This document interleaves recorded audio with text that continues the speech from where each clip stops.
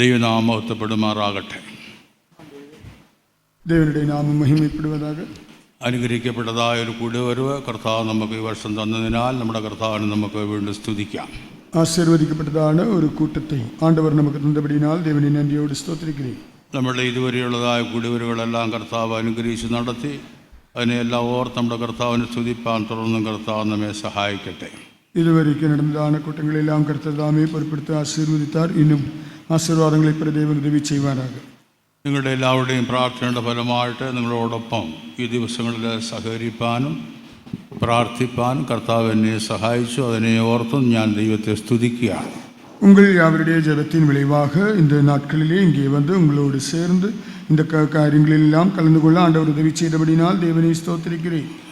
ബഹുമാനപ്പെട്ട നമ്മുടെ ചീഫ് പാസ്റ്റർമാരാണ് ഈ സ്ഥാനത്ത് പല കാര്യങ്ങളും നിയന്ത്രിച്ചുകൊണ്ടിരുന്നത്. എങ്കിലും ചില കാര്യങ്ങൾ എന്നെ ഏൽപ്പിച്ചതുകൊണ്ട് മാത്രം ഞങ്ങൾ നിങ്ങളുടെ മുമ്പാകെ ഇപ്പോഴും നിൽക്കുകയാണ്. கணம் பொருந்தின தலைமை பாஸ்டர்கள் தான் இப்படி பிரதான காரியங்களெல்லாம் ஒழுங்கு செய்து கொண்டிருந்தார்கள். ஆனால் இப்பொழுது அவர்கள் என்னை இதற்காக நியமித்தபடியினால்தான் நான் இங்கே நின்று ഇതെല്ലാം ചെയ്തു കൊണ്ടിരിக்கிறேன். അവർക്ക് അത്യാവശ്യമായ ചില തിരക്കുകളുള്ളതുകൊണ്ട് ഓരോ കാര്യങ്ങളും പ്രത്യേകമായ രീതിയിൽ ഓരോരുത്തരെ ഇപ്പോഴും ഏൽപ്പിച്ചിരിക്കുകയാണ്. அவர்களுக்கு சில அவசர வேலைகள் இருக்கிறபடினாலே இப்பொழுது இப்படிப்பட்டதான நிகழ்ச்சிகள் ஒவ்வொருவருக்காக அவருக்கு ஒப்பு கொடுத்திருக்கிறார்கள். നാം അവർക്ക് വേണ്ടി അധികമായിട്ട് പ്രാർത്ഥിക്കേണ്ടതായ ഒരു കടപ്പാട് നമുക്കുണ്ടെന്നുള്ള കാര്യം കൂടി പ്രത്യേകമായിട്ട് ഈ പകൽക്കാലം ഓർപ്പിക്കുകയാണ്. அவர்களுக்காக நாம் ஜெபிக்க நாம் கடனாளிகளாக இருக்கிறோம் என்பதை இந்த பகல் வேளையிலே நான் நினைப்பூட்டுகிறேன். ഒരു സെൻട്രൽ പാസ്റ്റർക്ക് ചിലപ്പോൾ ആ സെൻറ്ററിൻ്റെ ചുമതലയായിരിക്കാം, പക്ഷേ അവർക്ക് മുഴു ലോകത്തിലുള്ളതായ സെൻറ്ററിൻ്റെ ചുമതലകൾ ഉണ്ടെന്നുള്ള കാര്യം കൂടി ഓർപ്പിക്കാം. ஒரு சென்டர் பாஸ்டருக்கு அந்த சென்டரின் ஊழியங்களின் பொறுப்பு மட்டும்தான். ஆனால் அவர்களை பொறுத்தவரைக்கு முழு உலகத்திலும் உள்ள എല്ലാ സെന്ററുകളിன் പൊறுப்புകളും അവർക്കുണ്ട്. എല്ലാ വേലയും നമ്മുടേതാണെന്നുള്ളതായ ചിന്തയിൽ പ്രാർത്ഥിക്കുകയും പ്രവർത്തിക്കുകയും ചെയ്യുന്ന ഒരു അനുഭവം നമ്മുടെ ജീവിതത്തിൽ ഉണ്ടാകേണ്ടിയിരിക്കുകയാണ്. എല്ലാ ഊഴിയமும் നമ്മുടേതുதான் എன்கிறதான சிந்தையோடுകൂட நாம் அதற்காக ஜெபித்து கிரியை செய்ய வேண்டும் என்பதையும் நினைப்பூட்டுகிறேன். നമ്മുടെ ആത്മാർത്ഥമായ പ്രാർത്ഥനയുടെയും സഹകരണത്തിൻ്റെ ഫലമായിട്ടാണ് നമ്മുടെ വേലയെല്ലാം എത്രത്തോളം ദൈവം നടത്തിയെന്നുള്ള കാര്യം കൂടി ഓർപ്പിക്കുകയാണ്. നാം മനഃപൂർവ്വமாக ஜெபித்து ஒத்துழைக்கிறபடினால் தான் நம்முடைய ஊழியம் இவ்வளவாக வளர்ந்தது என்பதையும் நினைப்பூட்டுகிறேன். തുടർന്നും കർത്താവ് നമ്മളെ അനുഗ്രഹിക്കേണ്ടിയിരിക്കുകയാണ്. തുടർന്നും ആണ്ടവർ താമേ നമ്മെ ആശീർവദിക്ക വേണ്ടും. കഴിഞ്ഞ വർഷവും ഇവിടെ കടന്നു വന്ന് ചില ശുശ്രൂഷ ചെയ്യുവാനൊക്കെ കർത്താവ് എന്നെ സഹായിച്ചിട്ടുണ്ട്. கடந்த ஆண்டிலும் இங்கே வந்து சில ஊழியங்களை செய்ய ஆண்டவர் எனக்கு உதவி செய்திருந்தார். അതിനു മുമ്പായിട്ടും പല പ്രാവശ്യം ഈ കട്ടപ്പന ദേശത്ത് കടന്നു വന്ന് പല ശുശ്രൂഷകൾ ചെയ്യുവാനൊക്കെ കർത്താവ് എന്നെ സഹായിച്ചിരിക്കുകയാണ്. அதற்கு முன்னதாகவும் இந்த கட்டப்பனா தேசத்திலே வந்து பல ஊழியங்கள் செய்யும்படியாக ஆண்டவர் கிருபை செய்திருக்கிறார். അതെല്ലാം നിങ്ങളുടെ പ്രാർത്ഥനയുടെ ഫലമായിട്ടാണ് ഓരോ കാര്യങ്ങളും ദൈവം ചെയ്തു തരുന്നുള്ള കാര്യം കൂടി ഞാൻ ഓർപ്പിക്കുകയാണ്. അതെല്ലാം ഉങ്ങളുടെ ജപത്തിൻ വിളവാകത്താൻ ഇപ്പടിപ്പെട്ടതാണ് കാര്യങ്ങളെല്ലാം ചെയ്യുകേൻ എന്നതും ഞാൻ ഇപ്പോഴത്തെ നിனைவு കൂറുകേൻ. നമ്മുടെ ഈ കട്ടപ്പന വേലയുടെ പൂർവ്വ ചരിത്രത്തെക്കുറിച്ച് പലരും സാക്ഷ്യം പറഞ്ഞിട്ടുണ്ട്. നമ്മുടെ இந்த കട്ടപ്പന ஊழியத்தின் മുற்കാല வரலாறை குறித்து अनेகர் സാക്ഷി சொல்லியிருக்கிறார்கள். ഒന്നുമില്ലായ്മയുടെ അനുഭവത്തിൽ നിന്നാണ് കർത്താവ് കട്ടപ്പന വേലയെ മൂന്നാർ വേലയൊക്കെയും കർത്താവ് ഇത്രത്തോളം നടത്തി എന്നുള്ള കാര്യം പലരും സാക്ഷിയിൽ പറയുവാനായിട്ടിടയാക്കി. ஒன்றுமில்லாத நிலவரத்திலிருந்துதான் இந்த கட்டப்பனா மூணார் ஊழியங்களெல்லாம் ஆண்டவர் இவ்வளவாக வளர்த்தி கொண்டு வந்தார் என்பதையும் அநேகர் சாட்சியிலே நினைத்தார்கள். എന്നാൽ നമുക്കതിലൊന്നും പ്രശംസിപ്പാനില്ല. നമ്മുടെ കർത്താവിനെ നമ്മൾ സ്തുതിച്ച് മഹത്വപ്പെടുത്തി കടന്നുപോയാൽ മാത്രം മതി. അതിലെ നാം മേന്മ പാരാട്ട ഒന്നുമേ ഇല്ലേ. നാം ആണ്ടവരെ തുതിത്ത് മഹിമപ്പെടുത്തി സെന്റാൽ പോതും. നമ്മുടെ ചീഫ് പാസ്റ്റർമാർ പറയാറുണ്ട്, കെട്ടിടവും ഒന്നും കർത്താവിൻ്റെ വരവിൽ പോവുകയില്ല, കർത്താവിൻ്റെ സഭയാണ് കർത്താവിൻ്റെ വരവിൽ പോകുന്നത്. നാം ഇപ്പോഴത്തെ കാണുന്നതാണ് இந்த കാര്യങ്ങൾ കെട്ടിടങ്ങളൊന്നും കർത്തരുടെ വരുകയിലേ പോവതില്ലേ. ആണ്ടവരുടെ സഭയും മറ്റും അവരുടെ വരുകയിലേ പോകും. നമുക്ക് അത്യാവശ്യമായിട്ട് ആരാധിക്കേണ്ടതിനായിട്ട് കെട്ടിടവും മറ്റു സാഹചര്യങ്ങളിലെല്ലാം നമുക്ക് ആവശ്യമായിരിക്കുന്നു. ஆனால் நமக்கு ஆராதனை செய்யும்படியாக இந்த ஆராதனை கூடங்கள் கட்டடங்களெல்லாம் தேவையாக இருக்கிறது. ചിലരെല്ലാം പല വലിയ കെട്ടിടങ്ങളിൽ പ്രശംസിച്ച് മുൻപോട്ട് പോകുന്നവർ ഞാൻ ചിലപ്പോൾ ശ്രദ്ധിക്കാറുണ്ട്. சிலர்கள் இப்படிப்பட்டதான கட்டடங்களிலே மேன்மை பாராட்டி செல்வதை நான் கவனித்திருக்கிறேன். എന്നാൽ അതിലെല്ലാം നമ്മുടെ കർത്താവിൻ്റെ വരവിൽ എടുത്തുകൊള്ളപ്പെടുക എന്നുള്ളതാണ് ഇതിൻ്റെ പ്രത്യേകമായ ഉദ്ദേശം എന്നുള്ള കാര്യം കൂടി ഓർപ്പിക്കാം. ஆனால் கர்த்தருடைய வருகையிலே நாம் எடுத்துக்கொள்ளப்படுவதுதான் நம்முடைய முதன்மையான நோக்கம் என்பதையும் நாம் நினைக்க வேண்டும். പണ്ട് ഇത്രയും മൈക്രോഫോണൊന്നും ഉപയോഗിച്ചതായിട്ട് എനിക്ക് ഓർക്കുന്നില്ല. ഞാൻ കർത്താവിൻ്റെ വേലയ്ക്കിറങ്ങിയ സമയത്ത് 2 മൈക്രോഫോൺ മാത്രമേ ഉണ്ടായിരുന്നുള്ളൂ. 2 മൈക്രോഫോൺ. நான் ஊழியத்துக்கு வந்ததான வேளையிலே 2 மைக்ரோஃபோன்கள் மட்டும்தான் இருந்தது. കൊട്ടാരക്കര വെച്ച് 2 മൈക്രോഫോൺ മാത്രമാണ് ഉപയോഗിച്ചുകൊണ്ടിരുന്നത്. அந்த கொட்டாரக்கரையிலே 2 மைக்ரோஃபோன்கள் மட்டும்தான் உபயோகித்துக் கொண்டிருந்தார்கள். ഇപ്പോൾ മൈക്രോഫോൺ ഒരുപാടുണ്ടെന്ന് കണ്ട് അത് മിസ്യൂസ് ചെയ്യുവാനായിട്ടും എനിക്ക് വലിയ താല്പര്യമില്ല. ஆனால் இப்பொழுது ஏராளமாக இருந்தாலும் அதை தவறாக பயன்படுத்த விருப்பமில்லை. ആദ്യകാലത്തെ അനുഭവങ്ങൾ അതെല്ലാമായിരുന്നു എന്ന് ഞാനിപ്പോൾ ചിന്തിക്കുവാണ്ടൊക്കെ കർത്താവ് എന്നെ സഹായിച്ചിരിക്കുകയാണ്. ஆதி நாட்களின் அனுபவங்களை குறித்து சிந்திக்க ஆண்டவர் இப்பொழுது உதவி செய்து கொண்டிருக்கிறார். ഇപ്പോൾ ഇതുപോലുള്ളതായ ഫാനുകളൊന്നും ഇല്ലാത്ത ഒരു കാലഘട്ടം ഉണ്ടായിരുന്നു. இப்படிப்பட்டதான் இந்த காரியங்களൊന്നും ഇല്ലാத ഒരു കാലം ഇരുന്നത്. കുറച്ചുകൂടി സമയമുള്ളതുകൊണ്ട് എൻ്റെ സാക്ഷ്യം കൂടെ ഞാൻ പറയുവാനായിട്ട് താല്പര്യപ്പെടുകയാണ്. நேரம் இருக்கிறபடினாலே என்னுடைய சாட்சியும் சொல்ல விரும்புகிறேன். ഞാൻ കർത്താവിൻ്റെ വേലയ്ക്ക് ഇറങ്ങിയതായ സമയത്ത് ഇതുപോലുള്ളതായ ഫാനുകളോ ഒന്നും തന്നെ ഇല്ലായിരുന്നു. நான் ஆண்டவருடைய ஊழியத்துக்கு வந்ததான நாட்களிலே இப்பொழுது இருக்கிற விதமான ஃபேன்கள் ஒன்றுமில்லை. ഇപ്പോൾ ധാരാളം ഫാനുകളെല്ലാം ഉണ്ട്. ചിലപ്പോൾ അടുക്കിയൊക്കെ ചിലപ്പോൾ വെച്ചെന്ന് വരാം. இப்பொழுது ஏராளமான ஃபேன்கள் இருக்கிறபடினாலே அதெல்லாம் வரிசையாக வைக்கக்கூடும். എൻ്റെ പുറയിലും വലുതായിട്ട് ഫാനൊന്നും വെക്കണ്ട എന്നുള്ള കാര്യം ഓർപ്പിക്കാനാണ് ഞാനിത് പറഞ്ഞത്. ஆனால் எனக்கு முன்பாக இப்படியெல்லாம் ஃபேன் வைக்க வேண்டாம் என்பதை நான் சொல்கிறேன். മുകളിലുള്ളതായ ഫാനിൻ്റെ കാറ്റ് എനിക്ക് ധാരാളം മതി. மேலே இருக்கிறதான இந்த ஃபேனின் காற்று எனக்கு போதும். വിശേഷിച്ചും കട്ടപ്പനയും മൂന്നാറും ഒക്കെ തണുപ്പുള്ള സ്ഥലമാണ്. പ്രത്യേക വിശേഷமாக കട്ടപ്പന മൂന്നാറെല്ലാം കുളിരാன ഇടങ്ങൾ. ഞാൻ ഒരിക്കലും ഒരു ശുശ്രൂഷയ്ക്ക് പോയതായ സമയത്ത് ഒരു ഹൈ പവറുള്ളതായ ഒരു ഫാൻ എടുത്ത് എൻ്റെ പുറകെ കൊണ്ടുവച്ചു. நான் ஒரு முறை ஊழியத்துக்கு சென்ற பொழுது ஹை பவர் உள்ள ஒரு ஃபேன் எடுத்து எனக்கு பின்பாக வைத்தார்கள். അതിൻ്റെ കാറ്റ് കൊണ്ട് ഞാൻ മറിഞ്ഞു വീഴാനായിട്ട് அதன் காற்றடித்து நான் கீழே விழ நேரிட்டது. ആരാണ്ട് എന്നെ പിടിച്ചത് കൊണ്ട് ഞാൻ രക്ഷപ്പെട്ടു. சிலர் தாங்கினபடினால் வீழாமல் தப்பித்தேன். ഇപ്പോഴത്തെ ഫാഷൻ എന്ന് പറയുന്നത് അപ്പുറവും ഇപ്പുറവും കാറ്റ് വെക്കുന്ന വലിയ ഫാൻ വെക്കുക എന്നുള്ളതാണ്. இப்போதைய ஃபேஷன் என்பது அந்த பக்கத்திலும் இந்த பக்கத்திலும் அதிகமாக காற்று கிடைக்கிற பெரிய ஃபேன்கள் வைக்கிறார்கள்.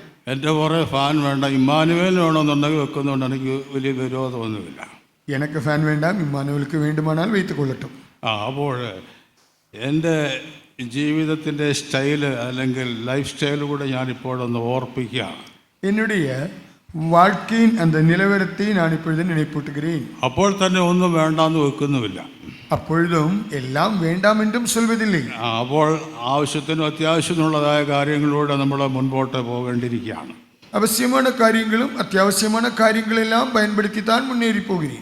നമ്മുടെ പ്രധാനമായ ഉദ്ദേശം കർത്താവിൻ്റെ വരവിനാ നമ്മെ തന്നെ ഒരുക്കുക എന്നുള്ള കാര്യം കൂടി പ്രത്യേകമായിട്ട് ഓർപ്പിക്കുകയാണ്. முக்கியமான நோக்கம் ஆண்டவருடைய வருகைக்காக ஆயத்தப்பட வேண்டும் என்பதுதான் நினைப்பூட்டுகிறேன்.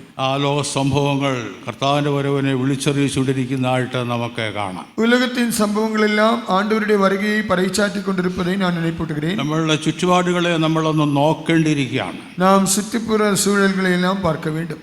ലോകഗതികളെല്ലാം ഈ നാളിൽ മാറിക്കൊണ്ടിരിക്കുന്നതായിട്ട് നമുക്ക് കാണാം. இந்த உலகத்தின் போக்கு மாறிக்கொண்டிருப்பதை காண முடியும். ഈ കാലങ്ങളിൽ നമുക്കൊരു വലിയ പ്രവൃത്തി ഉണ്ടെന്നുള്ള കാര്യം കൂടി ഓർപ്പിക്കാം. இந்த நாட்களிலே நமக்கு ஒரு பெரிதான கிரியையும் செய்ய வேண்டியதாக இருக்கிறது. ആ പ്രവൃത്തി എന്ന് പറയുന്നത് മറ്റുള്ളവരെ പാപത്തിൽ നിന്ന് വിടുവിക്കുന്ന ഒരു ഉദ്ധാരണ പ്രവൃത്തിയാണെന്നുള്ള കാര്യം കൂടി ഓർപ്പിക്കുകയാണ്. அந்த கிரியை என்னவென்றால் மற்றவர்களை பாவத்திலிருந்து மீட்கிறதான ஒரு செயல். ഒരു വലിയ ഉദ്ധാരണ പ്രവൃത്തിയുടെ കാലത്തിലേക്ക് നമ്മൾ വന്നെത്തിയിരിക്കുകയാണ്. ഒരു பெரிதான மீட்கும் செயலின் நாட்களிலே நாம் வந்திருக்கிறோம். അത് ഈ സമയത്ത് നീ മിണ്ടാതിരുന്നയാൽ എന്ന ദൈവജനത്തിൽ നമ്മൾ വായിക്കുകയാണ്. ஆதலால் இந்த நாட்களில் நாம் அமைதலாக இருக்கக்கூடாது என்று தேவனுடைய வசனத்தில் படிக்கிறோம். സുവിശേഷ മീറ്റിംഗ് എന്ന് പറയുന്ന ഒരു ഉദ്ധാരണ പ്രവൃത്തിയുടെ ഒരു പ്രവൃത്തി കൂടിയാണെന്നുള്ള കാര്യം പ്രത്യേകമായിട്ട് ഓർപ്പിക്കുകയാണ്. சுவிசேஷ கூட்டங்கள் என்பது மற்றவர்களை நாம் தப்புவிக்க வைக்கிறதான கூட்டம் என்பதையும் நினைப்பூட்டுகிறேன். ഈ സുവിശേഷം കേട്ട് അനേകാരങ്ങൾ രക്ഷിക്കപ്പെടേണ്ടിയിരിക്കുകയാണ്. இந்த சுவிசேஷம் கேட்டு பல ஆயிரங்கள் രക്ഷിക്കപ്പെட வேண்டும். ചിലെല്ലാം വലിയ കൺവെൻഷൻ നടത്തുന്ന ആ സമയത്ത് ഞങ്ങളുടെ കൺവെൻഷൻ ഇത്ര പേര് കൂടിയെന്ന് പ്രശംസിക്കാറുണ്ട്. சிலர் கன்வென்ஷன் நடத்தும் பொழுது எந்த கன்வென்ஷனில் இவ்வளவு பெரிதான கூட்டம் வந்தது என்று சொல்லி மேன்மை பாராட்டுவார்கள். ഞങ്ങളുടെ ഈ പ്രാവശ്യത്തെ പന്തൽ വലുതാണെന്ന് ചിലപ്പോൾ പ്രശംസിക്കാറുണ്ട്. எங்களுடைய பந்தல் இந்த வருடம் மிக பெரியது என்று சொல்லி மேன்மை பாராட்டுவார்கள். എന്നാൽ ഇതൊന്നുമല്ല വിഷയം. അനേകരുടെ വിടുതലായി നമ്മൾ പ്രാർത്ഥിക്കേണ്ടിയിരിക്കുകയാണ്. ஆனால் இதுவல்ல முக்கியம், அநேகருடைய விடுதலைக்காக நாம் ஜெபிக்க வேண்டும். അനേകരെ കർത്താവ് രക്ഷിക്കേണ്ടിയിരിക്കുകയാണ്. ஆண்டவர் அநேகரை രക്ഷിக்க வேண்டும். അങ്ങനെ ആത്മാർത്ഥമായിട്ട് ആഗ്രഹിക്കുന്ന കരങ്ങളെടുത്തൊരു അല്ലേലിയ പറയാം. അല്ലേലിയ. എല്ലാവർക്കും ആത്മാർത്ഥതയുണ്ടെന്ന് ഞാനിപ്പോൾ മനസ്സിലാക്കിയിരിക്കുന്നു. എല്ലാവരും മിகவும் മനഃപൂർവ്വமாக இருக்கிறீர்கள் என்பதை விசுவாசிக்கிறேன். നമുക്ക് ആത്മാവിൻ്റെ ഒരു എരിവുണ്ടാകേണ്ടിയിരിക്കുകയാണ്. நாம் ஆவியிலே வைராக்கியம் கொண்டிருக்க வேண்டும். ദൈവദിനത്തിലൊരു വേദഭാഗം വായിച്ച് ചില കാര്യങ്ങൾ കൂടി പകൽക്കാലം നമുക്ക് ചിന്തിക്കാം. ஒரு வேத பகுதியை வாசித்து நாம் சில காரியங்களை இந்த பகல் வேளையிலே சிந்திக்கலாம். 68 സങ്കീർത്തനത്തിന്റെ 20 വാക്യം നമുക്ക് വായിക്കാം. 68 சங்கீதம் 20 வசனம். நம்முடைய தேவன் ரட்சிப்பை அருளும் தேவனாயிருக்கிறார். ஆண்டவராகிய கர்த்தரால் மரணத்திற்கு நீங்கும் வழிகள் ഉണ്ട്. ദൈവം നമുക്ക് ഉദ്ധാരണങ്ങളുടെ ദൈവമാകുന്നു. മരണത്തിൽ നിന്നുള്ള നീക്കുപോക്കുകൾ കർത്താവായ യഹോവയ്ക്കുള്ളവ തന്നെ. ഈ വചനം നമുക്ക് വീണ്ടും ഒന്നുകൂടി ധ്യാനിപ്പാണ്ടൊക്കെ കർത്താവ് നമ്മെ സഹായിക്കേണ്ടിയിരിക്കുകയാണ്. இந்த வசனத்தை மறுபடியுமாக தியானிக்க ஆண்டவர் தாமே உதவி செய்வாராக. ഞാൻ പറഞ്ഞതുപോലെ ദൈവം നമുക്ക് ഉദ്ധാരണങ്ങളുടെ ദൈവമെന്ന് കാണുകയാണ്. நம்முடைய தேவன் ரட்சிப்பை அருளும் தேவனாயிருக்கிறார். മരണത്തിൽ നിന്നുള്ള നീക്കുപോക്കുകൾ കർത്താവായ യഹോവയ്ക്കുള്ളവ തന്നെ നമ്മൾ ആണ്ടവരാകിയ കർത്തരാൽ മരണത്തിற்கு നീക്കും വഴികളുമുണ്ട്. മനുഷ്യനാൽ കഴിയാത്തായ പല കാര്യങ്ങളാണ് ദൈവം ചെയ്യുന്നത് നമുക്ക് കാണുവാൻ സാധിക്കുന്നുണ്ട്. മനിതനാൽ ഇയലാத അനേക കാര്യങ്ങളെ താൻ ദേവൻ ചെയ്യുகிறார். മനുഷ്യർക്ക് ഒരു പരിധിവരെ മാത്രമേ ചില കാര്യങ്ങൾ ചെയ്യുവാണ്ടൊക്കെ സാധിക്കുകയുള്ളൂ. മനിതൻ ചെയ്യக்கூடிയതാன കാര്യങ്ങൾക്കെല്ലാം ചില എല്ലൈക്കോടുകൾ ഉണ്ട്. മനുഷ്യന്റെ ജ്ഞാനത്താൽ ചിലപ്പോൾ പലവിധമായ കണ്ടുപിടുത്തങ്ങൾ കണ്ടുപിടിക്കുന്നു എന്നുള്ള കാര്യം നമുക്കറിയാം. മനിതൻ തന്റെ ജ്ഞാനത്തിനാലേ അനേക കാര്യങ്ങളെ കണ്ടുപിടിക്കാൻ എന്നതേ നമുക്ക് തെരിയും. എന്നാൽ താൽക്കാലികമായ പല കാര്യങ്ങളും മനുഷ്യൻ ചെയ്യുന്നതായിട്ട് നമുക്ക് കാണാൻ സാധിക്കുന്നുണ്ട്. താൽക്കാലികமான പല കാര്യങ്ങളും മനുഷ്യർ ചെയ്വதைയും കാണലാം. എന്നാൽ എല്ലാ കാര്യങ്ങളും മനുഷ്യനെ ചെയ്യുവാണ്ടൊക്കെ സാധിക്കില്ല എന്ന് നമ്മൾ വായിക്കുകയാണ്. അതേ വേളയിൽ എല്ലാ കാര്യങ്ങളും മനുഷ്യനാലേ ചെയ്യ ഇയലാതെ. എല്ലാ കാര്യങ്ങളും മനുഷ്യനെ വിട്ടുകൊടുത്തിട്ടില്ല എന്നുള്ള കാര്യം കൂടി ഓർപ്പിക്കുകയാണ്. എല്ലാ കാര്യങ്ങളെയും മുഴുമയാക മനുഷ്യനുക്ക് വിട്ടുകൊടുക്കവില്ലേ എന്നതേയും അറിയ വേണ്ടും. അത് ദൈവത്തിന്റെ കയ്യിൽ ചില പ്രധാനമായ കാര്യങ്ങൾ അടങ്ങിയിരിക്കുന്നതായിട്ട് നമുക്ക് കാണാം. ചില മുഖ്യமான കാര്യങ്ങൾ അത് ദേവനുடைய കട്ടുപ്പാട്ടിൽ താൻ ഇരിക്കുന്നത്. ജീവന്റെയും മരണത്തിന്റെയും പ്രത്യേകമായ താക്കോൽ കർത്താവിന്റെ കയ്യിൽ ഇരിക്കുന്നതായിട്ട് നമുക്ക് കാണുവാൻ സാധിക്കും. ജീവനുക്കും മരണത്തിற்கும் ഉரிய തിറവുകോൾ ആണ്ടവരുടെ കയ്യിൽ താൻ ഇരിക്കുന്നത്. അതെ, മനുഷ്യന് ചില പ്രത്യേകമായ സ്വാതന്ത്ര്യങ്ങളെല്ലാം കൊടുത്തിരിക്കുകയാണ്. മനുഷ്യനുക്ക് ചില സ്വാധീനങ്ങൾ കൊടുത്തിരിக்கிறார். എന്നാൽ നമ്മുടെ കർത്താവിന്റെ കയ്യിലാണ് എല്ലാത്തിന്റെയും താക്കോൽ ഇരിക്കുന്നുള്ള കാര്യം കൂടി ഓർപ്പിക്കുകയാണ്. ஆனால் யாவற்றின் திறவுகோல் இல்லாவிட்டால் கட்டுப்பாடு தேவனுடைய கரத்தில் தான். ആ താക്കോൽ ഇരിക്കുന്നവരൊരു അധികാരി എന്ന് നമുക്ക് കാണാൻ സാധിക്കുന്നു. அந்த திறவுகோல் உடையவர் தான் அதிகாரி என்பதை விளங்க முடியும். ആ ദൈവത്തിന്റെ പക്കൽ എല്ലാം ഉണ്ടെന്നുള്ള കാര്യം കൂടി പ്രത്യേകമായിട്ട് ഓർപ്പിക്കുകയാണ്. ദേവനുடைய കരത്തിൽ താൻ എല്ലാം ഇരിക്കുന്നത് என்பதை വിളങ്ങ വേണ്ടും. ദൈവത്തിലേക്ക് വീണ്ടും മുൻപോട്ട് പോകുന്നതിന് മുമ്പായിട്ട് നമ്മുടെ ദൈവം ഉദ്ധാരണങ്ങളുടെ ദൈവം നമ്മൾ വായിച്ചിരിക്കുകയാണ്. നാം இந்த வசனத்தின்படியாக முன்னேறி செல்லும் பொழுது மறுபடியுமாக படிக்கிறோம். நம்முடைய தேவன் ரட்சிப்பை அருளும் தேவன். ഈ വേദഭാഗം നമ്മൾ പരിശോധിക്കുമ്പോൾ പല കാര്യങ്ങൾ നമുക്ക് കാണുവാൻ തക്കവണ്ണം സാധിക്കുന്നുണ്ട്. നാം இந்த വേദ പകുതി ആരായും പൊഴുത് അനേക കാര്യങ്ങളെ വിളങ്ങിക്കൊള്ളലാം. അത് ഇസ്രായേലിനെ സംബന്ധിച്ചതായ ഒരു ഭാഗം നമുക്കിതിൽ കാണുവാൻ സാധിക്കുന്നുണ്ട്. ഇസ്രായേലിനെ പൊറുത്ത ഒരു കാര്യത്തെ இந்த இடத்திலே കാണലാം. രണ്ടാമത് ആത്മീയ ഇസ്രായേലിനെ കുറിച്ചുള്ളതായ ഒരു ഭാഗവും നമുക്കിതിൽ കാണുവാൻ സാധിക്കുന്നുണ്ട്. இரண்டாவதாக ആവിക്കുரிய ഇസ്രായേലിനെ കുറിച്ചതാണ് ഒരു കാര്യത്തെയും കാണലാം. ആത്മീയ ഇസ്രായേലിന്റെ ഉദ്ധാരണത്തിന്റെ അവസാന വാക്കെന്ന് പറയുമ്പോൾ കർത്താവിന്റെ വരവിലുള്ളതായ രൂപാന്തരമെന്ന് നാം ഓർക്കേണ്ടിയിരിക്കുകയാണ്. ആവിക്കുரிய ഇസ്രായേലിൻ രക്ഷിപ്പിൻ കடைசி പകുതി என்பது കർത്തരുടെ വരുകയിലെ നാം പെറും മറുരൂപമാകുതൽ என்பதை വിളങ്ങിക്കൊള്ള வேண்டும். അക്ഷരീയ ഇസ്രായേലിന്റെ ഉദ്ധാരണത്തിന്റെ അവസാന വാക്ക് അഥവാ ഇസ്രായേലിന്റെ യഥാസ്ഥാനം എന്നുള്ള കാര്യം കൂടി ഓർപ്പിക്കുകയാണ്. ஆனால் எழுத்தின்படியான இஸ்ரவேலுடைய ரட்சிப்பின் கடைசி என்பது அந்த ராஜ்யம் அவர்களுக்கு சீர்பொருந்தி அவர்களுக்கு திரும்ப கிடைப்பதுதான். ഇത് രണ്ട് കാര്യങ്ങളും അത് ഇപ്പോൾ ഈ കാലത്ത് നടന്നുകൊണ്ടിരിക്കുന്നതായിട്ട് നമുക്ക് കാണാൻ സാധിക്കുന്നുണ്ട്. இந்த இரண்டு காரியங்களும் இந்த நாட்களிலே நடைபெறுவதை நம்மால் காண முடியும். അതെ, ഇപ്പോൾ ആത്മീയ ഇസ്രായേലും ഭൗമികമായ ഇസ്രായേലും ലോകത്തിലുണ്ടെന്നുള്ള കാര്യം കൂടി ഓർപ്പിക്കുകയാണ്. இப்பொழுது ஆவிக்குரிய இஸ்ரவேலும் பூமிக்குரிய இஸ்ரவேலும் உலகத்திலே இருக்கிறது. അതെ, ഭൗമികമായ ഇസ്രായേൽ ഒരു സമയത്ത് ഉദ്ധാരണം ചെയ്യപ്പെടാത്ത നിലയിൽ വേറെ ഒരു അവസ്ഥയിലായിരുന്നു എന്ന് ഇതിൽ നമുക്ക് മനസ്സിലാക്കുവാൻ സാധിക്കുന്നുണ്ട്. பூமிக்குரிய இஸ்ரவேல் ஒரு காலத்திலே மீட்கப்படாத நிலவரத்திலே മറ്റൊരു നിലമയിലെ ഇരുന്നதை നാം വിളങ്ങിക്കൊള്ള முடியும். അതെ, വിലാപങ്ങളുടെ പുസ്തകത്തിൽ എല്ലാം ഇതിനെക്കുറിച്ച് പ്രത്യേകമായിട്ട് എടുത്ത് എഴുതിയിരിക്കുന്നതായിട്ട് നമുക്ക് കാണാൻ സാധിക്കുന്നു. പുലമ്പൽ പുസ്തകത്തിലെ അതേക്കുറിച്ച് ചൊല്ലിയിരിപ്പதை കാണലാം. അവരുടെ രാജ്യം നഷ്ടമായതായ ചരിത്രങ്ങളെ കുറിച്ച് നമുക്ക് കാണുവാൻ സാധിക്കുന്നുണ്ട്. അവர்கள் രാജ്യത്തെ ഇഴந்ததான வரலாறு നമുക്ക് தெரியும். അവരെ ബദ്ധന്മാരായ വിവിധ രാജ്യങ്ങളിലേക്ക് പിടിച്ചുകൊണ്ടുപോയതായ അനുഭവങ്ങളെ കുറിച്ചൊക്കെ നമുക്ക് കാണാൻ സാധിക്കുന്നുണ്ട്. അവர்களை கட்டண்டவர்களாக சிறையிருப்புக்காக അനേക ഇടങ്ങളിലെ പിടിച്ചു കൊണ്ടുപോകുന്നതും നമുക്ക് ആ தெரியும். അവസ്ഥയിൽ ഇരുന്നുകൊണ്ട് അവർ ദൈവത്തോട് നിലവിളിക്കുന്ന അനുഭവം പല ഭാഗത്തും നമുക്ക് കാണുവാൻ സാധിക്കുന്നുണ്ട്. அந்த நிலவரத்திலே இருந்து அவர்கள் தேவனை நோக்கி கூப்பிடுவதையும் നമ്മൾ കാണலாம். അപ്പോൾ അതിന്റെ അർത്ഥം ഉദ്ധാരണം എന്ന് പറയുമ്പോൾ ആ അവസ്ഥയിൽ നിന്ന് വിടുവിക്കപ്പെടുക വിടുവിക്കപ്പെടുക എന്ന് നമുക്ക് കാണാൻ സാധിക്കുന്നുണ്ട്. ஆதலால் இங்கே சொல்லப்பட்டிருக்கிறதான ரட்சிப்பு என்றால் அந்த நிலைமையிலிருந்து விடுதலை பெறுவது. അത് വേറൊരർത്ഥം താണ നിലയിൽ നിന്ന് ഉയർന്ന അനുഭവത്തിലേക്ക് വരിക എന്ന് നമുക്ക് കാണാൻ സാധിക്കുന്നുണ്ട്. அதன் இன்னொரு அர்த்தம் என்னவென்றால் தாழ்ச்சியான நிலவரத்திலிருந்து உயர்வான நிலவரத்துக்கு வருவது. ശരിയായ സന്തോഷത്തിന്റെ അനുഭവത്തിലേക്ക് വരിക എന്ന് നമുക്ക് കാണുവാൻ സാധിക്കുന്നുണ്ട്. சரியான மகிழ்ச்சிக்குள்ளாக வருவதையும் காணலாம். അവരുടെ പാപത്തിന്റെ ഫലമായിട്ട് അവരുടെ ജീവിതം വേറൊരു അനുഭവത്തിലേക്ക് മാറിപ്പോയതായിട്ട് നമുക്ക് കാണുവാൻ സാധിക്കുന്നുണ്ട്. அவர்கள் பாவத்தின் விளைவாக அவர்களுடைய வாழ்க்கை இன்னொரு தரமாக மாற்றப்பட்டு விட்டது. എന്നാൽ അത് ആത്മീയ ഇസ്രായേലാൽ നമ്മുടെ ജീവിതത്തിൽ ഇതൊന്നുകൂടി നമ്മൾ ചിന്തിക്കേണ്ടതായ ഒരു വിഷയമാണെന്നുള്ള കാര്യം കൂടി ഓർപ്പിക്കുകയാണ്. ஆனால் ஆவிக்குரிய இஸ்ரவேலராகிய நம்முடைய வாழ்க்கையிலே நாம் இதையெல்லாம் சிந்திக்க வேண்டியதாக இருக்கிறது. ഇപ്പോൾ സഹോദരൻ സാക്ഷി പറഞ്ഞു, എനിക്കും സമയമുണ്ടെങ്കിൽ സാക്ഷി പറയാനായിട്ട് ഞാനും താല്പര്യപ്പെടുകയാണ്. இப்பொழுது ஒரு சகோதரன் சாட்சி சொன்னாரே, நேரம் கிடைத்தால் நானும் சாட்சி சொல்ல விரும்புகிறேன். എനിക്ക് ഒരു ചെറിയ ജോലി ബോംബെയിലുണ്ടായിരുന്നു. எனக்கு மும்பையில் ஒரு சிறிய வேலை இருந்தது. ഞാൻ ആ ജോലി ഉപേക്ഷിച്ചിട്ടാണ് കർത്താവിൻ്റെ വേലയ്ക്കായിട്ട് വന്നത്. அந்த வேலையை விட்டு தான் ஆண்டவருடைய ஊழியத்துக்காக வந்தேன். കാരണം അത് പല കാര്യങ്ങളുണ്ടായിരുന്നു എന്നുള്ള കാര്യം കൂടി ഓർപ്പിക്കുകയാണ്. அதிலே பல காரியங்கள் இருந்தபடினால் தான் அப்படி செய்தேன். ഒരു വലിയ ഉദ്ധാരണ പ്രവൃത്തി ദൈവം എന്നെ കാണിച്ചു. ஆண்டவர் ஒரு பெரிதான ரட்சிப்பின் கிரியை எனக்கு காண்பித்தார்.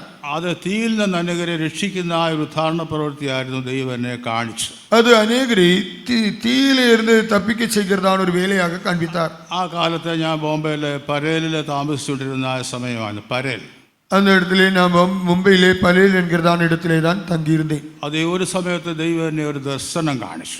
தேவன் எனக்கு ஒரு தரிசனம் காட்டினார். ആദ്യ അന്തരീക്ഷത്തിൽ നിന്ന് ഞാൻ താഴേക്ക് ഇറങ്ങി വന്ന് അനേകരെ തീയിൽ നിന്ന് വലിച്ചെടുത്ത് രക്ഷിക്കുന്ന ഒരു കാഴ്ചയായിരുന്നു. நான் விண்வெளியிலே இருந்து கீழே வந்து அநேகரை தீயிலே இருந்து இழுத்துக் கொள்வதாக காண்பித்தார். അത് എൻ്റെ ജീവിതത്തിൽ എൻ്റെ ഹൃദയത്തിൽ അത് വലുതായിട്ട് ആഞ്ഞടിച്ചു. அது என் இருதயத்துக்குள்ளே ஒரு காற்றை போல அடித்தது. അത് ഈ ഭൂമി മണ്ഡലം കത്തി എരിയുന്നതായിട്ട് ദൈവം എന്നെ കാണിച്ചു. இந்த பூமண்டலம் அது எரிந்து போவதை காண்பித்தார். അന്തരീക്ഷത്തിൽ നിന്ന് ആരോ എന്നെ വലിച്ചെടുത്ത് താഴോട്ടും മുകളിലോട്ടും എല്ലാം നയിക്കുന്ന ഒരു ദർശനം ദൈവം എന്നെ കാണിച്ചു. மேலே இருந்து யாரோ ஒருவர் என்னை கொண்டு வந்து கீழே மேலே அவர்கள் நடத்துவதாக காண்பித்தார். അതുകൊണ്ട് അനേകരുടെ രക്ഷിപ്പിന് വേണ്ടി ഞാൻ പ്രവർത്തിക്കേണ്ട സമയം ഇതാണെന്നുള്ള കാര്യം കൂടി ദൈവം എനിക്ക് മനസ്സിലാക്കി തന്നു. ஆதலால் அநேகருடைய ரட்சிப்புக்காக நான் கிரியை செய்ய வேண்டியதான தருணம் என்பதை காண்பித்தார். അത് തീയിൽ നിന്നും മാത്രമല്ല ആഴത്തിൽ നിന്ന് അനേകരെ കർത്താവ് വിടുവിക്കേണ്ടിയിരിക്കുകയാണ്. தீயிலே இருந்து மட்டுமல்ல ஆழத்திலே இருந்தும் அநேகரை விடுவிக்க வேண்டும். അതെ, ആ പ്രവൃത്തിയാണ് നമ്മൾ സുവിശേഷം കൊണ്ട് ചെയ്യുന്നുള്ള കാര്യം പ്രത്യേകമായിട്ട് ഓർപ്പിക്കുകയാണ്. ஆதலால் அந்த கிரியைத்தான் சுவிசேஷத்தின் மூலமாக நாம் செய்து கொண்டிருக்கிறோம். അതെ, ആ പ്രവൃത്തി നമ്മൾ ചെയ്യേണ്ടതായ കാലത്തിലേക്ക് നമ്മൾ വന്നെത്തിയിരിക്കുകയാണ്. அந்த கிரியை நாம் செய்ய வேண்டிய காலத்திலே வந்திருக்கிறோம். നാമതേ ക്രൈസ്തവ സഭയുടെ ആരാധനയിലാണ് ഞാനും ജനിച്ചു വളർത്തപ്പെട്ടത്. நானும் ஒரு பெயர் கிறிஸ்தவ சபையில் தான் பிறந்து வளர்ந்தேன். ക്രിസ്തീയ സഭയുടെ ആദ്യമായ ചില അനുഭവങ്ങളും ആരാധനകളിലും ഞാൻ സംബന്ധിച്ചിരുന്നു. கிறிஸ்தவ சபையின் சில ஆராதனைகள் அனுபவங்களிலே நானும் கலந்து கொண்டேன். എന്നാൽ ശരിയായ ഒരു ആരാധനയെക്കുറിച്ചുള്ള അനുഭവം പിന്നീട് ദൈവം എനിക്ക് മനസ്സിലാക്കി തന്നു. ஆனால் மெய்யான ஆராதனையின் அனுபவத்தை தேவன் பிற்காலத்திலே விளங்க செய்தார். അതേ സമുദായത്തിലുള്ളവർ എനിക്കൊരു ശിശുപാലകരായിട്ട് അന്ന് ജീവിച്ചിരുന്നതായിട്ട് ഞാൻ ഓർക്കുകയാണ്. அந்த பேர் கிறிஸ்தவ சபைகள் குழந்தைகளை நடத்துகிறதான അനുഭവത്തിலே കാണപ്പെട്ടാர்கள். സൺഡേ സ്കൂൾ പഠിക്കുകയും മറ്റുള്ളതായ കാര്യങ്ങളുടെ എല്ലാം ഞാനും മുൻപോട്ട് പോയി. அங்கே சண்டே ஸ்கூல் பயின்று நான் முன்னேறி சென்றேன். എന്നാൽ സുവിശേഷത്തിന്റെ ആഴമായ സത്യങ്ങളെക്കുറിച്ച് പിന്നീടാണ് മനസ്സിലാക്കുവാനൊക്കെ ഒന്ന് സാധിച്ചു. ஆனால் பிற்காலத்தில் தான் சுவிசேஷத்தின் ஆழமான சத்தியங்களை விளங்கிக் கொண்டேன். അതുകൊണ്ടാണ് ഞാനും ഈ ഭാഗത്തേക്ക് കടന്നു വരുവാൻ കർത്താവ് എന്നെ സഹായിച്ചത്. അതിനാൽ தான் நானும் இந்த பகுதியிலே வர தேவன் உதவி செய்தார். ഞാൻ പറഞ്ഞതുപോലെ ഈ കാണുന്നതെല്ലാം തീക്കാട്ട് സൂക്ഷിച്ചിരിക്കുന്നുള്ളതായ കാര്യം ദൈവം എന്നെ കാണിച്ചു. தேவன் எனக்கு காண்பித்தது என்னவென்றால் இப்பொழுது காணும் காரியங்கள் எல்லாம் அக்கினிக்காக வைக்கப்பட்டிருக்கிறது. അത് ലോകത്തിന്റെ സംഭവങ്ങളെല്ലാം പ്രത്യേകമായിട്ട് വിളിച്ചറിയിക്കുന്നതായിട്ട് നമുക്ക് உலகத்தின் சம்பவங்கள் எல்லாம் அதை குறித்து தான் சொல்லிக் கொண்டிருக்கிறது. പാസ്റ്റർ ഡോണിന്റെ ഒരു അനുഭവ സാക്ഷ്യ പുസ്തകം വായിക്കുമ്പോൾ പല കാര്യങ്ങളും നമുക്ക് കാണുവാൻ സാധിക്കുന്നുണ്ട്. പാസ്റ്റർ ഡോൺ അവരുടെ അനുഭവ സാക്ഷിயின் പുസ്തകത്തെ പഠിക്കും பொழுது പല കാര്യങ്ങളെ വിളങ്ങ முடியும். ഭൂകമ്പം വന്നാലും അത് നശിക്കാത്ത കെട്ടിടങ്ങൾ പണി ചെയ്യുന്ന ഒരു വ്യക്തിയായിരുന്നു പാസ്റ്റർ ഡോൺ. പാസ്റ്റർ ഡോൺ ഭൂമി എതിർച്ചു വന്നാലും അസൈക്കപ്പെടാത്ത കെട്ടിടങ്ങളെ കെട്ടുകിற ഒരുവർ. ഒരിക്കൽ തന്റെ കെട്ടിടത്തിന്റെ മുമ്പിൽ നിന്ന് താൻ ഇങ്ങനെ ചിന്തിച്ചു. ഒരു മുறை തன்னுடைய കെട്ടിടത്തിற்கு മുൻപാக நின்று அவர் இப்படி சிந்தித்தார். അതെ, ഞാൻ എത്ര നല്ല പണി ചെയ്താൽ ഒരു സമയത്ത് ഇതെല്ലാം ഇടിഞ്ഞ് പാഴായി പോകും താൻ ചിന്തിച്ചു. ഞാൻ എவ்வளவுதான் മുയற்சி ചെയ്ത് കട്ടിനാലും ഒരു നാളിലെ ഇതെല്ലാം നൊറുങ്ങി കീഴെ വീഴും. എന്നാൽ ദൈവം ശില്പിയാ നിർമ്മിച്ചതും അടിസ്ഥാനമുള്ളതായ ഒരു വലിയ നഗരമുണ്ടെന്ന് ദൈവം തന്നെ കാണിച്ചു. ஆனால் தேவன் தாமே கட்டின அஸ்திவாரங்கள் உள்ள ஒரு பட்டணம் இருக்கிறதை காண்பித்தார். അതനുസരിച്ചാണ് കർത്താവിന്റെ ശുശ്രൂഷയ്ക്കായിട്ടും പാസ്റ്റർ ഡോൺ കടന്നു വന്നുള്ള കാര്യം അതിൽ വായിക്കുവാനായിട്ട് ഇടയായി. அதற்கு கீழ்ப்படிந்துதான் ஆண்டவருடைய ஊழியத்துக்காக பாஸ்டர் டோன் அவர்கள் வந்தார்கள் என்பதை வாசித்தேன். ഞാൻ പറഞ്ഞത് ഇതിൻ്റെ അടിമയിൽ നിന്ന് അനേകരെ കർത്താവ് അഥവാ ഒരു ഉത്ഥാന പ്രവൃത്തിയിലേക്ക് നമ്മളെല്ലാവരും കടന്നു വരേണ്ടിയിരിക്കുകയാണ്. ஆதலால் இந்த அடிமைத்தனத்திலிருந்து அநேகரை நாம் மீட்கும்படியான இந்த ரட்சிப்பின் கிரியைக்குள்ளாக நாம் வர வேண்டும். അതിനുവേണ്ടി നമ്മെ തന്നെ ഒന്നുകൂടി സമർപ്പിച്ചു കൊടുക്കുവാണ്ടൊക്കെ ഈ പകൽക്കാലം ദൈവം നമ്മെ ഒന്നുകൂടി സഹായിക്കേണ്ടിയിരിക്കുക. ஆதலால் அதற்காக ஒருமுறை கூட நம்மை ஒப்புக் கொடுக்க தேவன் உதவி செய்வாராக. നമ്മൾ ഉദാസീനരായിട്ടിരിക്കേണ്ടതായ കാലഘട്ടമല്ല എന്നുള്ള കാര്യം കൂടി ഓർപ്പിക്കുകയാണ്. நாம் இது அசதியாயிருக்க வேண்டிய காலம் அல்ல என்பதை நினைப்பூட்டுகிறேன். അതേ സാത്താന്റെ ആഴങ്ങളിൽ നിന്ന് അനേകരെ കർത്താവ് വിടുവിക്കേണ്ടിയിരിക്കുക. அநேகரை சாத்தானின் ஆழங்களிலிருந்து ஆண்டவர் தாமே விடுதலையாக்க வேண்டும். അതേ പിശാചിന്റെ ആഴങ്ങളെ അറിയാത്തവരായിട്ട് അനേകരിന്ന് ജീവിക്കുന്നതായിട്ട് നമുക്ക് കാണുവാൻ സാധിക്കും. இன்றைக்கும் அநேகர் சாத்தானின் ஆழங்களை அறியாதவர்களாக வாழ்ந்து கொண்டிருக்கிறார்கள். അന്ധവിശ്വാസങ്ങളിലും ദുരാചാരങ്ങളിലും വിഗ്രഹാരാധനകളിലും അനേകർ ജീവിക്കുന്നതായിട്ട് നമുക്ക് കാണുവാൻ സാധിക്കുന്നുണ്ട്. தவறான விசுவாசங்கள், தவறான ஆச்சாரங்கள், அநேகமான அந்தகாரத்தின் கிரிகளிலே அநேகர் சிக்கியிருப்பதை காண முடியும். എന്നാൽ അറിയായ്മയുടെ കാലങ്ങളെ കണക്കിടാതെ എല്ലാവരും മാനസാന്തരപ്പെടണമെന്ന് കർത്താവിനെ കുറിച്ച് ആഗ്രഹിക്കുകയാണ്. ஆனால் அறியாமையின் காலங்களை தேவன் பொருட்டாக எண்ணாமல் யாவரும் மனம் திரும்ப வேண்டும் என்றே விரும்புகிறார். അറിയായ്മയുടെ കാലത്ത് പല ആളുകളും പല രീതിയിൽ വഴിതെറ്റി പോകുന്നതായിട്ട് നമുക്ക് കാണാൻ സാധിക്കുന്നു. அறியாமையின் காலத்திலே பல விதத்திலே வழி தவறி செல்வதை காணலாம். അവരെയെല്ലാം കർത്താവ് ശരിയായ പന്ഥാവിലേക്ക് അന്ത്യനാൾ നടത്തേണ്ടിയിരിക്കുകയാണ്. ஆனால் இந்த கடைசி நாட்களிலே ஆண்டவர் தாமே அவர்களை எல்லாம் சரியான மார்க்கத்துக்கு வழி நடத்த வேண்டும். അതിനുവേണ്ടി നമ്മൾ അധികമായിട്ട് പ്രാർത്ഥിക്കേണ്ടിയിരിക്കുകയാണ്. அதற்காக நாம் அதிகமாக ஜெபிக்க வேண்டும். അത് ദൈവം ഭൂമിയെ ഉദ്ധരിച്ചതായ ചില കാര്യങ്ങളെ കുറിച്ച് നമുക്ക് കാണാൻ സാധിക്കും. தேவன் பூமியை மீட்டுக்கொள்கிற சில அனுபவங்களை காண முடியும். അതെ, നമ്മൾ ഉദ്ധാരണത്തെ കുറിച്ച് പറയുമ്പോൾ അത് ദൈവം ഭൂമിയെ ഉദ്ധരിച്ചതായ ചില വിഷയങ്ങളെ കുറിച്ച് നമുക്ക് കാണാൻ സാധിക്കുന്നുണ്ട്. தேவன் பூமியை மீட்டெடுக்கிறதான சில விஷயங்களை காண முடிகிறது. അതിന്റെ ഉദ്ധാരണ പ്രവൃത്തിയുടെ ഒരു അനുഭവം അത് വെളിച്ചമുണ്ടാകട്ടെ എന്ന് കർത്താവ് പറഞ്ഞതായിട്ട് നമുക്ക് കാണാം. அந்த மீட்கும் செயலின் பலனாக வெளிச்சம் உண்டாக கடவுது என்று சொன்னார். അത് പടിപടിയായ രീതിയിൽ ഭൂമിയെ ദൈവം ഉദ്ധരിക്കുന്നതായിട്ട് നമുക്ക് കാണാൻ സാധിക്കുന്നു. படிப்படியாக ஆண்டவர் பூமியை கட்டுவதாக மீட்பதாக காணலாம். അതെല്ലാം ദൈവത്തിന്റെ ഉദ്ദേശത്തിൽപ്പെട്ടതായ കാര്യമായിരുന്നു നമുക്ക് കാണാൻ സാധിക്കുന്നുണ്ട്. அவைகள் எல்லாமே தேவனுடைய நோக்கத்திற்குள்ளாக இருந்த காரியங்கள். അതേ, ഭൂമി ഒരു ആഴത്താൽ നിറയപ്പെട്ട സ്ഥലമായിരുന്നു എന്ന് ദൈവത്തിൽ നമ്മൾ വായിക്കുകയാണ്. பூமி ஆழத்தினாலே நிரம்பியிருந்த இடம் என்று காண முடிகிறது. അതെ, പിന്നീട് കർത്താവ് ചില പ്രവൃത്തികൾ ചെയ്തതിന്റെ ഫലമായിട്ട് വെളിച്ചമുണ്ടായതായിട്ട് നമുക്ക് കാണാം. ஆண்டவர் சில கிரியைகள் செய்ததின் விளைவாக வெளிச்சம் உண்டானது. അത് മാത്രമല്ല സസ്യാദികളെല്ലാം ലോകത്തില് ഉളവായതായിട്ട് നമുക്ക് കാണാം. பூண்டுகள், தாவரங்கள் எல்லாம் பூமியிலே வந்ததை காணலாம். അത് സമുദ്രവും അത് മാത്രമല്ല കരയുള്ളതായ സ്ഥലങ്ങൾ ഉളവായതായിട്ട് നമ്മൾ വായിക്കുകയാണ്. கடலும் கரையும் எல்லாம் உருவானதை காண முடியும். അതെ, അങ്ങനെ ദൈവം ചില ഉദ്ധാരണ പ്രവൃത്തികൾ ചെയ്തതായിട്ട് നമുക്ക് കാണാൻ സാധിക്കുന്നു. அப்படியாக தேவன் சில மீட்பின் கிரியைகளை செய்வதை காண முடியும். ആ ഉദ്ധാരണ പ്രവൃത്തി ചെയ്തതിനു ശേഷം ദൈവം മനുഷ്യനെ ഭൂമിയിലെ സൃഷ്ടിച്ചതായിട്ട് നമുക്ക് കാണാൻ സാധിക്കുന്നു. அந்த மீட்பின் கிரியைகளுக்கு பின்பாக தேவன் பூமியிலே மனிதனை சிருஷ்டித்ததை காணலாம். അതെല്ലാം ദൈവത്തിന്റെ അനാദി നിർണയപ്രകാരമുള്ളതായ ചില വിഷയങ്ങളായിരുന്നുള്ള കാര്യം കൂടി ഓർപ്പിക്കുകയാണ്. அதெல்லாம் தேவனுடைய அநாதி தீர்மானத்தின்படியான காரியங்களாகவே இருந்தது. അതെ, ദൈവത്തിന്റെ സാദൃശ്യത്തിലും സ്വരൂപത്തിലും മനുഷ്യനെ സൃഷ്ടിച്ചതായിട്ട് ദൈവത്തിൽ നമ്മൾ വായിക്കുകയാണ്. தேவன் தம்முடைய சாயலிலே தன்னுடைய സ്വരൂപത്തിன்படியே மனிதனை படைத்தார். അതെ, അവൻ കൊടുത്ത കൽപ്പന പ്രകാരം അവർ ഭൂമിയിൽ ജീവിക്കണമായിരുന്നു. தேவன் கொடுத்ததான கட்டளையின்படி அவர்கள் பூமியிலே வாழ வேண்டியதாக இருந்தது. അവർക്ക് എല്ലാവിധമായ അധികാരങ്ങളും എല്ലാവിധമായ അവകാശങ്ങളും ദൈവം കൊടുത്തിരുന്നതായിട്ട് നമുക്ക് കാണുവാൻ സാധിക്കുന്നു. எல்லாவிதமான அதிகாரங்களை, சுதந்திரங்களை தேவன் கொடுத்ததையும் காணலாம். എന്നാൽ ആ മനുഷ്യൻ ദൈവത്തിന്റെ കൽപ്പന അനുസരിക്കാത്തതിന്റെ ഫലമായിട്ട് വീണുപോയതായിട്ട് നമുക്ക് കാണുവാൻ സാധിക്കുന്നു. ஆனால் அந்த மனிதர் தேவனுடைய கட்டளைக்கு கீழ்ப்படியாமை காண்பித்து விழுந்ததையும் காணலாம். അതെ, വീണുപോകുക എന്ന് പറയുമ്പോൾ അതിന്റെ അർത്ഥം ദൈവസ്ഥനിൽ നിന്ന് അന്യപ്പെട്ടു പോയി നമ്മൾ വായിക്കുകയാണ്. விழுகை என்று சொன்னால் தேவ சமூகத்தை விட்டு விலகி அந்நியர்களாக மாறுவது. അവന് ദൈവത്തിന്റെ സാന്നിധ്യം ഇല്ലാതായി തീർന്നതായിട്ട് നമുക്ക് കാണാൻ സാധിക്കുന്നു. அவர்கள் தேவ சமூகத்தை இழந்து விட்டார்கள். അവന്റെ തേജസ് നഷ്ടമായതായിട്ട് നമുക്ക് കാണാൻ സാധിക്കുന്നു. அவர்கள் தேவ மகிமையை இழந்து விட்டார்கள். അവനൊരു പ്രത്യേക അടിമ അനുഭവത്തിൽ ജീവിച്ചതായിട്ട് നമുക്ക് കാണാൻ സാധിക്കുന്നുണ്ട്. அவர்கள் அடிமைத்தனத்திற்குள்ளாக மாற்றப்பட்டு வாழ்ந்தார்கள். അവരുടെ ഉദ്ധാരണത്തിനായിട്ട് ചില പ്രവൃത്തികൾ താൽക്കാലികമായിട്ട് ദൈവം ചെയ്യുന്നതായിട്ട് നമ്മുടെ ദൈവത്തിൽ നമ്മൾ വായിക്കുകയാണ്. அவர்களுடைய மீட்புக்காக தேவன் தற்காலிகமான சில காரியங்களை செய்வதை காண முடியும். അവർ ദൈവത്തിൽ നിന്ന് ഓടി ഒളിക്കുവാനായിട്ട് താല്പര്യപ്പെട്ടതായിട്ട് നമ്മൾ വായിക്കുകയാണ്. ஆனால் அவர்களோ தேவனை விட்டு ஓடி விலகத்தான் வாஞ்சித்தார்கள். അതിനു മുമ്പായിട്ട് ദൈവത്തിൻ്റെ സന്നിധി അവർക്ക് വളരെ ഒരു അനുഗ്രഹമായിരുന്നു നമ്മൾ വായിക്കുകയാണ്. அதுவரைக்கும் தேவ சமூகம் அவர்களுக்கு எவ்வளவோ ஆசீர்வாதமாகத்தான் இருந்தது.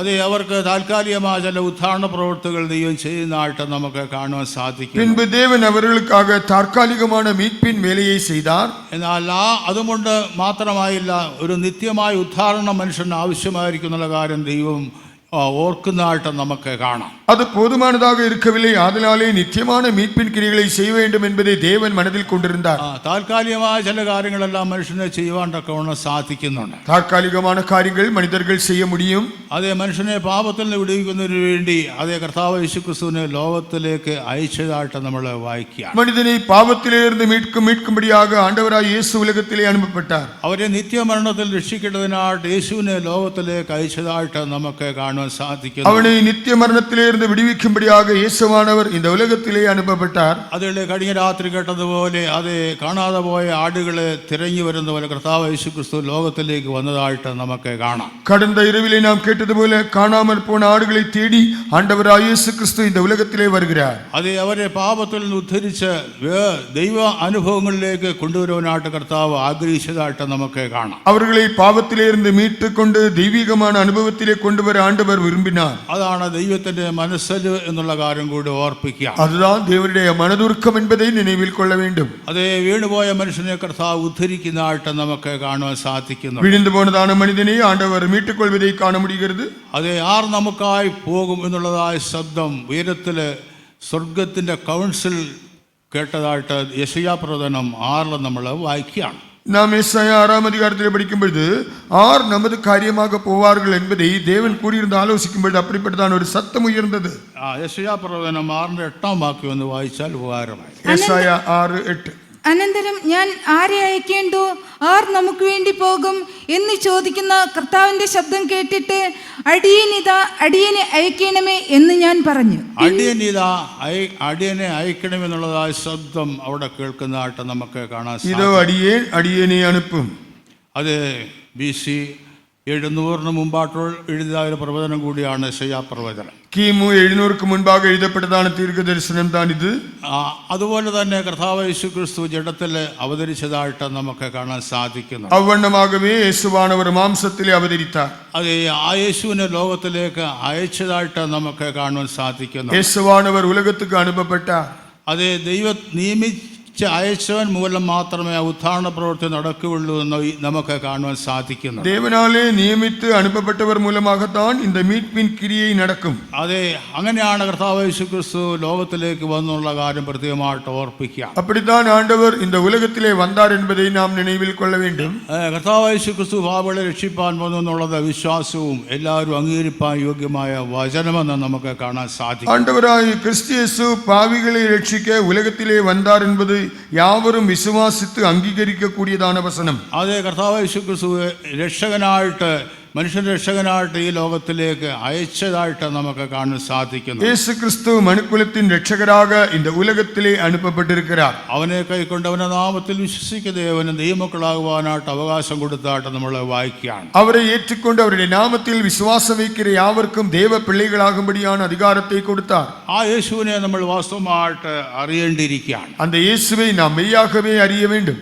ആ സുവിശേഷം എന്ന വാക്കിന്റെ അർത്ഥം തന്നെ വലിയവൻ ചെറിയവനായി തീർന്ന സംഭവമാണ്. சுவிசேஷம் என்கிறதான வார்த்தையின் அர்த்தமே பெரியவர் சிறியவராக மாறின அனுபவம். അതെ, വലിയവനായ കർത്താവ് ചെറിയവനായി തീർന്നതാണ് സുവിശേഷം എന്നുള്ള കാര്യം കൂടി ഓർപ്പിക്കുക. பெரியவரான ஆண்டவர் சிறியவராக மாறின சம்பவம் தான் சுவிசேஷம். അതെ, നമ്മെ പോലെയുള്ളതായ അനുഭവത്തിലേക്ക് അവൻ അവതരിച്ചതായിട്ട് നമുക്ക് കാണാൻ സാധിക്കും. அவர் நமக்கொப்பான அனுபவத்திற்குள்ளாக அவதரித்ததை காணலாம். അതെ, അത് മാത്രമല്ല താണവനായ ദൈവം സ്വർഗത്തേക്കാൾ ഉന്നതനായി തീർന്നതായിട്ട് നമുക്ക് കാണാം. அது மட்டுமல்லாமல் இப்படி தாய்ந்தவராக மாறினதை அவர் பரமத்தை பார்க்கிலும் பெரியவராக மாறிவிடுகிறார். അതെ, സ്വർഗത്തിന്റെ ഉന്നതനായി തീർന്നവനായ കർത്താവിനെ കുറിച്ച് നമുക്ക് കാണുവാൻ സാധിക്കുന്നു. வானாதி வானங்களுக்கு மேலாக உயர்த்தப்பட்டதான ஆண்டவரை குறித்தும் நாம் அங்கே காண முடிகிறது.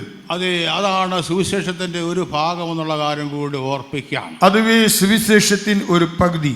അതെ, മനുഷ്യന്റെ വേഷമെടുത്ത് ലോകത്തിലേക്ക് വന്നവനായ യേശുവിനെ നമുക്ക് കാണുവാൻ மனித സാധിക്കും. வேஷத்திலே உலகத்தில் வந்த இயேசுவை காண முடியும். അതെ, നമ്മോടൊപ്പം ജീവിച്ചതായിട്ട് നമുക്ക് കാണാം. அவர் நம்மோடு கூட வாழ்ந்தார். അതെ, നമ്മോടൊപ്പം ഭക്ഷണം കഴിച്ചതായിട്ട് നമുക്ക് കാണാം. அவர் நம்மோடு சேர்ந்து உணவருந்தினார். നമ്മുടെ സങ്കടങ്ങളിൽ നമ്മളോടുകൂടി നടന്നതായ ഒരു യേശുവിനെയാണ് നമുക്ക് കാണുവാൻ സാധിക്കുന്നത്. நம்முடைய துக்க வேளைகளில் நம்மோடு சேர்ந்து நடக்கிறதான இயேசு. അതെ, നമ്മളെ ഉദ്ധരിക്കുന്നതിനുള്ളതായ ദൈവത്തിന്റെ പദ്ധതിയായിരുന്നുള്ള കാര്യം കൂടി ഓർപ്പിക്കുകയാണ്. அது நம்மை மீட்கும்படியான தேவனுடைய திட்டமாக இருந்தது. അങ്ങനെയാണ് അവൻ നമ്മളെ ഉദ്ധരിച്ചതെന്നുള്ള കാര്യം കൂടി ഓർപ്പിക്കുകയാണ്. அப்படி அவர் நம்மை மீட்டெடுத்தார். ആഫ്രിക്കയിലെ നരവംശ ശാസ്ത്രജ്ഞ ഉണ്ടായിരുന്നതായിട്ട് വായിച്ചിട്ടുണ്ട്. ஆப்பிரிக்காவிலே மனுக்குலத்தை பற்றி கற்றறிகிறதான ஒரு விஞ்ஞானி இருந்தார். ഡയാൻ ഫോഗി എന്നാണ് അവരുടെ പേര്. டயான் ஃபோகி என்பதுதான் அவருடைய பெயர். ഗറില്ലകളെ കുറിച്ച് പ്രത്യേകമായിട്ട് പ്രബന്ധമെല്ലാം തയ്യാറാക്കിയ ഒരു വ്യക്തിയായിരുന്നു. கொரில்லா குரங்குகளை குறித்து அவர் கற்று அதற்கான கட்டுரைகளை எல்லாம் வெளியே. ഗറില്ലകളെ കുറിച്ച് പഠിക്കണമെന്നുണ്ടെങ്കിൽ ഗറില്ലയുടെ സ്വഭാവത്തെക്കുറിച്ച് പഠിക്കണമായിരുന്നു. கொரில்லாவை குறித்து கற்றுக்கொள்ள வேண்டும் என்றால் அதனுடைய சுபாவத்தை நன்கறிய வேண்டும். അതുകൊണ്ട് ഗറില്ല പാർക്കുന്ന സ്ഥലത്തേക്ക് ആ ശാസ്ത്രജ്ഞ പോയതായിട്ട് വായിച്ചു. அந்த விஞ்ஞானி கொரில்லாக்கள் இருக்கும் இடத்திலே போனாராம்.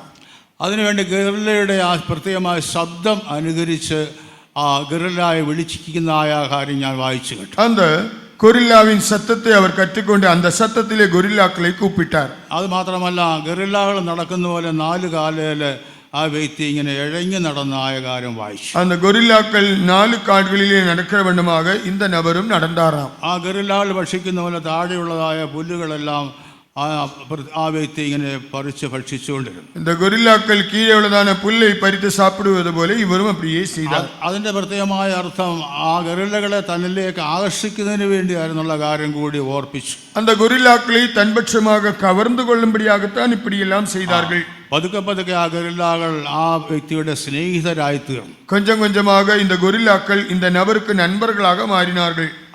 എന്തുകൊണ്ടെന്ന് പറഞ്ഞാൽ ആ ഗറില്ലയുടെ സ്വഭാവത്തിലേക്ക് താണു വന്നതായിട്ട് നമുക്ക് കാണാം. ஏனென்றால் இந்த நபரும் அந்த கொரில்லாவின் சுபாவத்துக்குள்ளே அவர் இறங்கி சென்றார். അതിന്റെ ശബ്ദം അനുകരിച്ചതായിട്ട് വായിച്ചു കേട്ടു. அதன் சத்தத்தை இவர் கற்றுக்கொண்டு அப்படியே அந்த சத்தத்தை வைத்தார். ഇതിനു വേണ്ടിയാണ് ചിന്തിച്ചപ്പോൾ ആ ഗറില്ലകളെ ആകർഷിച്ച് അതിനെക്കുറിച്ച് പഠിക്കുന്നതിന് കൂടിയായിരുന്നുള്ള കാര്യം വായിക്കുവാൻ அந்த கொரில்லாக்களை கவர்ந்து கொண்டு அதன் சுபாவத்தை கற்றறியும்படியாக இப்படியெல்லாம் செய்தார். ഫിലിപ്പിലേഖനം നമ്മൾ വായിക്കുമ്പോൾ അവൻ ദൈവരൂപത്തിലിരിക്കെ ദൈവത്തോടുള്ള സമത്വം മുറുകെ പിടിച്ചില്ല എന്ന് നമ്മൾ വായിക്കുകയാണ്. நாம் பிலிப்பியருக்கு எழுதின நிருபத்திலே படிக்கும் பொழுது அவர் தேவனுக்கு ஒப்பாக இருந்தும் அவர் கொள்ளையாடின பொருளாக எண்ணவில்லை. അതെ, അവൻ വേഷത്തിൽ മനുഷ്യനായിട്ട് അവതരിച്ചതായിട്ട് നമുക്ക് കാണാൻ സാധിക്കുന്നു. அவர் வேஷத்திலே மனுஷனாக விளங்கினார். അതെ, അങ്ങനെയാണ് കർത്താവ് യേശു ക്രിസ്തു ലോകത്തിലേക്ക് വന്നത്. அப்படித்தான் ஆண்டவராக இயேசு உலகத்திலே வந்தார். അതെ, മനുഷ്യനോടൊപ്പം ജീവിച്ചതായിട്ട് നമ്മൾ വായിക്കുകയാണ്. மனிதர்களோடு சேர்ந்து கலந்து வாழ்ந்தார். എന്നാൽ അവൻ ദൈവപുത്രനായിരുന്നു എന്നുള്ള കാര്യം കൂടി നമ്മൾ ഓർക്കേണ്ടിയിരിക്കുകയാണ്. அதே வேளையில் அவர் தேவனுடைய குமாரனாகத்தான் இருந்தார். എന്നാൽ യഹൂദജാതി തന്നെ തിരിച്ചറിയാതെ അത് ക്രൂശിച്ചതായിട്ട് നമുക്ക് കാണാൻ സാധിക്കുന്നുണ്ട്. ஆனால் யூத ஜாதி அவரை பகுத்தறியாமல் அவரை சிலுவையிலே அறைந்தார்கள். അങ്ങനെ താണ അനുഭവത്തിൽ വരേണ്ട ദൈവത്തിന്റെ ജ്ഞാനം കൂടി നമുക്ക് കാണുവാൻ സാധിക്കുന്നുണ്ട്. இப்படி தாழ்ந்த அனுபவத்திலே வருவதுதான் தேவனுடைய ஞானம் என்பதை விளங்க முடியும். ആ ജ്ഞാനമായ ക്രിസ്തുവിനെയാണ് ഞങ്ങളും പ്രസംഗിക്കുന്നത്. அந்த ஞானமாகிய கிறிஸ்துவைத்தான் நாங்கள் பிரசங்கம் பண்ணுகிறோம். അതെ, ഒരു മനുഷ്യനെ ഉദ്ധരിക്കുന്നതിന് വേണ്ടി ദൈവത്തിന് പ്രത്യേകമായ ഒരു ജ്ഞാനമുള്ളതായിട്ട് നമുക്ക് കാണാൻ സാധിക്കുന്നു. ஒரு மனிதனை மீட்டுக் கொள்ளும்படியாக தேவனிடத்திலே விசேஷமான ஞானம் இருப்பதை காணலாம். പ്രത്യേകമായ ഔദ്യോഗിക വേഷങ്ങളിലല്ല യേശു ലോകത്തിലേക്ക് വന്നത്. மிகவும் அதிகாரபூர்வமான வேஷத்திலே இயேசு உலகத்திலே வரவில்லை. മറ്റുള്ളവർ തിരിച്ചറിയാത്ത ഒരു വേഷത്തിലാണ് താൻ ലോകത്തിലേക്ക് വന്നതെന്ന് നമുക്ക് കാണാം. மற்றவர்கள் புரிந்து கொள்ளக்கூடாத வேஷத்திலே அவர் உலகத்திலே வந்தார். ചില ജ്ഞാനികൾക്ക് യേശുവിനെ കുറിച്ചുള്ള അറിവ് കൊടുത്തതായിട്ട് നമുക്ക് കാണാൻ സാധിക്കും. ஆனால் சில ஞானிகளுக்கு இயேசுவை குறித்ததான அறிவை அவர் அளித்தார். ന്യായപ്രമാണ പുസ്തകങ്ങളെല്ലാം അവർ വിശകലനം ചെയ്ത വ്യക്തികളായിരുന്നു എന്ന് പിന്നീട് മനസ്സിലാക്കുക. அவர்கள் நியாயப்பிரமாண புத்தகங்களை எல்லாம் ஆராய்ந்து பரிசோதித்தவர்கள். ഒരു സമയത്ത് മനുഷ്യന്റെ വീണ്ടെടുപ്പിന് വേണ്ടി ഒരു വ്യക്തി വരുമെന്നുള്ളത് അവർക്ക് നിശ്ചയമുണ്ടായിരുന്നു. மனிதனுடைய மீட்புக்காக ஒரு நபர் வருவார் என்பதை குறித்து ஒரு நிச்சயம் இருந்தது. അത് യഹൂദ തമ്മൂസുകളും പുസ്തകങ്ങളും എല്ലാം പരിശോധിച്ച വ്യക്തികളായിരുന്നു എന്ന് പിന്നീട് അറിയാൻ സാധിച്ചു. அவர்கள் யூதர்களின் இப்படிப்பட்டதான வேத புத்தகங்களை எல்லாம் நன்கு ஆராய்ந்து அறிந்தவர்கள். അവർക്ക് ഒരു സമയത്ത് യേശുവിന്റെ ജനനത്തെ കുറിച്ചുള്ളതായ വെളിപ്പാട് കിട്ടി. ഒരു വേളയിലെ യേശുവിൻ പിറപ്പை குறித்ததான വെളിപ്പെടുത്തൽ கிடைத்தது. അതേ ഒരു സ്ഥലത്ത് യേശു ജനിച്ചു എന്നുള്ളതായ വെളിപ്പാട് അവർക്ക് കിട്ടി. ഒരു ഇടത്തിലെ യേശു പിറந்தார் എன்கிறதான വെളിപ്പെടുത്തலை பெற்றார்கள். അങ്ങനെയാണ് ശാസ്ത്രജ്ഞന്മാർ വിദ്വാൻമാർ യേശുവിനെ തിരക്കി വന്ന് നമ്മൾ വായിക്കുകയാണ്. அப்படிதான் இயேசுவை தேடி ஞானிகள் வந்தார்கள் என்பதை நாம் படிக்கிறோம். കാരണം അവരുടെ ഹൃദയത്തിൽ വേറെ ചില വെളിപ്പാടുകൾ ദൈവം കൊടുത്തായിട്ട് നമുക്ക് കാണുവാൻ സാധിക്കും. அவர்கள் இருதயத்திலே தேவன் வேறு விதமான வெளிப்படுத்தல்களை கொடுத்தார். എന്നാൽ അതിനു മുമ്പായിട്ട് പുരാണങ്ങളുടെ ഇതിഹാസങ്ങളുടെയും കാലഘട്ടമായിരുന്നു. ஆனால் அதற்கு முன்பாக புராணங்கள் எல்லாம் இருந்தது, பெரியதான கிரந்தங்கள் எல்லாம் இருந்தது. യേശുവിന് ജനിക്കുന്നതിന് മുമ്പായിട്ട് പുരാണങ്ങളുടെ ഇതിഹാസങ്ങളുടെയും കാലഘട്ടം എന്ന് പ്രത്യേകമായിട്ട് എടുത്ത് വായിക്കുകയാണ്. அதனால் இயேசு பிறப்பதற்கு முன்பாக புராணங்களும் புனிதமான வேதங்கள் எல்லாம் அவர்களுக்கு இருந்தது. ഇന്ത്യയിലെ ആരാധനയും ഒരു പുരാണ ആരാധനയെന്ന് നമുക്ക് കാണാൻ സാധിക്കുന്നുണ്ട്. இந்தியாவிலே இருந்ததான ஆராதனைகள் இப்படிப்பட்டதான இந்த புராணங்களின் ஆராதனையாக இருந்தது. അത് വിവിധ സ്ഥലങ്ങളിൽ നിന്ന് അത് അവർ അനുകരിച്ചിരിക്കുന്ന ചില ആരാധനകൾ കൂടിയാണ്. அது மற்ற இடங்களிலே இருந்து அவர்கள் കറ്റുകൊണ്ടതാണ് ആരാധനകൾ. അത് ഗ്രീസിൽ നിന്ന് ഈജിപ്തിൽ നിന്നും അശൂരിൽ നിന്നും എല്ലാം അനുകരിച്ചതായ ചില ആരാധനകളാണ് ഇന്ത്യയിൽ നടക്കുന്നത്. അത് ഗ്രീസ്, അസീറിയ, ഈജിപ്ത് இந்த ദേശങ്ങളിലിருந்து അവர்கள் കറ്റുകൊണ്ടതാണ് കാര്യങ്ങൾ. ബാബിലോണിയ ആരാധനയുടെ അനുകരണങ്ങൾ കൂടിയാണ്. അത് ബാബിലോണിൻ ആരാധനയെ അവர்கள் കற்றுക്കൊണ്ടത്. ഇന്ത്യൻ പുരാണങ്ങളിൽ അതാണ് പ്രത്യേകമായിട്ട് എടുത്തു പറഞ്ഞിരിക്കുന്നത്. ഇന്ത്യാവിൻ പുരാണങ്ങളിലെ ഇപ്പിടിപ്പെട്ടതാണ് കാര്യങ്ങൾ താൻ ഇരിക്കുന്നത്. അതെ, ആ കാലഘട്ടത്തിൽ തന്റെ സത്യത്തെക്കുറിച്ചുള്ള അറിവ് ചിലർക്ക് കൊടുത്തായിട്ട് നമുക്ക് കാണാൻ സാധിക്കും. இந்த நாட்களில் இந்த சந்ததியை குறித்ததான அறிவை கொடுத்ததாக காண முடியும். ആ അറിവനുസരിച്ച് അവർ മുൻപോട്ട് യാത്ര ചെയ്യുന്നതായിട്ട് നമുക്ക് കാണാം. அந்த அறிவுக்கேற்றவண்ணமாக அவர்கள் முன்னே பிரயாணம் செய்தார்கள். അതെ, അവർ യഹൂദാ നാട്ടിലേക്ക് വന്നപ്പോൾ യഹൂദന്മാരുടെ രാജാവായി പിറന്നവൻ എവിടെയെന്ന് ചോദിക്കുകയാണ്. அவர்கள் யூதேயா தேசத்திலே வந்த பொழுது யூதர்களின் ராஜாவாக பிறந்தவர் எங்கே என்று கேட்டார்கள். എന്നാൽ അന്നത്തുള്ളതായ ഭരണാധികാരി അതിനെക്കുറിച്ച് ചഞ്ചലിച്ചതായിട്ട് നമുക്ക് കാണാൻ സാധിക്കുന്നു. ஆனால் அன்றைக்கு அதிகாரத்தில் இருந்தவர்கள் அதை கேட்டு பிரமித்தார்கள். അത് ഹെരോദാവും അർക്കല്യാസും ഒക്കെ വാഴിച്ച രാജാക്കന്മാരായിരുന്നു. ஏரோதா, அர்க்கலியா எல்லாம் அந்த ஆட்சியிலே அமர்த்தப்பட்டவர்களாக இருந்தார்கள். എന്നാൽ കർത്താവ് യേശുക്രിസ്തു രാജാവായി പിറന്നവനെന്ന് നമുക്ക് കാണാൻ സാധിക്കുന്നു. ஆனால் இயேசுவோ ராஜாவாகவே பிறந்தவர். യേശുക്രിസ്തു രാജാവായിട്ട് പിറന്നതായിട്ട് നമുക്ക് കാണാൻ സാധിക്കുന്നു. യേശു രാജാവാകത്താൻ പിറந்தார். എന്നാൽ രാജകീയ അനുഭവങ്ങളെല്ലാം മാറ്റിവെച്ചിട്ട് മനുഷ്യനായിട്ട് അവൻ ലോകത്തിലേക്ക് വന്നതായിട്ട് നമുക്ക് കാണാം. ஆனாலும் தம்முடைய ராஜரீக அனுபவங்களை எல்லாம் அவர் ஒதுக்கி வைத்து விட்டு பூமியிலே மனுஷனாக வந்தார். ആ കർത്താവ് യേശുക്രിസ്തുവാണ് നമ്മുടെ സത്യദൈവം എന്നുള്ള കാര്യം നമ്മൾ ഓർക്കേണ്ടിയിരിക്കുകയാണ്. அந்த ஆண்டவராக இயேசுதான் நம்முடைய சத்திய தேவன். ആ കർത്താവിനെ നമ്മൾ പൂർണ്ണമായിട്ട് പിൻപറ്റേണ്ടിയിരിക്കുകയാണ്. அந்த ஆண்டவரை நாம் முழுமையாக பின்பற்ற வேண்டும். അവനെ പൂർണ്ണമായിട്ട് പിൻപറ്റുന്നുവെങ്കിൽ നമുക്ക് പൂർണ്ണമായ രക്ഷകർത്താവ് ദാനമായി തരുന്നതായിട്ട് നമുക്ക് കാണാം. அவரை பூர்ணமாக பின்பற்றினால் பூர்ணமான ரட்சிப்பை ஆண்டவர் நமக்கு ஈவாய் தருவார். അതെ, അവനിൽ വിശ്വസിച്ചുകൊണ്ട് ആ നിത്യരക്ഷ ഉദ്ധാരണം നമ്മൾ പ്രാപിക്കേണ്ടിയിരിക്കുകയാണ്. அவருக்குள் அவரிலே விசுவாசம் வைத்து அந்த நித்தியமான ரட்சிப்பான மீட்பை நாம் பெற்றுக்கொள்ள வேண்டும். ആ കാൽവരി ക്രൂശിലെ മരണം മൂലം നമുക്ക് ഉദ്ധാരണം കർത്താവ് തന്നിരിക്കുന്നതായിട്ട് നമുക്ക് കാണുവാൻ സാധിക്കും. கல்வாரி சிலுவையின் மரணத்தின் மூலமாக ஆண்டவர் நமக்கு இந்த மீட்பை அளிக்கிறார். ഒരു പാട്ടിൽ ഇപ്രകാരം കേൾക്കുവാനായിട്ടിടയായി. ஒரு பாடலிலே இப்படியாக பாடி நான் கேட்டேன். കൽവരിയിൽ കയറങ്ങൾ അണിയാൽ തുളച്ച നേരം മരണത്തിൻ തിരമാലകൾ എന്നേക്കുമായി നീങ്ങിപ്പോയി. ഒരു പാട്ട് ഞാൻ കേട്ടിട്ടുണ്ട്. கல்வாரியிலே அவருடைய கைகால்கள் துளைக்கப்பட்ட பொழுது அந்த மரணத்தின் அலைகள் என்னென்னைக்குமாக நீங்கிவிட்டது என்கிறதான அர்த்தம் வருகிறதான பாடல். ട്യൂൺ എനിക്കറിയാമെന്നെങ്കിൽ മരണത്തിന്റെ തിരമാലകൾ എന്നേക്കുമായിട്ട് കാൽവരി ക്രൂശിൽ കർത്താവ് യേശു ക്രിസ്തു മരിച്ചതിനാൽ നീങ്ങിപ്പോയതായിട്ടാണ് വായിച്ചത്. അതിൻ രാഗം നன்றாக தெரியாவிட்டாலும் ஆண்டவராகிய இயேசு கல்வாரியிலே சிலுவையில் அறையப்பட்டபடினாலே மரணத்தின் அலைகள் எல்லாம் என்றைக்குமாக நீங்கிவிட்டது. അതെ, അങ്ങനെ കർത്താവ് യേശു ക്രിസ്തു മരിച്ചതിന്റെ ഫലമായിട്ട് മരണത്തിന്റെ ഭീതിയിൽ നിന്ന് മനുഷ്യനെ രക്ഷിച്ചതായിട്ട് നമുക്ക് കാണാൻ സാധിക്കും. ஆண்டவர் இப்படியாக மரித்தபடினாலே மரண பயத்திலே இருந்து மனிதன் நீங்களாக்கி விடுதலையாக்கப்பட்டான். അതെ, യഹൂദന്മാർക്കും റോമാക്കാർക്കും പട്ടാളക്കാർക്കും ഇഷ്ടം പോലെ എന്തും ചെയ്തുകൊണ്ട് തന്നെ പീഡിപ്പിച്ച് താൻ മരിച്ചതായിട്ട് നമുക്ക് കാണുവാൻ സാധിക്കും. யூத ரோம போர்ச்சவர்கள் அவர்கள் விரும்பின வண்ணமாக ஆண்டவரை கொடுமையாக நடத்தினதை நாம் காண முடியும். എന്നാൽ കർത്താവ് യേശു ക്രിസ്തു മരിച്ചത് നമ്മുടെ ഉദ്ധാരണത്തിന് വേണ്ടിയാണെന്നുള്ള കാര്യം കൂടി പ്രത്യേകമായിട്ട് ഓർപ്പിക്കുക. ஆனால் ஆண்டவராக இயேசு மரித்ததோ நம்முடைய மீட்பிற்காகவே. അതേ, ജഡവേഷമെടുത്ത ലോകത്തിലേക്ക് വന്നതായിട്ട് നമുക്ക് കാണാം. அவர் மாம்ச வேஷத்திலே பூமியிலே வந்ததை காண முடியும். രണ്ടാമതായിട്ട് ഞാൻ പറയാനായിട്ട് പോകുന്നത് താണ ലോകത്തിലേക്ക് ഇറങ്ങി വന്നതായിട്ട് നമ്മൾ വായിക്കുക. இரண்டாவதாக நான் சொல்ல போவது என்னவென்றால் இந்த தாழ்ச்சியான உலகத்திற்கு அவர் இறங்கி வந்தார். ആ താഴ്ച ലഭിച്ചതിന്റെ ഫലമായിട്ടാണ് നമുക്ക് ഉയർച്ച ലഭിച്ചെന്നുള്ള കാര്യം കൂടി ഓർപ്പിക്കുകയാണ്. അവർ താഴ്ത്തപ്പെട്ടபடியினால் மட்டும்தான் நாம் உயர்த்தப்பட்டோம். ആ അനുഭവം നമ്മളെല്ലായ്പ്പോഴും ഓർക്കേണ്ടിയിരിക്കുകയാണ്. அந்த அனுபவத்தை எப்பொழுதும் நினைவு கூற வேண்டும். ഞാനൊരു പുസ്തകം ഇങ്ങനെ വായിക്കുവാനായിട്ട് ഇടയായി. ഒരു പുസ്തകത്തിൽ இப்படி പഠിத்தேன். ഒരു പ്രത്യേകമായ മനുഷ്യന്റെ താഴ്ചയും ഉയർച്ചയുമായിരുന്നു. ഒരു മനുഷ്യനിன் താഴ്ച അവന്റെ ഉയർവ്. Rise and fall of a man എന്നാണ് ആ പുസ്തകത്തിന്റെ പേര്. മനിതൻ വീഴുകை ഉയർവ് என்பதுதான் அந்த പുസ്തകത്തിൻ പേര്. ഇപ്പോൾ ഒരു മനുഷ്യൻ വലുതായിട്ട് ഉയർന്നു പെട്ടെന്ന് അങ്ങ് താണുപോയി എന്നുള്ളതാണ് എൻ്റെ പ്രത്യേകമായ കാര്യം. ഒരു മനുഷ്യൻ അവൻ പെരിதாக ഉയർന്നാൻ ஆனால் திடீரென்று താഴ്ത്തപ്പെട്ടു വിട്ടാൻ. കേരളത്തിലെ ഏറ്റവും വലിയ ഒരു ധനവാനായ മനുഷ്യന്റെ അനുഭവമായിരുന്നു അതിൽ എഴുതിയിരുന്നത്. കേരളാവിലെ മികവും ഐശ്വര്യവാനാണ് ഒരു മനുഷ്യനിൻ வாழ்க்கை. അതെ, അദ്ദേഹം ഇന്നുണ്ടായിരുന്നെങ്കിൽ ടാറ്റ മുതലായവരെക്കാൾ ഏറ്റവും വലിയ മനുഷ്യനായി തീരുമായിരുന്നു. ഇன்றைக்கு அவர் உயிரோடு இருந்தால் ടാറ്റാ ബിർലാவை பார்க்கிலும் பெரிய ஐஸ்வர்யவானாக இருந்திருப்பார். അദ്ദേഹത്തിന്റെ ഒരു ഫാക്ടറി തന്നെ ഞങ്ങളുടെ ദേശത്തുണ്ടായിരുന്നു. അവരുടെ ഒരു ഫാക്ടറി എங்கள் ഊരിലെ ഇരുന്നത്. അതെ, ബിസ്ക്കറ്റ് രാജൻ എന്ന് പറഞ്ഞതായ വ്യക്തിയെക്കുറിച്ച് എല്ലാവർക്കും അറിയാവുന്ന വിഷയമാണ്. ബിസ്ക്കറ്റ് രാജൻ എൻகிறதான் അവരെ കുറിച്ച് നിങ്ങൾ കേട്ടിരിപ്പീர்கள். എന്നാൽ പിന്നീട് മലേഷ്യയിൽ ചില ബിസിനസ്സുകൾ നടത്തിയതിന്റെ ഫലമായിട്ട് തനിക്ക് ചില താഴ്ചകളൊക്കെ വന്നതായിട്ട് നമ്മൾ വായിക്കുക. ஆனால் മലേഷ്യാവിലെ അവർ ചെയ്തതാണ് ബിസിനസ്സിൻ വിளைவாக ചില താഴ്വുകൾ അവർക്ക് വന്നതാം. അദ്ദേഹം പിന്നീട് മരിക്കേണ്ടതായിട്ട് വന്നു. പിற்காலத்திலே മരിച്ചു പോനാർ.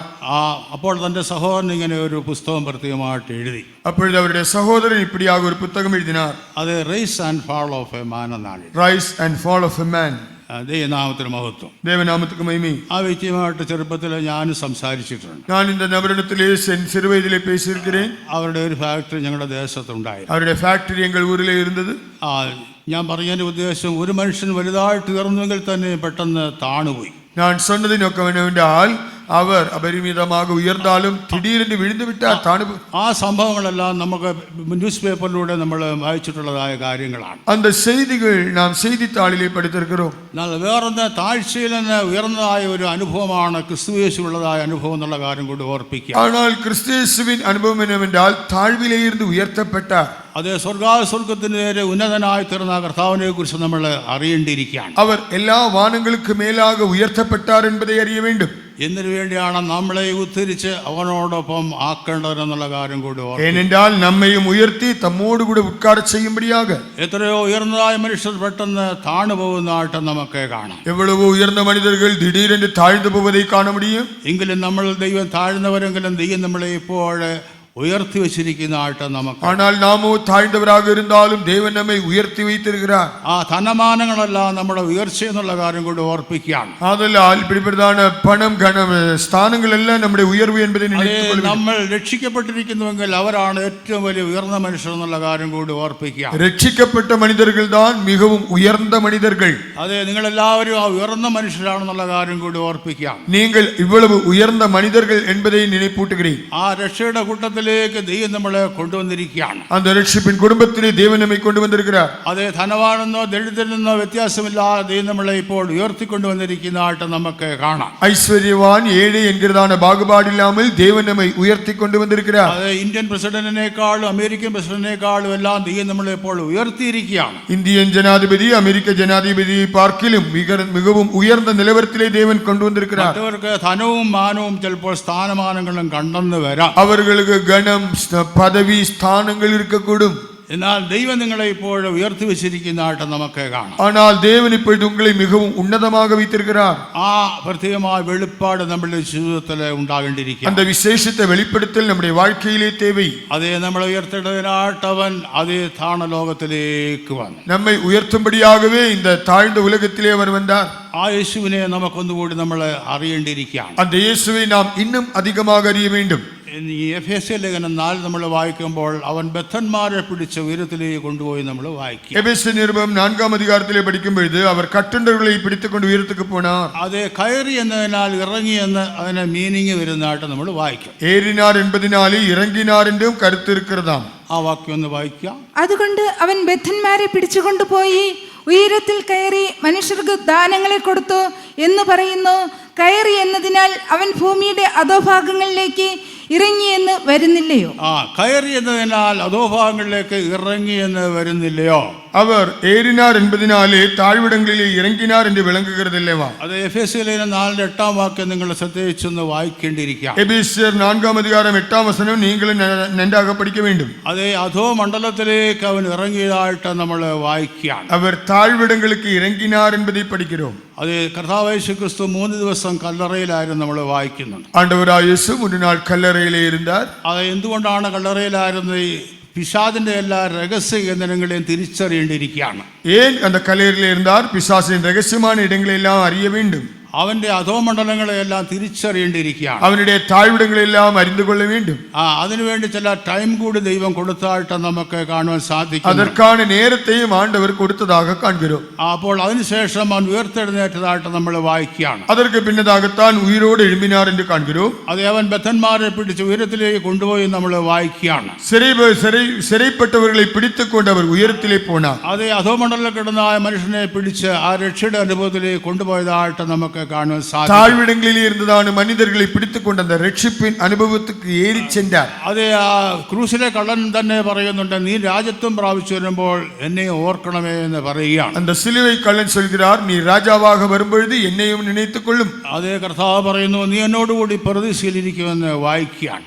ஆண்டவர் சொல்கிறார், இன்றைக்கு நீ என்னோடு கூட பரதீசில் இருப்பாய். അവൻ എവിടേക്ക് ഇറങ്ങി വന്നു എന്നുള്ള കാര്യം കൂടി ഒന്നുകൂടി ഓർപ്പിക്കുകയാണ്. அவர் எங்கே இறங்கி சென்றார் என்பதையும் சொல்கிறேன். അവൻ ഇറങ്ങിയത് പിശാചിന്റെ എല്ലാ ശക്തികേന്ദ്രങ്ങളെയും തകർക്കേണ്ടെന്നുള്ള കാര്യം കൂടി ഓർപ്പിക്കുകയാണ്. பிசாசின் எல்லா விதமான வல்லமைகளையும் அழிக்கும்படியாக அந்த இடங்களிலே அவர் இறங்கி சென்றார். ഒരൽ പരമ മരണത്തിന്റെയും പാതാളത്തിന്റെയും താക്കോൽ കൈവശപ്പെടുത്തേണ്ടതിന് വേണ്ടി അവൻ ഇറങ്ങിയതായിട്ട് നമുക്ക് കാണാം. இன்னும் சொன்னால் மரணம் பாதாளம் என்பவைகளின் திறவுகோலை சொந்தமாக்கும்படியாகவே இறங்கி சென்றார். അതേ മരണത്തിന്റെയും പാതാളത്തിന്റെയും താക്കോൽ കൈവശപ്പെടുത്തിക്കൊണ്ട് ജയശാലിയായിട്ട് അവൻ ഉയർത്തെഴുന്നേറ്റ് നമുക്ക് കാണാൻ സാധിക്കും. மரணத்துக்கும் பாதாளத்துக்கும் உரியதான திறவுகோலை அவர் சொந்தமாக்கி கொண்டு அவர் ஜெயசாலியாக உயிரோடு எழும்பினார். ആ വെളിപ്പാട് വായിക്കുമ്പോൾ ഞാൻ മരിച്ചവനായിരുന്നു എന്നേക്ക് ഉയർത്തെഴുന്നേറ്റിരിക്കുന്നു നമ്മൾ വായിക്കാം. வெளிப்படுத்தின விசேஷத்திலே பார்க்கும் பொழுது நான் மரித்தவனாக இருந்தேன், இதோ சதா காலங்களிலும் உயிரோடு இருக்கிறேன். എല്ലാവിധമായ അധികാരങ്ങളും ഞാൻ കൈവശപ്പെടുത്തിയിരിക്കുന്നു എന്ന് താൻ പറയുക. எல்லா விதமான அதிகாரங்களையும் நான் சொந்தமாக கொண்டேன். അത് താക്കോൽ എന്റെ കൈവശം വന്നിരിക്കുക. இதோ திறவுகோல் என் கையிலே வந்துவிட்டது. ഒരുവനെ മരണത്തിലേക്ക് നയിക്കുവാനും നിത്യജീവനിലേക്ക് നയിക്കുവാനും കർത്താവിന്റെ അധികാരമുണ്ടെന്ന് നമുക്ക് വായിക്കാം. ഒരുവനെ മരണத்துக்கு அனுப்பவும் அவனை நித்தியஜீவனுக்கு நடத்தவும் ஆண்டவருக்கு அதிகாரமுண்டு. അതെ, ന്യായവിധിയിലേക്ക് തള്ളുവാനും കർത്താവിന് അധികാരമുണ്ടെന്ന് അതിൽ നിന്ന് മനസ്സിലാക്കുവാൻ സാധിക്കുന്നു. ന്യായത്തീർപ്പിലെ തള്ളിവിടவும் ஆண்டவருக்கே அதிகாரம். അതെ, ആ അധികാരമെല്ലാം കർത്താവ് പ്രാപിച്ചു എന്ന് നമ്മൾ വായിക്കാം. அந்த அதிகாரத்தை உடையவராக மாறினார். ആ വലിയ അധികാരം പ്രാപിച്ച കർത്താവിനെ നമ്മൾ അറിയേണ്ടിയിരിക്കുകയാണ്. அந்த பெரிய அதிகாரம் பெற்ற இயேசுவை நாம் அறிய வேண்டும். അതെ, ആ താക്കോൽ കൈവശമുള്ളവരെ നമ്മൾ ഓർക്കേണ്ടിയിരിക്കുകയാണ്. அந்த திறவுகோல் உடையவரை நாம் நினைக்க வேண்டும். ആ താക്കോൽ എന്ന് പറയുമ്പോൾ എല്ലാത്തിന്റെ മർമ്മം എന്നുള്ള കാര്യം കൂടി ഓർക്കേണ്ടിയിരിക്കുകയാണ്. திறவுகோல் என்று சொல்லும் பொழுது எல்லாவற்றின் ரகசியம்.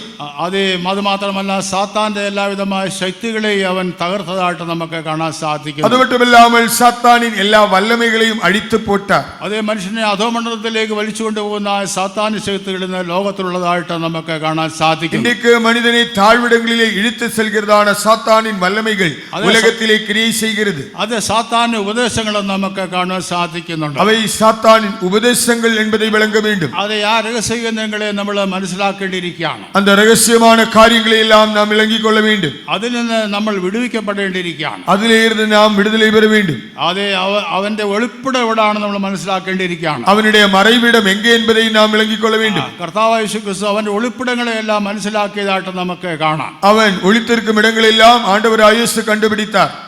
ഒരിക്കൽ ഞാനൊരു ഭവനത്തിൽ വിസിറ്റ് ചെയ്ത ആ സമയത്ത് വീട്ടുടയവൻ ആ മിറ്റം ഇങ്ങനെ കിളയ്ക്കുന്നതായിട്ട് ഞാൻ കണ്ടു. நான் ஒரு முறை ஒரு வீடை சந்திக்க சென்ற பொழுது அந்த வீட்டில் இருந்ததான மனிதன் அவர் முற்றத்திலே அவர் சில குழிகள் எல்லாம் எடுத்துக் கொண்டிருந்தார். സാധാരണയായിട്ട് ഞാൻ ചെല്ലുമ്പോൾ പാസ്റ്റർ എന്തുകൊണ്ട് വിശേഷം എന്ന് പറഞ്ഞ് കസേരയൊക്കെ എടുത്തു തരുന്ന ആ വ്യക്തിയാണ്. வழக்கமாக நான் போனால் பாஸ்டர் எப்படி இருக்கிறீர்கள் என்றெல்லாம் வினவி அவர் சேரெல்லாம் போட்டு தருகிறவர். ഞാൻ എന്നെ കണ്ടിട്ട് നെവർമേൻ്റെ ആടിയിരുന്ന ആ മിറ്റം ഇങ്ങനെ ഒരു കുന്താൽ വെച്ച് ഇങ്ങനെ കളച്ചോണ്ടിരിക്കുകയാണ്. ஆனால் அன்றைக்கு அவர் என்னை பார்த்த பொழுது அவர் என்னை கவனிக்காமல் அவருடைய வேலையே செய்து கொண்டிருந்தார். അപ്പം ഞാൻ ചിന്തിച്ചു, ഇതിനു വേണ്ടിയാണ് മിറ്റം കളയ്ക്കുന്നതെന്ന് ഞാൻ ചിന്തിച്ചു. அவர் எதற்காக இப்படியாக முற்றத்திலே இந்ததான வேலையில் செய்கிறார் என்பதை சிந்தித்தேன். കുറച്ച് കളച്ചതിന് ശേഷം അദ്ദേഹം ഒരു വലിയ പാമ്പിനെ അതിനകത്ത് നിന്ന് എടുത്ത് എന്നെ കാണിച്ചു. கொஞ்ச நேரம் அவர் இந்த நிலத்திலே வேலை செய்துவிட்டு ஒரு பெரிய பாம்பை எடுத்து எனக்கு காண்பித்தார். അതൊരു വലിയ മൂർഖൻ പാമ്പായിരുന്നു. அது ஒரு பெரிய நாகப்பாம்பு. അതിൻ്റെ ഒളിപ്പിടത്തെ താൻ കണ്ടുപിടിച്ച് അതിൻ്റെ പിന്നാലെ കിളച്ചു പോയതായിരുന്നു മനസ്സിലാക്കുവാൻ സാധിച്ചു. அது ஒளித்திருக்கிறதான இடத்தை கண்டுபிடித்து குழி எடுத்து அதை வெளியே கொண்டு வந்தார். അതെ, ഞാൻ ഈ പ്രവൃത്തി ചെയ്യുന്നില്ലെങ്കിൽ എൻ്റെ ഭവനത്തിലുള്ളവരെ ഇത് കടിക്കും, അതുകൊണ്ടാണ് താൻ അത് ചെയ്തത്. அவர் இது செய்யாவிட்டால் அந்த பாம்பு அந்த வீட்டில் உள்ளவர்களை கடிக்கும், அதனால் தான் அப்படி செய்தார். അപ്പോൾ തൻ്റെ പ്രവൃത്തിയെ ഞാൻ ചിന്തിച്ചു. நான் அவர் செய்த காரியங்களை சிந்தித்தேன். ആ പാമ്പിൻ്റെ ഒളിപ്പിടത്തെ താൻ അത് കണ്ടുപിടിച്ച് അത് കമ്പിൽ കുത്തി എന്നെ കാണിച്ചു. அந்த பாம்பு ஒளித்திருக்கும் இடத்தை கண்டுபிடித்து அது ஒரு கோலினாலே குத்தி எனக்கு காண்பித்தார். അതെ, നമ്മൾ ഇത് പ്രത്യേകമായിട്ട് അറിയേണ്ടിയിരിക്കുകയാണ്. நாம் இதை விசேஷமாக அறிய வேண்டும். അനേകരെ ആ പിശാച് എന്ന് വിഴുങ്ങിക്കൊണ്ടിരിക്കുന്നതായിട്ട് നമ്മൾ വായിക്കുക. இன்றைக்கு பிசாசானவன் அநேகரை விழுங்கிக் கொண்டிருக்கிறான். അതിൽ നിന്ന് ദൈവം നമ്മളെ വിടുവിക്കേണ്ടിയിരിക്കുകയാണ്. ஆனால் அதிலிருந்து தேவன் தாமே நம்மை விடுதலையாக்க வேண்டும். അനേകാര്യങ്ങളെ വിടുവിക്കേണ്ടിയിരിക്കുകയാണ്. അനേകായിരങ്ങളെ വിടുതലയാക്ക வேண்டும். അതെ, അതിനുവേണ്ടിയാണ് സുവിശേഷ മീറ്റിംഗ് തന്നെ നമ്മൾ വെച്ചിരിക്കുന്ന കാര്യം പ്രത്യേകമായിട്ട് ഓർപ്പിക്കുകയാണ്. அதற்காகத்தான் இப்படிப்பட்டதான சுவிசேஷ கூட்டங்கள் ஒழுங்கு செய்கிறோம். ഞാൻ പറഞ്ഞു വന്നതായ കാര്യം ആ താണലോകത്തിലേക്ക് വന്നവനായ യേശുവിനെയാണ് നമുക്ക് അറിവാണ്ടൊക്കെ സാധിക്കുന്നത്. நான் சொன்னது தாழ்விடங்களிலே இறங்கி சென்ற இயேசுவை நாம் அறிய வேண்டும். അതെ, അവൻ ഉയരത്തിലേക്ക് മനുഷ്യർക്ക് ദാനങ്ങളെ കൊടുത്തായിട്ട് നമുക്ക് കാണുവാൻ സാധിക്കുന്നു. ஆனால் அவர் உன்னதத்திற்கு ஏறி மனிதர்களுக்கு ஈவை கொடுத்தார். ആ വിവിധ ദാനങ്ങളെ കുറിച്ച് നമുക്ക് കാണുവാൻ സാധിക്കുന്നു. ஆவிக்குரிய வரங்களை குறித்து நாம் காண்கிறோம். അതെ, എഫെസ്യ ലേഖനത്തിൽ വായിക്കുമ്പോൾ സുവിശേഷം ഒരു ദാനമായിട്ട് നമുക്ക് കാണാം. എഫേസ്യ നിരുപത്തിലെ പഠിക്കുമ്പോൾ സുവിശേഷം ഒരു ഈവ്. അതെ, ക്രിസ്തു ഒരു ദാനമായിട്ട് നമുക്ക് കാണുവാൻ സാധിക്കുന്നു. ക്രിസ്തുവെയും ഒരു ഈവാக കാണ முடியும். അതെ, പരിശുദ്ധാത്മാവ് ഒരു ദാനമായിട്ട് നമുക്ക് കാണുവാൻ സാധിക്കുന്നു. പരിശുദ്ധ ആവിയെയും നാം ഒരു വരமாக കാണ முடியும். അതെ, എന്നെ നിങ്ങളെ ഉയരത്തിൽ കർത്താവിനോട് ഇരിക്കേണ്ടതിനായിട്ട് അവൻ പല ദാനങ്ങളെ തന്നിരിക്കുന്നതായിട്ട് നമുക്ക് കാണാം. நானும் நீங்கள் உன்னதத்திலே ஆண்டவரோடு கூட இருக்கும்படியாக பலவிதமான ஈவுகளை வரங்களை தருகிறார். ആ ദാനങ്ങൾ സ്വീകരിച്ചുകൊണ്ട് നമ്മൾ കർത്താവിനോട് കൂടി ഇരിക്കേണ്ടവരാണെന്നുള്ള കാര്യം കൂടി ഓർപ്പിക്കുക. அந்த ஈவுகளை பெற்று நாம் அவரோடு கூட இருக்க வேண்டும். ഇത്ര വലിയ രക്ഷയും പ്രത്യാശയും ഇത്ര വലിയ രക്ഷയും പദവിയും പ്രത്യാശയും ഏഴയിൽ പകർന്ന യേശു എത്ര നല്ലവൻ. ഈ ഏഴയിൽ പകർന്ന യേശു എത്ര നല്ലവൻ. യേശു നല്ലവൻ, യേശു നല്ലവൻ, യേശു നല്ലവൻ, യേശു നല്ലവൻ. അവന്റെ നാമം വലിയത്, ദയ നീക്കുമുള്ളത്. അവന്റെ നാമം വലിയത്, ദയ നീക്കുമുള്ളത്. യേശു നല്ലവൻ. സ്തോത്രം. ഇത്ര വലിയ രക്ഷ എന്നാണ് നമ്മൾ പാടിയത്. நாம் பாடினோம் இவ்வளவு பெரிதான ரட்சிப்பு. അത് എല്ലാം പാടുവാനുള്ളതായ സമയമില്ല. எல்லாம் பாட நேரமில்லையே.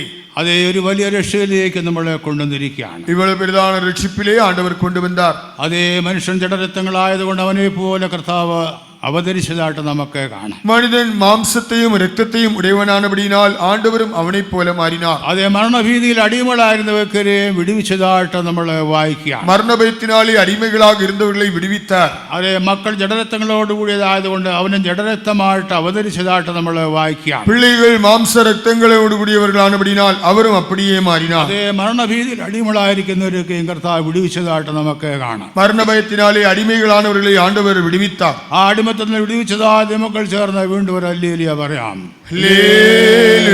സ്തോത്രം. ആ വിടുതലിന്റെ ശുദ്ധമായി അനുഭവിക്കുന്നവരാണ് നാം ഓരോരുത്തരും. அந்த விடுதலின் சுத்தமான காற்றை நாம் அனுபவிக்கிறோம். എത്ര പേര് വിടുവിക്കപ്പെടാത്ത ആ കാരാഗ്രഹത്തിന് അനുഭവത്തിൽ നിന്ന് ജീവിക്കുന്നതായിട്ട് നമുക്ക് കാണാൻ സാധിക്കും. ஆனால் இன்றைக்கும் எத்தனையோ பேர் விடுதலை பெறாமல் அந்த சிறைச்சாலையின் அனுபவத்திலே வாழ்கிறார்கள். അതെ, വിലയും സമ്മാനവും കൊടുക്കാതെ കർത്താവ് നമ്മളെ വിടുവിച്ചതായിട്ട് നമുക്ക് കാണാൻ സാധിക്കുന്നു. பணமும் விலையும் கொடுக்காமல் ஆண்டவர் நம்மை விடுதலையாக்கினதாய் காண்கிறோம். അതെ, പഴയ നിയമകാലത്ത് ഉദ്ധാരണ ദ്രവ്യം കൊടുക്കണമായിരുന്നു. பழைய ஏற்பாட்டு நாட்களிலே மீட்கும் பொருளை கொடுக்க வேண்டியதாக അതെ, இருந்தது. പഴയ ഗ്രീസിലൊക്കെ ഉദ്ധാരണ ദ്രവ്യം കൊടുത്താണ് അനേകരെ മോചിപ്പിക്കുന്നുള്ള ചരിത്രമുണ്ട്. பழைய நாட்களிலே அந்த கிரீஸிலே அடிமைகளை அவர்கள் மீட்கும் பொருளை கொடுத்துதான் விடுவித்தார்கள். അതെ, കുറ്റവാളികൾക്ക് ഉദ്ധാരണ ദ്രവ്യവും വീണ്ടെടുപ്പിന്റെ വിലയും പ്രത്യേകമായിട്ട് കൊടുക്കണമായിരുന്നു. அந்த குற்றவாளிகளுக்காக இந்த மீட்பின் கிரியம் அதன் கிரயப்பொருளை அவர்கள் கொடுக்க வேண்டும். അവർ പറയുന്ന ഉദ്ധാരണ ദ്രവ്യം അവരുടെ കയ്യിൽ കൊടുക്കണമായിരുന്നു. அவர்கள் தேவைப்படுகிறதான அந்த மீட்பின் விலை, அந்த மீட்கும் பொருளை கொடுக்க வேண்டும். അത് മോചനദ്രവ്യവും പ്രത്യേകമായിട്ട് കൊടുക്കണമായിരുന്നു. அவர்களை அந்த மீட்கும் பொருளான பணத்தை விசேஷமாக கொடுக்க வேண்டும். അത് മതിപ്പ് വിലയാണ്. മതിപ്പ് വില എന്ന് നമുക്ക് കാണുവാൻ സാധിക്കും. அவர்களை மதிக்கிறதான விலை என்பதை காண முடியும். ആ ഗ്രീസിലെ പ്രത്യേകമായ ഒരു പ്രതിമയുണ്ട്. கிரீஸிலே ஒரு சொரூபம் இருக்கிறது. അത് 4 കൈയുള്ളതായ ഒരു സ്ത്രീയുടെ രൂപമായിരുന്നു. அது 4 கைகள் உடையதான ஒரு சிலை. 2 കൈയിലും പ്രത്യേകമായിട്ട് ദ്രവ്യം കൊടുത്തു വെച്ചിരിക്കുകയാണ്. அந்த 2 கையிலும் பணம் இருக்கிறது. ഒരു കൈ കൊണ്ടൊരു ത്രാസ് ഉയർത്തി പിടിച്ചിരിക്കുകയാണ്. ஒரு கையிலே ஒரு துலாசை அவர்கள் பிடித்திருக்கிறார்கள். ഒരു കൈയിലൊരു വാൾ വെച്ചിരിക്കുകയാണ്. மறு கையிலே ஒரு பட்டயம் இருக்கிறது. അതെ പുരാണ ഗ്രീസിലെ ഒരു പ്രത്യേകമായ പ്രതിമയായിരുന്നു. அது அந்த பழைய கிரீஸிலே இருந்ததான ஒரு சிலை. അതെ, ഒരുത്തന് മോചനം നേടണമെന്നുണ്ടെങ്കിൽ അവർ പറയുന്നത് കൊടുക്കണമെന്നുള്ളതായിരുന്നു അതിന്റെ അർത്ഥം. ഒരുവൻ மீட்கப்பட வேண்டும் என்றால் தேவைப்படுகிறதான பணம் கொடுக்க வேண்டும். അതിന്റെ പ്രത്യേകമായ ഇന്ത്യയിൽ വന്നപ്പോൾ 4 കൈയുള്ളതായ ദേവിയായിട്ട് മാറ്റപ്പെട്ടു. ஆனால் அது இந்தியாவிலே வந்த பொழுது அந்த சிலை 4 கைകളുள்ள தேவியாக மாறிவிட்டதாம். അത് പലവിധമായ രൂപാന്തരം വരുത്തി അതിനെ ദേവിയായിട്ട് ആരാധിക്കുന്നതായിട്ട് നമുക്ക് കാണാം. പലവിധமான മാറുதல்கள் அதிலே உண்டு பண்ணி தேவியாக மாற்றி அவர்கள் தொழுது கொண்டார்கள். ഇന്നുള്ളതായ ഇന്ത്യൻ കോടതികളിലും ഈ പ്രതിമ വെച്ചിട്ടുണ്ട്. അത് 2 കൈയിൽ അത് ത്രാസ് വെച്ചിരിക്കുന്ന പ്രത്യേകമായ ഒരു പ്രതിമയാണ്. നമ്മുടെ നാട്ടിലെ നീതിമன்றங்களிலே இப்படிப்பட்டதான சிலுவை இருக்கிறது. 2 கைகளுண்டு, ஒரு கையிலே தராசு இருக்கிறது. അതെ, പഴയ പ്രതിമയെ രൂപാന്തരപ്പെടുത്തി പല രൂപത്തിലാക്കി വെച്ചിരിക്കുന്നതായിട്ട് നമുക്ക് കാണാം. പഴയ சிலைக்கு சில மாற்றங்கள் வரப்பண்ணி இப்படியாக செய்திருக்கிறார்கள். അത് പ്രത്യേകമായ തൂക്കം എന്ന് നമുക്ക് കാണാൻ സാധിക്കും. അത് നിർത്തി பார்ப்பது என்பது விளங்கிக் கொள்ளலாம். അതെ, നമ്മളുടെ ഉദ്ധാരണ ദ്രവ്യവും വീണ്ടെടുപ്പ് വിലയും എല്ലാം കർത്താവ് കൊടുത്തതായിട്ട് നമ്മൾ വായിക്കാം. ആകയാൽ നമ്മുടെ மீட்கும் பொருள், மீட்கும் விலை ஆண்டவர் செலுத்தி இருக்கிறார். നമ്മൾ പ്രത്യേകമായിട്ടൊന്നും കൊടുക്കാതെ കർത്താവ് നമ്മളെ സൗജന്യമായിട്ട് വീണ്ടെടുത്തതായിട്ട് നമുക്ക് കാണാൻ സാധിക്കും. നാമാക ഇനി ഒന്നും കൊടുക്ക தேவையில்லை. ஆண்டவர் நம்மை இலவசமாக மீட்டுக் கொண்டார். അവൻ തന്നെ യാഗമായി തീർന്ന വീണ്ടെടുപ്പ് സ്വയമായിട്ട് കൊടുത്തതായിട്ട് നമുക്ക് കാണാൻ സാധിക്കും. அவர் தம்மை தாமே பலியாக செலுத்தி அந்த மீட்கும் பொருளை, கிரயத்தை செலுத்தினார். അത് BC 500 ഈ പ്രത്യേകമായ ആചാരങ്ങൾ അത് പുരാതന യെരുശലേമിലും ഉണ്ടായിരുന്നതായിട്ട് ചരിത്രം പറയുകയാണ്. 500 சில பிரத்யேகமான ஆச்சாரங்கள் പഴയ ഇസ്രായേലിലും ഇരുന്നതാം. അതുകൊണ്ടാണ് സെക്രിയാപ്രവൻ പറയുന്നത്, നിങ്ങൾ എനിക്ക് തരുന്നതായ உத்தாரண திரவியம் എന്തെന്ന് ചോദിക്കുകയാണ്. ஆதலால் சகரியா சொல்கிறார், நீங்கள் அதற்காக கொடுக்கும் விலை பொருள் தான் என்ன? അതെ, നിങ്ങൾ എനിക്ക് തരുന്നതായ മതിപ്പ് വില എന്താണെന്ന് പ്രത്യേകമായിട്ട് ചോദിക്കുകയാണ്. நீங்கள் எனக்காக செலுத்தும் விலை என்ன என்று அவர் கேட்கிறார். അത് പ്രത്യേകം ഉപമാനമായിട്ടാണ് പറഞ്ഞിരിക്കുന്നത്, നമ്മൾ വായിക്കുകയാണ്. അത് ഒരു ഉപമയാக சொல்வதை காண முடியும். അതെ, BC 500 കാലഘട്ടത്തിൽ യെരുശലേമിലും അന്ധവിശ്വാസങ്ങളും ദുരാചാരങ്ങളും മുറ്റുനിന്നതായ കാലഘട്ടമായിരുന്നു. கிமு 500 ഇസ്രായേലിലെ இப்படிப்பட்டதான சில தவறான ஆச்சாரங்கள் எல்லாம் அங்கே இருந்தது. അവർ പറയുന്നുണ്ട്, അതെ, അവർ 30 വെള്ളിക്കാശ് തൂക്കി കൊടുത്തായിട്ട് നമ്മൾ വായിക്കും. ஆனால் 30 വെള്ളിക്കാശை நிறுத்தி கொடுத்ததை காண முடியும். പിന്നെയും പറയാണ്, നല്ല വിലയായിരിക്കുന്നു, അത് ഈ ഉദ്ധാരണ ദ്രവ്യം നല്ലതായിരിക്കുന്നു പറയാം. இது நல்ல விலைதான், மீட்கும் பொருளான ஒரு நல்ல விலைதான் என்று சொல்கிறார். നിങ്ങൾ എനിക്ക് വേണ്ടി തന്നതായ ഉദ്ധാരണ ദ്രവ്യം നല്ലത് തന്നെ എന്ന് പറയുകയാണ്. நீங்கள் எனக்காக தந்ததான அந்த மீட்பின் விலை என்பது நல்லது தான் என்று சொல்கிறார். ഇസ്രായേൽ മക്കൾ വിലമതിച്ചതിന്റെ വിലയെന്ന് നമുക്ക് കാണുവാൻ സാധിക്കുന്നുണ്ട്. ഇസ്രായേൽ മക്കൾ, ഇസ്രായേൽ ജനങ്ങൾ വിലമതിച്ച വില, അവர்கள் വിലയിട്ടതാണ് அந்த விலை. എന്നാൽ കർത്താവ് യേശു ക്രിസ്തുവിന്റെ വില നമ്മൾ മനസ്സിലാക്കേണ്ടിയിരിക്കുകയാണ്. ஆனால் இயேசுவின் விலை மதிப்பு என்ன என்பதை விளங்கிக் கொள்ள வேண்டும். അതെ, മുഴുവൻ ലോകത്തെ വീണ്ടെടുത്തവനായ കർത്താവിനെയാണ് നമുക്ക് കാണുവാൻ സാധിക്കുന്നത്. മുഴുവൻ ലോകത്തെ மீட்டெடுத்த ஆண்டவரை நாம் காண முடியும். അതെ, നമ്മളെ വീണ്ടെടുത്തിരിക്കുന്ന വെള്ളി പൊന്ന് മുതലായി അഴിഞ്ഞു പോകുന്ന വസ്തുക്കളെ കൊണ്ടല്ല എന്ന് നമ്മൾ വായിക്കുകയാണ്. നമ്മെ மீட்டெடுத்திருப்பது பொன் வெள்ளி முதலாக அழிந்து போகிறதான பொருட்களினால் அல்ல. അതെ, ക്രിസ്തു എന്ന നിർദോഷവും നിഷ്കളമായ കുഞ്ഞാടിന്റെ രക്തത്താൽ നമ്മൾ വീണ്ടെടുക്കപ്പെട്ടവരാണ്. ക്രിസ്തുവിനും മാസറ്റ കപടറ്റ ആട്ടുകുട്ടിയുടെ രക്തത്തിനാലേ மீட்கப்பட்டிருக்கிறோம். കുഞ്ഞാട്ടിന്റെ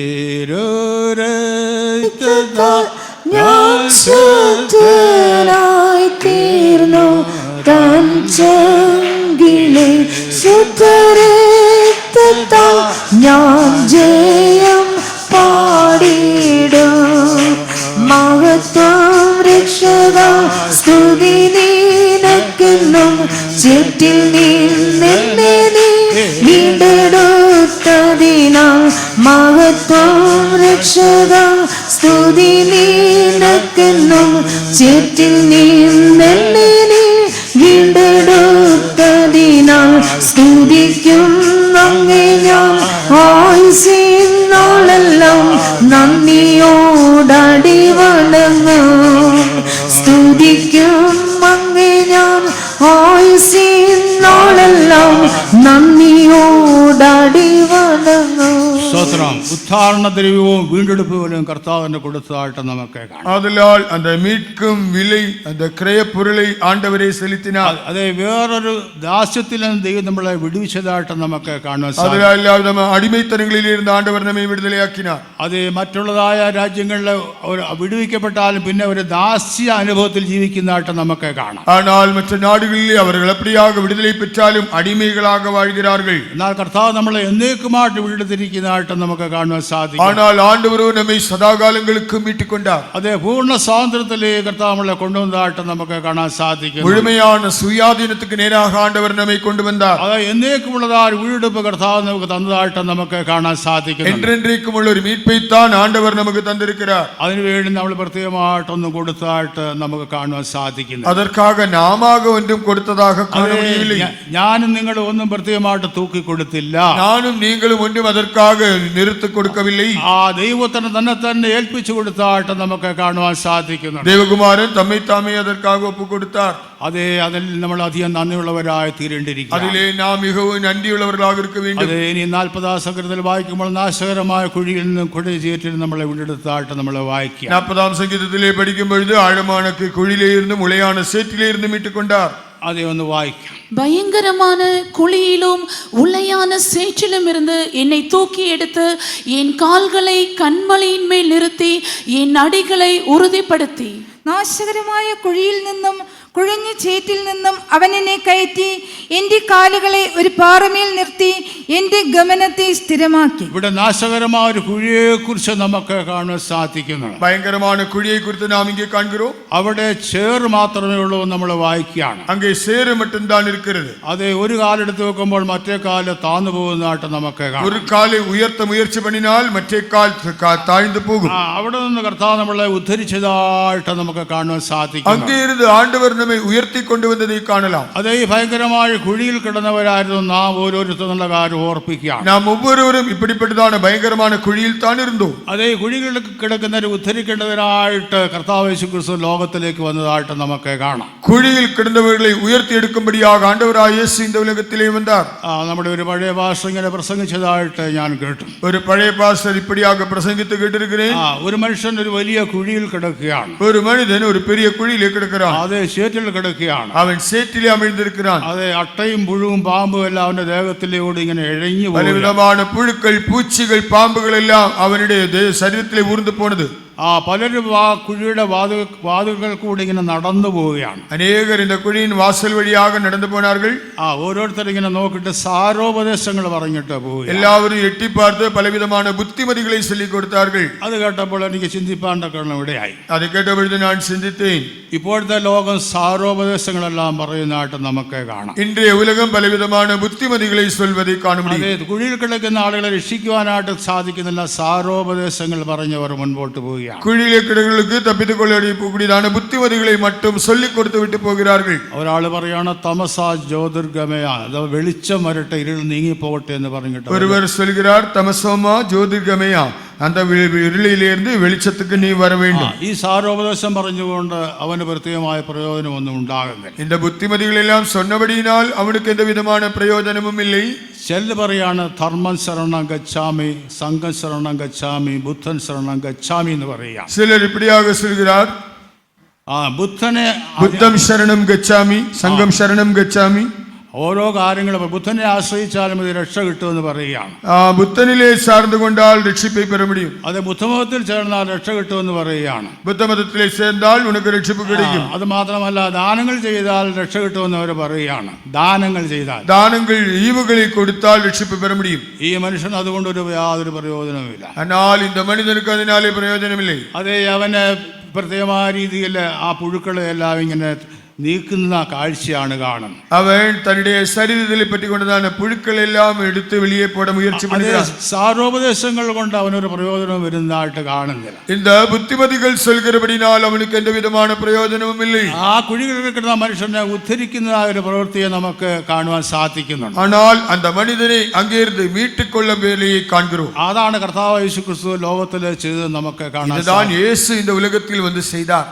ആ ഉത്ഥാന പ്രവൃത്തിയാണ് കർത്താവ് ചെയ്യുന്നുള്ള കാര്യം ഓർക്കേണ്ടിയിരിക്കുകയാണ്. அந்த மீட்பின் கிரியைத்தான் ஆண்டவர் செய்தார். അതെ, ആ കുഴിയിലേക്ക് അവൻ ഇറങ്ങിയതായിട്ട് നമുക്ക് കാണാൻ സാധിക്കും. இயேசுதாமே அந்த குழிக்குள்ளாக இறங்கினார். അതെ, അങ്ങനെ നമ്മളെ എടുത്ത് ഉയരത്തിലേക്ക് കൊണ്ടുപോയതായിട്ട് നമുക്ക് കാണാൻ സാധിക്കുന്നു. அப்படியாக நம்மை எடுத்து உயர்த்தி உன்னதங்களிலே கொண்டு போனார். അതെ, ക്രിസ്തുയേശുള്ളതായ രക്ഷയിലേക്ക് നമ്മളെ കൊണ്ടുവന്നതായിട്ട് നമുക്ക് കാണാൻ സാധിക്കുന്നു. கிறிஸ்து இயேசுவின் மூலமாக கிடைக்கும் ரட்சிப்புக்குள்ளே நம்மை கொண்டு வந்தார். അതെ, അങ്ങനെയാണ് നമ്മൾ ഓരോരുത്തരും പ്രത്യേകമായ സ്ഥാനത്തെ കൊണ്ടുവന്നത്. அப்படிதான் நாம் ஒவ்வொருவரும் இந்த உன்னத ஸ்தானங்களிலே வந்தோம். അതെ, അവന്റെ ഗമനത്തെ സ്ഥിരമാക്കി എന്നെ ഒരു പാറമേൽ നിർത്തി എന്ന് നമ്മൾ വായിക്കുകയാണ്. அவர் கால்களை கண்மையிலே நிறுத்தி அடிகளை உறுதிப்படுத்தினார். അതെ, നമ്മുടെ ഗമനത്തെ സ്ഥിരമാക്കി നമ്മൾ വായിക്കുകയാണ്. நம்முடைய அடிகளை எல்லாம் உறுதிப்படுத்தினார். അതെ, നമ്മൾ എങ്ങോട്ട് പോകണമെന്നുള്ളതായ കർത്താവ് ചൂണ്ടിക്കാണിച്ചതായിട്ട് നമുക്ക് കാണാൻ நாம் സാധിക്കും. எங்கே போக வேண்டும் என்று ஆண்டவர் சுட்டிக்காட்டுகிறார். ആ കർത്താവായ യേശുക്രിസ്തു എന്ന പാറമേൽ നമ്മുടെ കാലുകളെ നിർത്തിയതായിട്ട് നമുക്ക് കാണാൻ സാധിക്കുന്നു. கர்த்தராகிய இயேசு கிறிஸ்துவின் கண்மலையின் மேல் நம்முடைய கால்களை நிறுத்தினார்.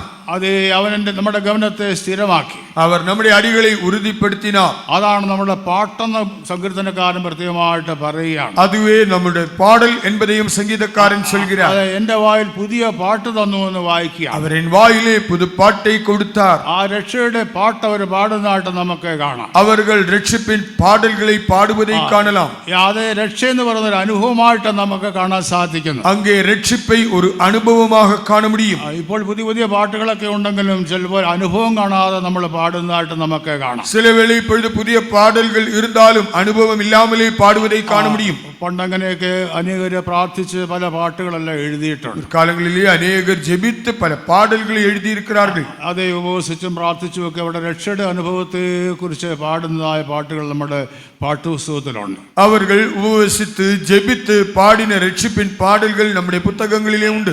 ആ പാട്ടുകളൊക്കെ എനിക്ക് വലിയ ഇഷ്ടമാണ്. அந்த பாடல்கள் எனக்கு மிகவும் பிரியமானவைகள். ആ രക്ഷയുടെ അനുഭവത്തെ കുറിച്ച് അവർ പാടിയ പാട്ടുകളെല്ലാം അതിനകത്ത് എഴുതിയായിട്ട് ഞാൻ വായിച്ചിട്ടുണ്ട്. அந்த ரட்சிப்பின் பாடல்கள் அவர்கள் எழுதியிருப்பதை காண முடியும். ആ രക്ഷയുടെ ഒരു അനുഭവമായിട്ട് നമുക്ക് കാണുവാൻ സാധിക്കുന്നു. அந்த ரட்சிப்பை ஒரு அனுபவமாகவே காணலாம். അതേ, അവന്റെ കാലുകളെ പാറമേൽ നിർത്തി എന്നുള്ള കാര്യം നമ്മൾ മറന്നു കളയരുത്. நம்முடைய கால்களை கண்மலையின் மேல் நிறுத்தினார் என்பதை மறக்க கூடாது. ആ രക്ഷയുടെ അനുഭവത്തിലേക്ക് കർത്താവ് നമ്മളെ കൊണ്ടുവന്നതായിട്ട് നമുക്ക് കാണാം. ஆண்டவர் அந்த ரட்சிப்பின் அனுபவத்திலே நம்மை கொண்டு வந்ததை അതെ, ഒരു സമയത്ത് നമ്മൾ എവിടെയായിരുന്നുള്ള കാര്യം നമ്മളെ ചിന്തിക്കേണ്ടിയിരിക്കുക. ஒரு காலத்திலே நாம் எங்கேதான் இருந்தோம். അതെ, കുഴിയിൽ വീണതായ ഒരു ആനയെ രക്ഷിക്കണമെന്നുണ്ടെങ്കിൽ അതിന് അഭ്യാസമുള്ളതായ വേറൊരു ആനയെ കൊണ്ടുവരേണ്ടിയിരിക്കുക. குழியிலே ஒரு யானை விழுந்தால் நல்ல பயிற்சி செய்துதான் ஒரு யானை தான் வர வேண்டும். അത് പ്രത്യേകമായ രീതിയിൽ അതിന്റെ പുറത്ത് കാലുറപ്പിച്ച് നിർത്തിയിട്ടാണ് മറ്റേ ആനയെ ഉദ്ധരിക്കുന്നത് എന്നുള്ള കാര്യം കേട്ടിട്ടുണ്ട്. அது விசேஷித்த விதத்திலே அதை பிடித்து நின்று கொண்டுதான் இந்த யானையை மீட்டுக் கொள்ளும் என்பதை குறித்து கேட்டிருக்கிறேன். അതെ, അതുപോലെ കർത്താവ് നമ്മളെ ഇപ്പോൾ ആ ഭയങ്കരമായ സ്ഥാനത്ത് നമ്മളെ ഉദ്ധരിച്ച് പ്രത്യേക സ്ഥാനത്ത് നിർത്തിയിരിക്കുന്നതായിട്ട് നമുക്ക് കാണാം. அப்படியாக ஆண்டவர் அந்த பயங்கரமான இடத்திலிருந்து நம்மை மீட்டு உன்னதமான இடத்தில் நிற்க செய்திருக்கிறார். ആ വചനപ്രകാരം ദൈവം നമ്മളെ വിടുവിച്ചിരിക്കുകയാണ്. இந்த வசனத்தின்படி ஆண்டவர் நம்மை விடுதலையாக்கினார். ഇനി അപ്പോസ്തലൻ പറയുന്നു, ഈ മരണകരമായ ശരീരത്തിൽ തന്നെ ആ വിടുവിക്കുന്നു. அப்போஸ்தலன் கேட்கிறார், இந்த மரணத்துக்கு ஏதுவான சரீரத்தை யார் என்னை விடுதலையாக்குவார்?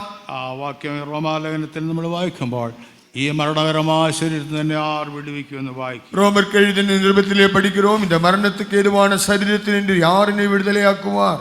7:24. വായിക്കും. நிர்பந்தமான மனுஷன் நான், இந்த மரண சரீரத்தினின்று யார் என்னை விடுதலையாக்குவார்? അയ്യോ, ഞാൻ അരിഷ്ട മനുഷ്യൻ, ഈ മരണത്തിന് അധീനമായ ശരീരത്തിൽ നിന്ന് എന്നെ ആർ വിടുവിക്കും? അതെ, ഞാൻ അരിഷ്ട മനുഷ്യൻ, ഈ മരണകരമായ ശരീരത്തിൽ തന്നെ ആർ വിടുവിക്കുമെന്ന് പറയുകയാണ്. ஐயோ, நான் நிர்பந்தமான மனுஷன், இந்த மரண சரீரத்தில் என்னை யார் விடுதலையாக்குவார்? അതെ, ഞാൻ പാപത്തിനും മരണത്തിനും ദാസനായിരുന്നു എന്ന് താൻ സ്വയം സമ്മതിക്കുന്നതായിട്ട് നമുക്ക് കാണാം. நான் பாவத்துக்கும் மரணத்துக்கும் ஊழியம் செய்தேன் என்று அவர் ஒத்துக்கொள்வதை காண முடியும். അതെ, തന്റെ അവസ്ഥയെക്കുറിച്ച് താൻ പ്രത്യേകമായിട്ട് അറിയുന്നതായിട്ട് നമുക്ക് കാണുവാൻ സാധിക്കുന്നു. தன்னுடைய நிலவரத்தை குறித்து அவர் நன்கு விளங்கி இருந்தார். ഞാൻ പാപത്തിന് ദാസനായി വിൽക്കപ്പെട്ടവനെന്ന് പ്രത്യേകമായിട്ട് പറയുകയാണ്. நான் பாவத்துக்கு ஊழியம் செய்யும்படியாக விற்கப்பட்டேன். താൻ നല്ലവണ്ണം പഠിപ്പുള്ളതായ ഒരു വ്യക്തിയായിരുന്നു. அவர் நல்ல கல்வி அறிவுள்ள நபர். താനൊരു ധനവാനായിരുന്നു നമ്മൾ വായിക്കുക. அவர் நல்ல ஒரு ஐஸ்வர்யவான். എന്നാൽ താൻ സ്വയം പറയുകയാണ്, ഈ മരണകരമായ ശരീരത്തിൽ തന്നെ ആർ വിടുവിക്കുമെന്ന് വായിക്കുക. ஆனால் அவரே சொல்கிறார், இந்த மரண சரீரத்தின் என்னை யார் விடுதலையாக்குவார்? അതേ, കർത്താവായ യേശുക്രിസ്തു മൂലം വിടുതലെന്ന് നമ്മൾ വായിക്കുക. ஆண்டவராய் இயேசு விடுதலை தருகிறார். ആ വിടുതലിന്റെ അനുഭവമാണ് കർത്താവ് ഇപ്പോൾ തന്നിരിക്കുന്ന ഓർക്കേണ്ടിരിക്കുക. அந்த விடுதலின் அனுபவத்தை இயேசு தந்தார் என்பதை நினைவில் கொள்ள வேண்டும். അതിനായി ദൈവം നമ്മളെ വിളിച്ചിരിക്കുന്നതായിട്ട് നമുക്ക് കാണാം. அதற்காக தேவன் நம்மை அழைத்திருக்கிறார். ദൈവനാമത്തിന് മഹത്വം. தேவநாமத்துக்கு மகிமை. ആ നാശകരമായ അനുഭവത്തിൽ കർത്താവ് വിടുവിച്ച് പ്രത്യേകമായ അനുഭവത്തിലേക്ക് ദൈവം നമ്മളെ அந்த കൊണ്ടുവന്നിരിക്കുന്നു. பயங்கரமான அழிவின் குழியிலே இருந்து ஆண்டவர் நம்மை விடுவித்து இந்த விசேஷமான அனுபவத்திலே கொண்டு வந்தார். ആ മരണത്തിന്റെ വിഷത്തിൽ നിന്ന് നമ്മളെ വിടുവിച്ചതായിട്ട് നമുക്ക് കാണാൻ സാധിക്കും. மரணத்தின் விஷத்திலே இருந்து ஆண்டவர் நம்மை விடுவித்தார்.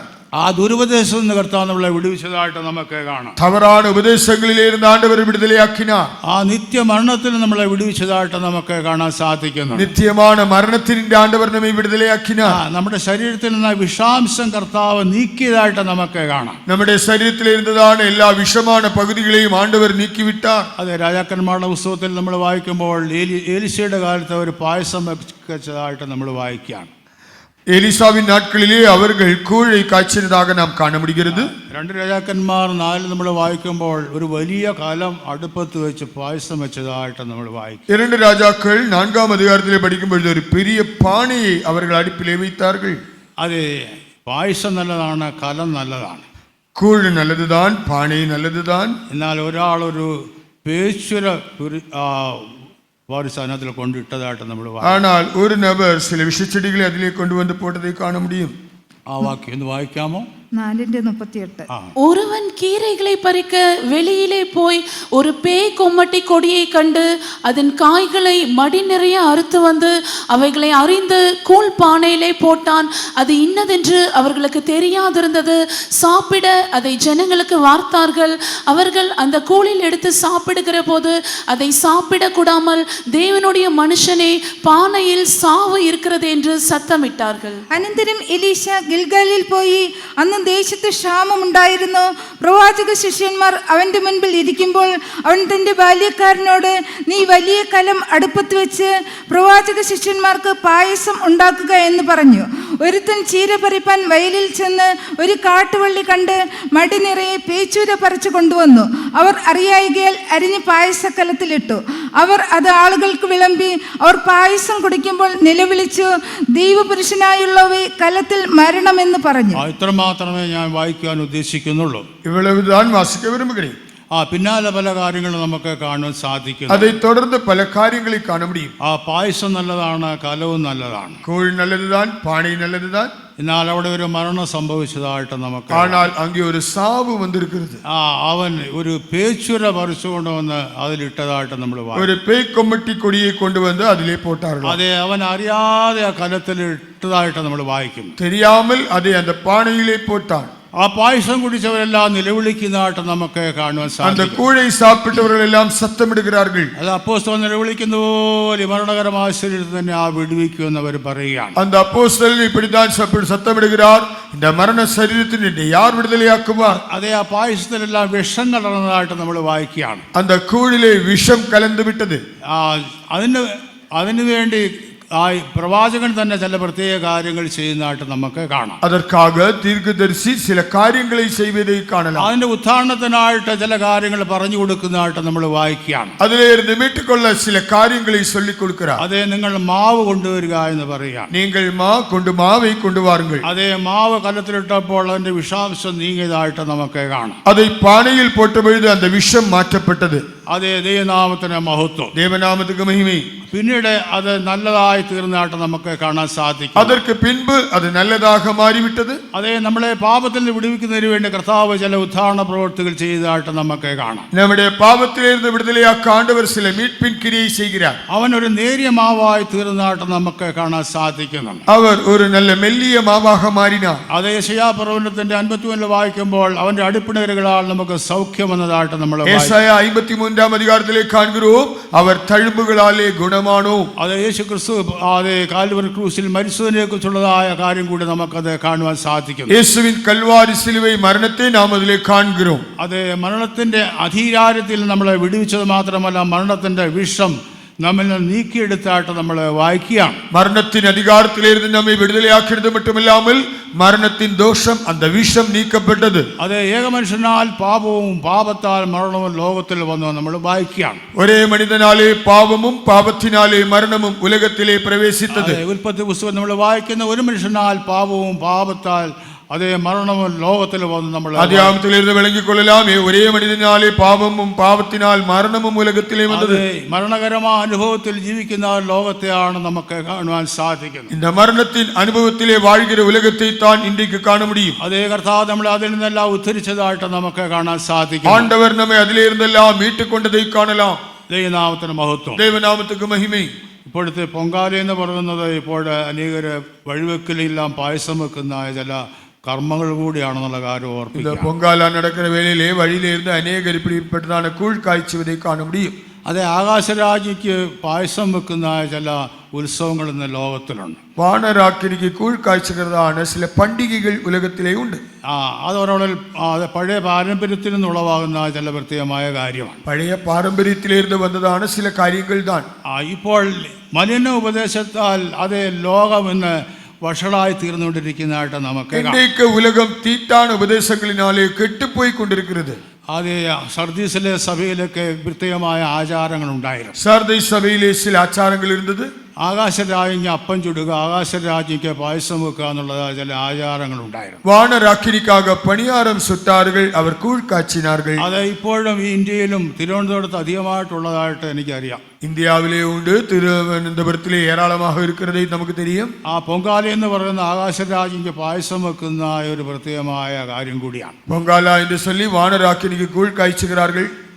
എന്നാൽ ഈ ദുരാചാരം എന്നെല്ലാം കർത്താവ് നമ്മളെ വിടുവിച്ചിരിക്കുകയാണ്. ஆனால் ஆண்டவர் இப்படிப்பட்டதான ஆச்சாரங்களில் இருந்து நம்மை விடுதலையாக்கினார். ആ വിഷ ഉപദേശത്തിൽ നിന്ന് കർത്താവ് നമ്മളെ വിടുവിച്ചിരിക്കുകയാണ്. அந்த விஷத்தன்மையான உபதேசத்தில் இருந்து விடுதலையாக்கினார். ഒരു പൊങ്കാലയുടെ സമയത്ത് ഞാൻ ഒരു പ്രത്യേകമായ യാത്ര ചെയ്തതായിട്ട് ഞാൻ ഓർക്കുകയാണ്. இப்படிப்பட்டதான ஒரு பண்டிகை வேளையிலே நான் பயணம் செய்து போனேன். അഞ്ചലിരിക്കുന്ന സമയത്തായിരുന്നു. நான் அஞ்சலில் இருக்கும் பொழுது അല്ല പുനലൂരിരിക്കുന്ന സമയത്തായിരുന്നു. நான் புனலூரிலே இருக்கும் பொழுது പ്രൈവറ്റിൽ വണ്ടിയിൽ വന്നതായ സമയത്ത് ഒരുപാട് കലങ്ങളെല്ലാം ഇങ്ങനെ ബസ്സിൽ നിറച്ചു വെച്ചിരിക്കുകയാണ്. பிரைவேட் பஸ்ஸில் போகும்பொழுது நிறைய பானைகள் இந்த பஸ்ஸிலே நிரப்பி வைத்திருக்கிறார்கள். പൊങ്കാല ഇടുന്നതിന് വേണ്ടിയുള്ളതായ കലങ്ങളെല്ലാം വാങ്ങി എൻ്റെ മുമ്പിൽ വെച്ചിരിക്കുകയാണ്. இந்த பொங்காலாவுக்கு தேவையான பானைகள் எல்லாம் வாங்கி அது முன்னே வைத்திருக்கிறார்கள். അപ്പോൾ വലിയ തിരക്ക് കൂടിയായിരുന്നു. அப்பொழுது பயங்கரமான ஆட்கூட்டம். പുനലൂരുള്ളതായ സ്ഥലം, ഇറങ്ങേണ്ട സ്ഥലം ചെമ്മന്തു മുക്കെന്നായിരുന്നു. പുനലൂരിലെ ഇറങ്ങ വേണ്ടിയതാണ് ഇടം ചെമ്മന്തൂർ മുക്ക്. എന്നാൽ അവിടെ വന്നപ്പോൾ എനിക്ക് പ്രത്യേകമായിട്ട് സ്ഥലം പേര് മറന്നു. ഞാൻ ചമ്മന്തി മുക്കെന്ന് ഏതാണ്ട് പറയും, ഏതാണ്ടൊരു വാക്ക് പറഞ്ഞു. വല്ല വിധത്തിലും ഒരാളിൽ ഞാൻ ചമ്മന്തി ആയിപ്പോയി. ഭയങ്കര തിരക്കുമായിരുന്നു. ചെമ്മന്തൂർ മുക്ക് എന്ന് சொல்வதை நான் മറந்து ചമ്മന്തി മുക്ക് എന്ന് சொல்லிவிட்டேன். എങ്കിലും കണ്ടക്ടർക്ക് അത് മനസ്സിലായി. കാരണം അവിടെ പൊങ്കാലക്കലയും പിന്നെ കോളേജ് പിള്ളേരും എല്ലാം കൂടെ വലിയ തിരക്കായിരുന്നു. கண்டக்டர் என்னுடைய நிலவரத்தை நிலைமை புரிந்து கொண்டார். அங்கே பானையும் மற்ற விதமான ഞാൻ വല്ല വിധത്തിലും ചമ്മന്തി മുക്കിൽ അങ്ങ് ഇറങ്ങി. ഞാൻ എപ്പോഴോ இந்த ചമ്മന്തി മുക്കിലെ ഇറങ്ങി വിട്ടேன். ഇറങ്ങിയ സമയത്ത് സഹോദരിമാരും ഉണ്ടായിരുന്നു. கூட சகோதரிகள் இருந்தார்கள். ചിലരെല്ലാം ഇറങ്ങി വരുന്നില്ല. മദറും സഹോദരി ഉണ്ടായിരുന്നു. സഹോദരി മാത്രം ഇറങ്ങി. மதரும் சகோதரி இருந்துவிட்டு சகோதரி மட்டும்தான் இறங்கி வந்தார்கள். മദർ ഇറങ്ങി വരുന്നില്ല. കണ്ടക്ടർ ഡബിൾ ബെൽ അടിക്കാൻ എളുപ്പം ഇറങ്ങുമെന്ന് പറയുകയാണ്. அப்பொழுது இந்த மதர் வராதபடினாலே கண்டக்டர் டபுள் பெல் அடித்து சீக்கிரமாக இறங்குங்கள் என்று சொன்னார். അപ്പം മദർ വിളിച്ചു അകത്ത് പറഞ്ഞു, സാറെ ഒന്ന് നിർത്തണ്ട, എൻ്റെ കാല് രണ്ടും കലത്തിലായി പോയെന്ന് പറഞ്ഞു. மதர் சொன்னார்கள், சார் கொஞ்சம் நிப்பாட்டுங்கள், என் கால்கள் இரண்டும் பானைக்குள்ளே இருக்கிறது. എൻ്റെ കാൽ രണ്ടും പൊങ്കാലക്കലത്തിലായെന്ന് പറയും. കാൽ രണ്ടും പൊങ്കാല പാണിക്കുള്ളേ ഇരുന്നത്. പിന്നെ എല്ലാവരുടെ പൊങ്കാലക്കലത്തിൽ നിന്ന് വലിച്ചെടുത്തിട്ട് പിന്നെ പെട്ടെന്ന് ഇറങ്ങി. എപ്പോഴോ കാലെ എഴുത്തിക്കൊണ്ട് അവർ കീഴേ ഇറങ്ങിനാர்கள். അപ്പോൾ ഇതുപോലെ അനേകരുടെ കാല് മാത്രമല്ല ശരീരം മൊത്തം ഈ ദുരുപദേശത്തിൽ മുങ്ങിക്കിടക്കുന്നതായിട്ട് നമുക്ക് കാണാൻ സാധിക്കുന്നു. അനേകരുടെ കാൽകൾ மட்டுமல்ல, அவர்கள் வாழ்க்கை சரீரம் முழுவதுமாகவே தவறான உபதேசத்திலே சிக்கி இருக்கிறது. ഈ വിഷപരമായ ഉപദേശത്തിൽ മുങ്ങിക്കിടക്കുന്ന ലോകത്തെ നമ്മൾ രക്ഷിക്കേണ്ടിയിരിക്കുകയാണ്. இந்த விஷமான உலகத்திலே ഉപദേശത്തിലെ சிக்கியிருக்கிற உலகத்தை நாம் மீட்டுக் கொள்ள வேண்டும். അത് എല്ലാം പറയാനുള്ള സമയമില്ല. വിഷലിപ്തമായ ഉപദേശങ്ങൾ ലോകത്തിലെ പെരുകിക്കൊണ്ടിരിക്കുന്നതായിട്ട് എല്ലാം சொல்ல நேரமில்லை. விஷம் கலந்த உலகத்திலே தான் நாம் வாழ்ந்து கொண்டிருக்கிறோம். അതെ, അതിൽ നിന്നെല്ലാം കർത്താവ് നമ്മളെ വിടുവിച്ചിരിക്കുകയാണ്. ஆண்டவர் நம்மை அதிலே இருந்து மீட்டுக் கொண்டார். അതെ, ഇപ്പോൾ ലോകം തന്നെ ഏകലോക മതത്തിലേക്ക് വരാനായിട്ട് പോവുകയാണ്. இப்பொழுது இந்த உலகம் ஒரே உலக மதத்துக்கு நேராக வருகிறது. ഒരു ഭരണം, ഉപദേശം, ഒരു ജാതി, ഒരു സംഘം എന്നുള്ള രീതിയിലേക്ക് ലോകം വരാനായിട്ട് പോകും. ഒരേ ആட்சி, ഒരേ ഉപദേശം, ഒരേ ജാതി, ഒരേ കൂട്ടം, ഒരേ മതം. അതിനുവേണ്ടിയുള്ളതായ ഗൂഢാലോചനകൾ ലോകത്തിൽ നടക്കുന്നതായിട്ട് നമുക്ക് കാണാൻ സാധിക്കുന്നുണ്ട്. அதற்கான சதித்திட்டங்கள் உலகத்திலே நடக்கிறதை காணலாம். അതിൽ അനേകർ അകപ്പെട്ടു പോകുവാനായിട്ട് പോവുകയാണ്. அநேகர் அதிலே சிக்கிக்கொள்ளப் போகிறார்கள். ഈയിടെയായ ഒരു വാർത്ത കേട്ട് 2027 ആകുമ്പോഴത്തേക്ക് ഈ ലോകത്തിൽ ഏകലോക ഭരണത്തിന് വേണ്ടി കൂടിയാലോചനകൾ നടക്കാനായിട്ട് പോവുകയാണ്. நான் இப்படியாக கேட்டேன். 2027 ஆண்டுக்குள்ளாக இந்த உலகத்திலே ஒரே நபரின் ஆட்சி வரும்படியான ஆலோசனைகள் நடக்கப் போகிறது. അത് വത്തിക്കാനും മാത്രമല്ല മറ്റുള്ളതായ ഭരണകൂടങ്ങൾ ഒന്നിച്ച് ഒരു ഭരണകൂടം നിയമിക്കപ്പെടാനായിട്ട് പോവുകയാണ്. வத்திக்கானும் மற்ற பலரும் சேர்ந்து அவர்கள் ஒரே ஆட்சியை உண்டாக்கப் போகிறார்கள். യൂറോപ്യൻ യൂണിയന്റെ അവസാനത്തെ ആ കോൺഫറൻസിൽ ഇങ്ങനെ ഒരു കാര്യം ഉണ്ടായിരുന്നു. யூரோப்பியன் யூனியனின் கடைசி கான்ஃபரன்ஸிலே அவர்கள் இப்படியாக தீர்மானித்தார்கள். ഒരു പ്രസിഡന്റും ഒരു മന്ത്രിയും മാത്രം ലോകത്തിൽ മതി എന്നുള്ളതായിരുന്നു അവരുടെ അഭിപ്രായം. இந்த உலகத்துக்கு ஒரே பிரசிடென்டும் ஒரே பிரைம் மினிஸ்டரும் போதும். അതിലേക്ക് ലോകം ഇന്ന് വഴുതി മാറുവാനായിട്ട് പോവുകയാണ്. உலகம் இன்றைக்கு அதற்கு நேராக திரும்பிக் கொண்டிருக்கிறது. അതെ, ഇപ്പോൾ ലോകം ഒരു ദുരുപദേശത്തിന്റെ അടിമയിലേക്ക് നീങ്ങിക്കൊണ്ടിരിക്കുന്നതായിട്ട് നമുക്ക് കാണാം. இன்றைக்கு உலகம் துருபதேசத்தின் அடிமைத்தனத்துக்குள்ளாக போகிறது. അതെ, സാത്താന്റെ ലോകത്തിലേക്ക് ലോകം അനുദിനം നീങ്ങിക്കൊണ്ടിരിക്കുന്നതായിട്ട് നമുക്ക് കാണുവാൻ സാധിക്കും. சாத்தானின் உலகத்துக்கு நேராக இந்த உலகம் சென்று கொண்டிருப்பதை காண முடியும். അതെ, ഈ കലത്തിൽ നിങ്ങൾ അകപ്പെട്ടു പോകരുന്നുള്ള കാര്യം പ്രത്യേകമായിട്ട് ഓർപ്പിക്കുകയാണ്. நீங்களும் இந்த பானையிலே சிக்கிக்கொள்ள வேண்டாம். അതെ, അതിൽ നിന്നെല്ലാം നമ്മൾ വിടുവിക്കപ്പെടേണ്ടിയിരിക്കുകയാണ്. நாம் அதிலே இருந்து விடுதலை பெற வேண்டும். അതിൽ നിന്ന് സത്യോപദേശത്തിലേക്ക് നമ്മൾ വരേണ്ടിയിരിക്കുകയാണ്. நாம் அதை விட்டு சத்தியமான உபதேசத்துக்கு நேராக வர ആ வேண்டும். സത്യോപദേശം എന്ന് പറയുമ്പോൾ അതിന്റെ അർത്ഥം അത് അപ്പോസ്തലന്മാർ ഉപദേശിക്കപ്പെട്ടതായ സത്യ ഉപദേശം എന്ന് ഓർക്കേണ്ടിയിരിക്കുന്നു. சத்திய உபதேசம் என்னவென்றால் அப்போஸ்தலர்கள் போதித்த உபதேசம் தான் சத்திய உபதேசம். ആ കർത്താവിന്റെ സഭയിലേക്ക് നമ്മൾ വരേണ്ടിയിരിക്കുകയാണ്. அந்த கர்த்தருடைய சபைக்கு நேராக நாம் வர வேண்டும். അത് രക്ഷാനിർണയം പ്രാപിക്കേണ്ടിയിരിക്കുകയാണ്. രക്ഷിപ്പിൻ നിശ്ചയத்தை பெற வேண்டும். ആ സ്നാനത്താൽ അവനോടുകൂടി നമ്മൾ അടക്കപ്പെടേണ്ടിയിരിക്കുകയാണ്. ஞானஸ்நானத்தினாலே அவரோடு கூட அடக்கம் பண்ணப்பட வேண்டும். ആ പരിശുദ്ധാത്മന്റെ ശക്തി അഭിഷേകം നമ്മൾ പ്രാപിക്കേണ്ടിയിരിക്കുകയാണ്. பரிசுத்தாவியின் வல்லமையின் அபிஷேகத்தை பெற வேண்டும்.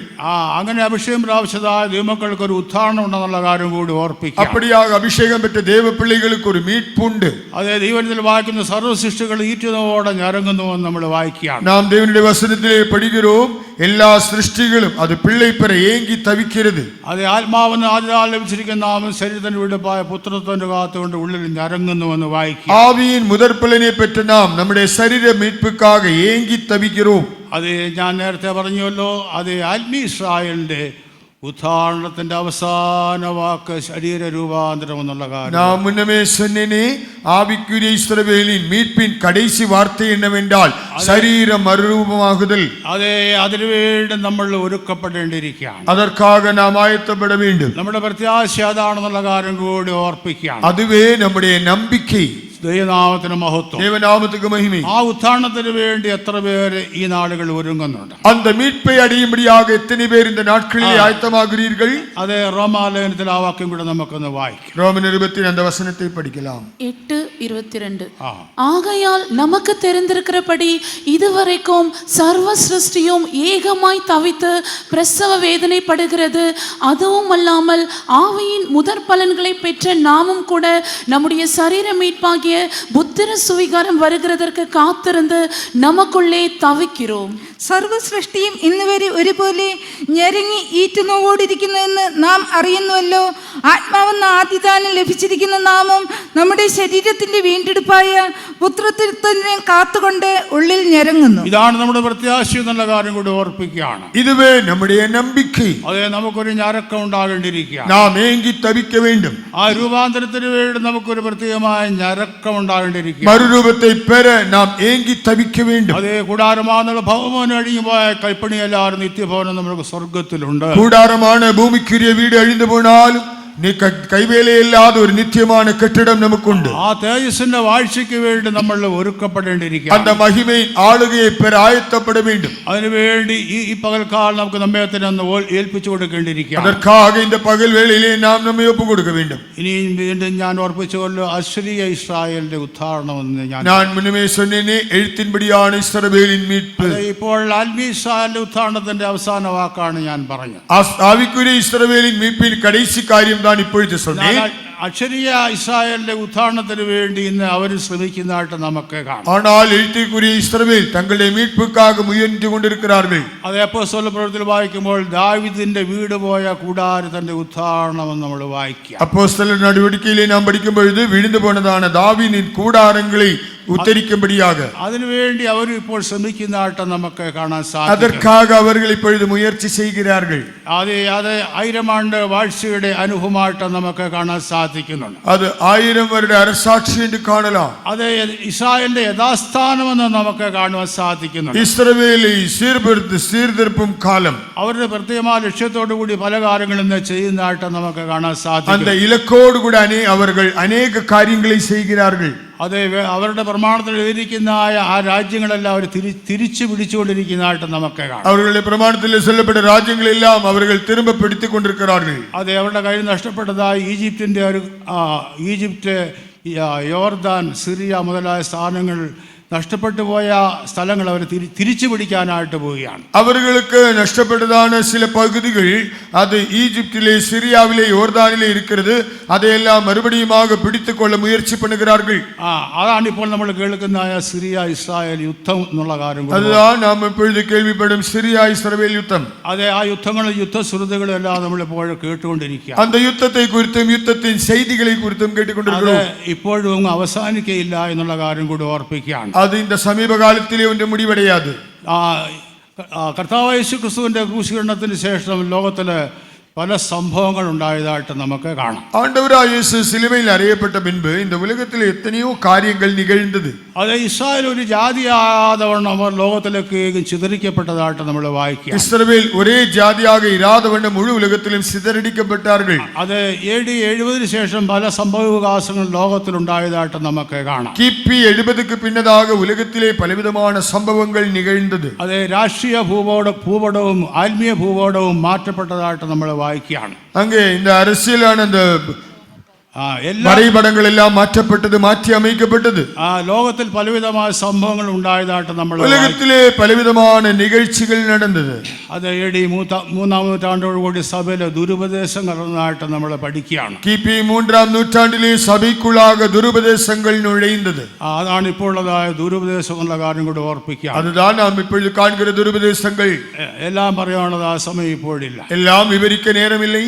AD 600 മുഹമ്മദ് മതം ലോകത്തിൽ സ്ഥാപിക്കപ്പെട്ടതായിട്ട് വായിച്ചു കിട്ടി. கிபி 600 கூட முகமது மதம் இந்த உலகத்திலே வந்தது. അതൊരു വലിയ ശക്തിയുള്ള മതമായിട്ട് മാറ്റപ്പെട്ടതായിട്ട് വായിക്കും. அது மிகவும் வல்லமை வாய்ந்த ஒரு மதமாக மாற்றப்பட்டது. അത് റോമന്റെ അവസാനത്തെ സ്ഥലമായ കോൺസ്റ്റാന്റിനോപ്പിളോ അവർ ആക്രമിച്ച് കീഴടക്കി. அந்த ரோமின் கடைசி இடமான കോൺസ്റ്റാന്റിനോപ്പിളை അവர்கள் தாக்கி சொந்தமாக்கினார்கள். അത് അവർ മുസ്ലിം പള്ളി ആക്കിയതായിട്ട് ചരിത്രത്തിൽ വായിച്ചു കേട്ടിട്ടുണ്ട്. அது ஒரு முஸ்லிம் ஆலயமாக மாற்றி விட்டார்களாம். അത് AD 1400 അത് പലസ്തീൻ അവരെ കൈവശപ്പെടുത്തിയതായിട്ട് വായിച്ചു. AD 1400 പലസ്തീന ദേശം അവர்கள் கைவசப்படுத்தினார்கள்.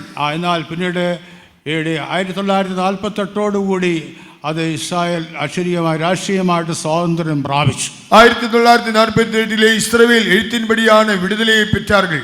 എന്നാൽ അവർക്ക് നഷ്ടപ്പെട്ടതായ രാജ്യങ്ങളൊന്നും അവർക്ക് തിരിച്ചു കിട്ടിയില്ല. ஆனால் அவர்கள் இழந்ததான அந்த ராஜ்யத்தின் பகுதிகள் எல்லாம் திரும்பி கிடைக்கவில்லை.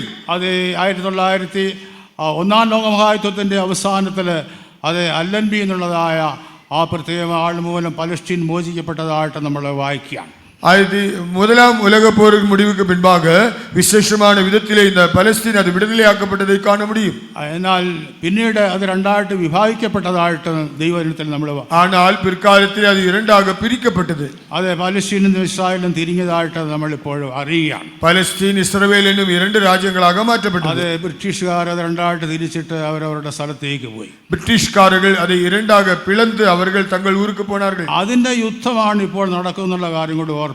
അതിൻ യുദ്ധം தான் இப்பொழுது நடைபெற்றுக் கொண்டிருக்கிறது. അത് യോവേൽ പ്രവചനത്തിൽ നേരത്തെ എഴുതിയിട്ടുള്ളതായ കാര്യം തന്നെയായിരുന്നു. അത് യോവേൽ ദീർഘദർശനത്തിൽ എഴുതപ്പെട്ട കാര്യങ്ങൾ. അത് എന്റെ രാജ്യത്തെ അവർ രണ്ടായിട്ട് വിഭാഗിച്ചു എന്ന് വായിക്കുകയാണ്. എൻ രാജ്യത്തെ അവர்கள் இரண்டாக பிரித்தார்கள். ആ രണ്ടായിട്ട് വിഭാഗിച്ചിട്ട് അവർ അതിനെല്ലാം വീഞ്ഞു കുടിച്ചു എന്ന് വായിക്കുകയാണ്. அதை இரண்டாக பிரித்து அவர்கள் மதுபானம் செய்தார்கள். ഇപ്പോൾ നടക്കുന്ന ആ യുദ്ധം അതുകൂടിയാണെന്നുള്ള കാര്യം കൂടി ഓർപ്പിക്കുക. இப்பொழுது நடக்கிற யுத்தமும் அதுதான். അത് ഇതൊന്നും ഇപ്പോൾ അവസാനിക്കുവാനായിട്ട് തീരുന്നതായിട്ട് പോകുന്നു. ഇതൊന്നും ഇപ്പോഴും മുടിവടയാതെ ഒരു മഹായുദ്ധത്തിന്റെ വക്കിലേക്ക് ലോകം വന്നുകൊണ്ടിരിക്കുന്നതായിട്ട് നമുക്ക് பெரிய உலக போருக்கு நேராக உலகம் வந்து கொண்டிருக்கிறது. പല സംഭവവികാസങ്ങൾ ലോകത്തിൽ വരാനായിട്ട് പോവുകയാണ്. எத்தனையோ சம்பவங்கள் இந்த உலகத்திலே வரும். എന്നാൽ ഇസ്രായേലിന് ഒരു വലിയ ഉത്ഥാനം ഉണ്ടെന്നുള്ള കാര്യം കൂടി ദൈവജനത്തിൽ നമുക്ക് കാണുവാൻ സാധിക്കും. ஆனால் இஸ்ரவேலுக்கு ஒரு பெரிதான மீட்புண்டு என்பதையும் நினைத்துக் கொள்ள வேண்டும். അതിന് സാദൃശ്യമായിട്ടാണ് യെഹെസ്കേൽ 37 വായിക്കുമ്പോൾ അത് അസ്ഥികൾ ജീവിക്കുന്ന ചരിത്രം അവിടെ വായിക്കുകയാണ്. அதற்கு நிழலாட்டமாகத்தான் எசேக்கியேல் 37 அதிகாரத்திலே உலர்ந்த எலும்புகள் உயிரடைகிறது. അത് ദൈവ വായിക്കാനുള്ളത് ആ സമയമില്ല എങ്കിൽ തന്നെയും പ്രവാചകനെ ഒരു താഴ്വരയിലൂടെ നടത്തുന്നതായിട്ട് നമ്മൾ വായിക്കുക. எல்லாம் விரிவாய் வாசிக்க நேரமில்லை. அந்த தீர்க்கதரிசியை எலும்புகள் நிறைந்த பள்ளத்தாக்கிலே கொண்டு செல்கிறார். താൻ സമർത്ഥിക്കുന്നതായ കാര്യം ഞാനിങ്ങനെ ഇസ്രായേലിനെ നാനാഭാഗത്തു നിന്ന് വേർതിരിച്ച് അവരുടെ ശവക്കുഴിയിൽ നിന്ന് വീണ്ടെടുക്കുമെന്നാണ് വായിക്കുന്നത്.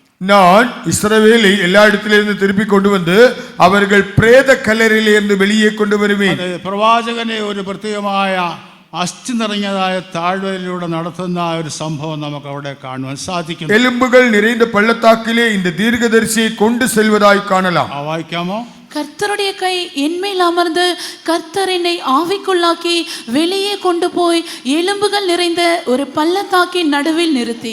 മതി, അധികം വായിക്കാനുള്ള സമയമില്ല. അത് അസ്ഥികൾ നിറഞ്ഞതായ ഒരു താഴ്വരയിൽ നിർത്തിയതായിട്ട് നമ്മൾ எலும்புகள் நிறைந்த ஒரு பள்ளத்தாக்கின் நடுவிலே நிறுத்தினார். അത് ചോദിക്കുകയാണ്, ഈ അസ്ഥികൾ ജീവിക്കുവോ എന്ന് ചോദിക്കുകയാണ്. இந்த எலும்புகள் உயிரடையுமா என்று கேட்டார். എന്നാൽ ശബ്ദം കേൾക്കുകയാണ്, കർത്താവേ നീ അറിയുന്നു എന്ന് പറയുകയാണ്. ஆண்டவரே தேவரீர் அதை அறிவீர். അവിടെ ഒരു മുഴക്കം കേട്ടതായിട്ട് നമ്മൾ വായിക്കുകയാണ്. அங்கே ஒரு பெரிதான சத்தம் கேட்டது. അതേ 4 കാറ്റടിച്ചപ്പോൾ അസ്ഥികളെല്ലാം ജീവിക്കുന്നതായിട്ട് നമുക്ക് കാണുവാൻ സാധിക്കും. 4 காற்றுகள் வீசின பொழுது எலும்புகள் உயிரடைந்தன. അതേ മാംസവും ഞരമ്പും വെച്ച് പിടിപ്പിച്ച് അതൊരു സൈന്യമായി മാറ്റപ്പെട്ടതായിട്ട് നമ്മൾ വായിക്കും. அதிலே மாம்சங்கள் எல்லாம் வந்து எலும்புகள் எல்லாம் சேர்ந்து அது உயிரடைந்தது. അതേ ഇസ്രായേലിന്റെ അവസാനത്തെ ഉത്ഥാനമായിട്ട് നമുക്കത് പഠിക്കുവാനൊക്കെ സാധിക്കുന്നു. அது இஸ்ரவேலின் கடைசி மீட்பென்று கற்றுக்கொள்ளலாம். അതേ ലോകത്തിന്റെ നാനാഭാഗത്ത് ഒരു ചിതറിക്കപ്പെട്ടാലും ദൈവം അവരെ ഒന്നിച്ച് കൂട്ടിക്കൊണ്ടിരിക്കുന്നതായിട്ട് നമുക്ക് കാണാം. உலகத்தின் பல்வேறு பகுதிகளிலே சிதறடிக்கப்பட்டாலும் தேவன் அவர்களை ஒருமித்து சேர்க்கிறார். അതുകൊണ്ടാണ് അസ്ഥികൂടങ്ങൾ നിറഞ്ഞിരിക്കുന്ന താഴ്വരയിലൂടെ തന്നെ ചുറ്റി നടത്തിയെന്നുള്ള കാര്യം കൂടി ഓർപ്പിക്കുകയാണ്. ஆதலால் எலும்புகள் நிறைந்த பள்ளத்தாக்கிலே அவரை சுற்றி நடக்க பண்ணினார். അങ്ങനെയുള്ള അസ്ഥികൂടങ്ങളുള്ളതായ ഒരു സെമിത്തേരിയിലൂടെ നമുക്ക് നടക്കുവാൻ എത്ര ഭയമായിരിക്കും. அப்படிப்பட்டதான எலும்புகள் நிறைந்ததான ஒரு கல்லறை தோட்டத்திலே நடக்க நாம் எவ்வளவு பயப்படுவோம். എന്നാൽ തന്നെ ആ അസ്ഥികൂടങ്ങൾ നിറഞ്ഞതായ താഴ്വരയിലൂടെ ഇങ്ങനെ നടത്തിയതായിട്ട് നമ്മൾ ஆனால் எலும்புகள் நிறைந்த பள்ளத்தாக்கினூடாக இவரை நடக்க செய்தார். ആർക്കെങ്കിലും അങ്ങനെ പാതിരാത്രി സമയത്ത് അങ്ങനെയുള്ളതായ ആ സെമിത്തേരിയിലൂടെ നടക്കുവാനൊക്കെ സാധിക്കുമോ? இப்படிப்பட்டதான இடத்திலே இரவிலே இந்த செமிത്തേரி வழியாக நடக்க முடியுமா? 2 മണി രാത്രി 2 മണി സമയത്ത് ആർക്കെങ്കിലും സെമിത്തേരിയിലൂടെ ഒറ്റയ്ക്ക് നടക്കുവാൻ സാധിക്കുമോ? நள்ளிரவிலே யாராவது செமிത്തേரியிலே தனியாக நடப்பீர்களா? അവർ ഭയപ്പെട്ടു പോകും. அவர்கள் பயப்படுவார்கள். ഞാൻ ഒരിക്കലും അങ്ങനെ നടക്കേണ്ടതായിട്ട് വന്നു. நான் ஒருமுறை அப்படியாக நடக்க நேரிட்டது. ആ കാര്യം കൂടെ ഞാൻ പ്രത്യേകമായിട്ട് ഓർപ്പിക്കും. அதையும் கூட சொல்ல விரும்புகிறேன். ഒരാളെ വെളുപ്പിന് 5 മണിക്ക് പ്രാർത്ഥിച്ചയക്കേണ്ടതായിട്ട് ഒരു കാര്യം വന്നു. ஒரு நபரை விடியற்காலம் 5 மணிக்கு ஜெபித்து அனுப்ப வேண்டியதான ஒரு காரியம். ഗൾഫിൽ പോകുന്ന ഒരാളെ 5 മണിക്ക് പ്രാർത്ഥിക്കേണ്ടതായിട്ട് വന്നു. கல்ஃபிலே போக வேண்டியதான ஒரு ஆளுக்காக 5 மணிக்கு ஜெபிக்க வேண்டும். അപ്പോൾ 4 മണിക്ക് എഴുന്നേൽക്കേണ്ടിയിരിക്കുകയാണ്. நான் 4 மணிக்கு எழும்ப வேண்டும். അവൻ മേശപ്പുറത്ത് ഇതുപോലൊരു ടൈം പീസ് വെച്ചിട്ടുണ്ടായി. மேஜையிலே ஒரு இப்படிப்பட்டதான ஒரு டைம் பீஸ் வைத்திருந்தேன். അതിൽ നോക്കിയതായ സമയം 4 മണി എന്ന് കാണിച്ചു. அது நான் பார்த்த பொழுது 4 மணி என்று தெரிந்தது. ഞാൻ പെട്ടെന്ന് എഴുന്നേറ്റ് നടന്നു. நான் திடீரென்று எழுப்பி நடந்தேன். നടന്നിട്ട് നേരം വെളുക്കുന്നില്ല, പിന്നെയും അങ്ങ് നടക്കുകയാണ്. நான் நடந்த நேரம் விடியவில்லை. நான் நடந்து கொண்டுதான் இருந்தேன். അവസാനം ഒരു സെമിത്തേരിയുടെ അടുത്താണ് ഞാൻ ചെന്നത്. நான் கடைசியில் ஒரு செமித்தேரியின் அருகாமையிலே சென்றேன். ഞാൻ ഒറ്റയ്ക്ക് മാത്രമേ ഉള്ളൂ. நான் மட்டும் தனியாக போகிறேன். വിജനമായ സ്ഥലമാണ്. அங்கே எந்த மனிதனும் இல்லை.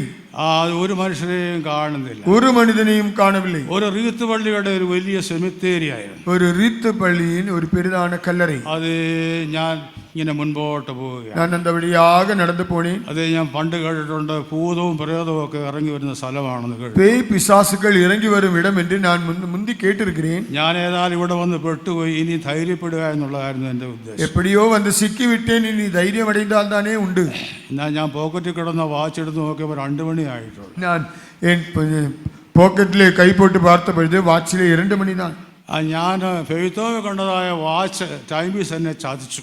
அந்த என் ஃபெய்த்தோமில் இருந்த டைம் பீஸ் என்னை ஏமாற்றி விட்டது. ഇന്നലെ ടൈം പീസിന് അല്പം വ്യത്യാസം ഉണ്ടായിരുന്നു. நேற்றும் டைம் பீஸிலே நேரத்தில் கொஞ்சம் வித்தியாசம் இருந்தது. പകല് 4 മണിക്ക് തന്നെ ആ ടൈം പീസ് നിന്നിരിക്കുകയായിരുന്നു. மாலை 4 மணிக்கு அது நிலைத்து விட்டது. ഞാൻ 4 മണിയായെന്ന് പറഞ്ഞ് എഴുന്നേറ്റ് നടക്കുകയാണ്. நான் 4 மணி என்று சொல்லி எழுப்பி நடந்தேன். പക്ഷേ വെറും 2 മണി, രാത്രി 2 മണി മാത്രമേ ആയിട്ടുള്ളൂ. ஆனால் நள்ளிரவு 2 மணி தான். പിന്നെ നടക്കാതിരിക്കാൻ, തിരിച്ചു വരാനും പറ്റത്തില്ല, മുൻപോട്ട് പോകാനും പറ്റത്തില്ല.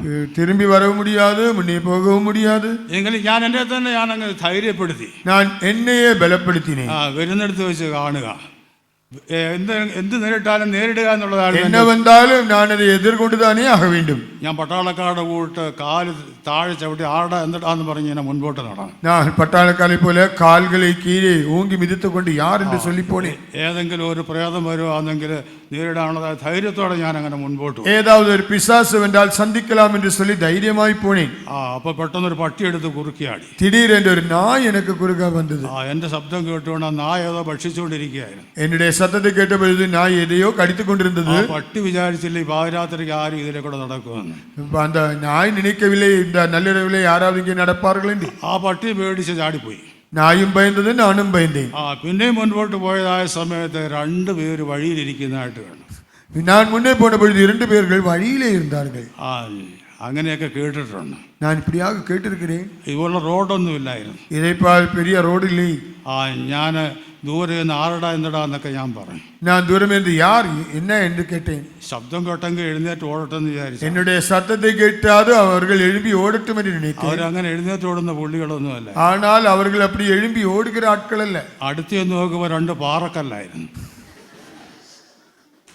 സ്തോത്രം. 2 பெரிய பாறைகள், 2 മൊട്ടപ്പാറയായിരുന്നു. 2 மொட்டைக்கல்.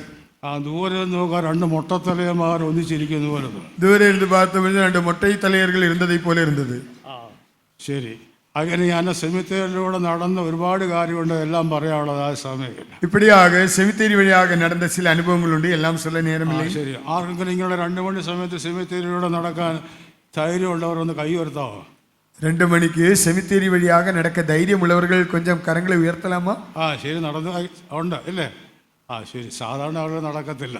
വഴക്കமாக யாரும் അപ്പൊ நடப்ப. ഞാൻ പറഞ്ഞത് ഇങ്ങനെയുള്ളതായ അസ്ഥികൂടം നിറങ്ങിയതായ സ്ഥലത്തു കൂടി ആ പ്രവാചകൻ നടത്തിയതായിട്ട് നമുക്ക് കാണാം. எலும்புகள் நிறைந்த பள்ளத்தாக்கினூடாக தீர்க்கதரிசியை நடத்தினார். അതെ, അവിടെ എല്ലാ അസ്ഥികൂടങ്ങളും നിറഞ്ഞിരിക്കുകയാണ്. அங்கே எல்லாம் எலும்புக்கூடுகள் நிரம்பி இருந்தது. താൻ നോക്കുന്ന ആ സമയത്ത് അതെല്ലാം വീണ്ടും അതേ മാംസവും അതേ ഞരമ്പും വെച്ച് ഒരു പട്ടാളമായിട്ട് എഴുന്നേൽക്കുന്നതായിട്ട് നമ്മൾ വായിക്കും. அவர் பார்த்து கொண்டிருக்கையில் அவைகளெல்லாம் நரம்புகளும் மாம்சமும் உண்டாயிற்று, அவைகள் ஒரு சேனையாக எழும்பிற்று. അതായത് വരുവാൻ പോകുന്ന ഒരു സംഭവത്തോട് സദൃശ്യപ്പെടുത്തി നമുക്ക് പഠിക്കുവാനൊക്കെ സാധിക്കുന്നു. வரப்போகும் ஒரு சம்பவத்துக்கு ஒப்பிட்டு நாம் அதை கற்றுக்கொள்ளலாம். എന്നാൽ ഒരു സംഭവം വേറെ വരാനായിട്ട് പോയി. ஆனால் இன்னொரு சம்பவம் வரப்போகிறது. അതാണ് കർത്താവ് യേശുവിന്റെ വീണ്ടും വരവ്. அது ஆண்டவராகிய இயேசு மறுபடியும் வருவது. ഈ ലോക സംഭവങ്ങളും ചരിത്ര സംഭവങ്ങളും ഇപ്പോൾ നടക്കുന്ന യുദ്ധങ്ങളും അതെല്ലാം വിളിച്ചിരിക്കുന്നതായിട്ട്. இந்த உலகத்தின் சம்பவங்கள், வரலாற்று சம்பவங்கள், உலகத்தில் இப்பொழுது நடக்கிற காரியங்கள் எல்லாம் அதை குறித்தே சொல்கிறது. ഇത് സംഭവിച്ചു തുടങ്ങുന്നത് കാണുമ്പോൾ നിങ്ങൾ വീണ്ടും പടുത്തുകൊണ്ട് നിവർന്ന തലകൾ ഉയർത്തുവാനായിട്ട് പറയുക. இவைகள் சம்பவித்து தொடங்கும் பொழுது உங்களுடைய மீட்பு சமீபம் என்று சொல்லி நீங்கள் நிமிர்ந்து தலைகளை உயர்த்துங்கள். അതെ, ആത്മീയ ഇസ്രായേലിന്റെ പ്രത്യാശയാണ് ഞാൻ പറയാനായിട്ട്. ஆவிக்குரிய இஸ்ரவேலின் நம்பிக்கையை குறித்தே சொல்ல விரும்புகிறேன். അതെ, നമ്മുടെ ശരീരം രൂപാന്തരപ്പെടും എന്നുള്ളതായ പ്രത്യാശ നമുക്ക് ഉണ്ടാകട്ടെ. சரீரம் அருவப்படும் என்கிறதான நம்பிக்கை உண்டாகட்டும். ആ പ്രത്യാശയോടെ മുൻപോട്ട് ജീവിപ്പാണ്ടെങ്കിൽ ഈ പകൽക്കാലം നീ നമ്മെ സഹായിക്കേണ്ടിയിരിക്കും. அந்த நம்பிக்கையோடு முன்னேறி செல்லும்படியாக இந்த பகல் வேளையில் தேவன் உதவி செய்வாராக.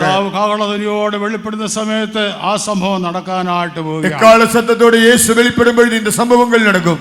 അതിനുവേണ്ടി നാം വചനപ്രകാരം ഒരുങ്ങേണ്ടിയിരിക്കുകയാണ്. அதற்காக அந்த விதத்திலே நாம் ஆயத்தப்படுவோம். അതെ, രക്ഷാ നിർണയം പ്രാപിക്കേണ്ടിയിരിക്കും. ரட்சிப்பின் நிச்சயத்தை பெற்றுக்கொள்வோம். അതെ, വചനപ്രകാരമുള്ള ജലസ്നാനം സ്വീകരിക്കേണ്ടിയിരിക്കും. வசனத்தின்படியாக ஞானஸ்நானம் பெறுவோம். അതെ, ദൈവത്തിന്റെ പരിശുദ്ധാത്മ ശക്തി പ്രാപിക്കേണ്ടിയിരിക്കുകയാണ്. தேவனுடைய பரிசுத்த ஆவியின் வல்லமையை பெறுவோம். അതെ, വേർപാട് ജീവിതത്തിന്റെ അനുഭവത്തിലേക്ക് നമ്മൾ വരേണ്ടിയിരിക്കും. வேறுபாட்டு ஜீவியத்தின் அனுபவத்துக்குள்ளே வருவோம். അപ്പോസ്തലന്മാരുടെ ഉപദേശത്തെ നമ്മൾ കേൾക്കേണ്ടിയിരിക്കും. அப்போஸ்தலர் உபதேசத்தை நாம் கேட்போம். അതെ, രണ്ടിലെ ഏതെങ്കിലും നമ്മൾ ഫേസ് ചെയ്യാൻ ചെയ്യാനായിട്ട് പോവുകയാണ്. ஏதாவது ஒன்றை நாம் எதிர்கொண்டுதான் ஆக வேண்டும். അതെ, ഒന്നിൽ കൈവിടപ്പെടുന്ന അനുഭവം അല്ലെ രൂപാന്തരപ്പെടുന്ന അനുഭവം ലോകത്തിൽ വരാൻ. ஒன்று கைவிடப்படுவோம், இல்லாவிட்டால் மறுவப்படுவோம். இது ஒன்று சம்பவிக்கும். അതെ, കൈവിടപ്പെടുന്ന ആ സഭയ്ക്ക് വരാൻ പോകുന്ന പീഡകളെ കുറിച്ച് ദൈവവചനത്തിൽ വ്യക്തമായിട്ട് നമ്മൾ വായിക്കുകയാണ്. கைவிடப்படும் சபைக்கு வரக்கூடியவரான உபத்திரவங்களை குறித்து நாம் வேதாகமத்திலே படிக்கிறோம். അതിൽ നിന്ന് ഓരോ വ്യക്തികളും ഈ അന്ത്യനാൾ വിടുവിക്കപ്പെടേണ്ടിയിരിക്കുകയാണ്. ஒவ்வொரு நபரும் இந்த கடைசி நாட்களிலே அதிலிருந்து தப்பித்துக் கொள்ள வேண்டும். അതേ, അസ്ഥികൾ ജീവിക്കാനായിട്ട് പോവുകയാണ്. எலும்புகள் உயிரடைய போகிறது. അതേ, ദൈവനാമത്തിന് മഹത്വം. தேவநாமத்துக்கு மகிமை. നമ്മെ തന്നെ നമുക്ക് ഈ പകൽക്കാലം നമുക്കൊന്ന് ഏൽപ്പിച്ചു കൊടുക്കാം. பகல் வேளையில் நம்மை தாமே ஒப்புக் கொடுப்போம். അതേ, കാലം തീരാനായിട്ട് പോവുകയാണ്. காலம் நிறைவடைய போகிறது. അതേ, ദൈവത്തിൽ വായിക്കുന്നുണ്ട്, മരണത്തിൽ നിന്നുള്ള ഉദ്ധാരണം യഹോവയാൽ വരും. നമ്മൾ நாம் படித்தோம், மரணத்திலிருந்து நீங்களாக்கும் வழிகள் தேவனிடத்திலே இருக்கிறது. അതുകൂടി വായിച്ചിട്ട് ഞാൻ എൻ്റെ വാക്കുകളെ ചുരുക്കുകയാണ്. அதை சொல்லி நான் என் வார்த்தைகளை முடிக்கிறேன். പാപത്തിന്റെയും മരണത്തിന്റെയും അധീനയിൽ നിന്ന് കർത്താവിനെ വിടുവിച്ചിരിക്കുകയാണ്. பாவத்தின் மரண அதிகாரத்தில் இந்த ஆண்டவர் நம்மை விடுதலையாக்கி இருக்கிறார். റോമാലേഖനത്തിൽ നമ്മൾ വായിക്കുമ്പോൾ ക്രിസ്തുവേശുവിലുള്ളവർക്ക് അതേ ഒരു രക്ഷയെക്കുറിച്ച് നമുക്ക് കാണാം. நான் ரோமன் 8 அதிகாரத்திலே படிக்கும் பொழுது கிறிஸ்தியேசுவில் உள்ளவர்களுக்கு இப்பொழுது അതേ, ക്രിസ്തുവേശുവിലുള്ളവർക്ക് ന്യായവിധിയില്ല എന്ന് നമ്മൾ വായിക്കാം. கிறிஸ்தியேசுவுக்கு உட்பட்டவர்களுக்கு தண்டனை இல்லை. വായിക്കാമോ? അതുകൊണ്ട് ഇപ്പോൾ ക്രിസ്തീശുവിലുള്ളവർക്ക് ഒരു ശിക്ഷാവിധിയും ഇല്ല.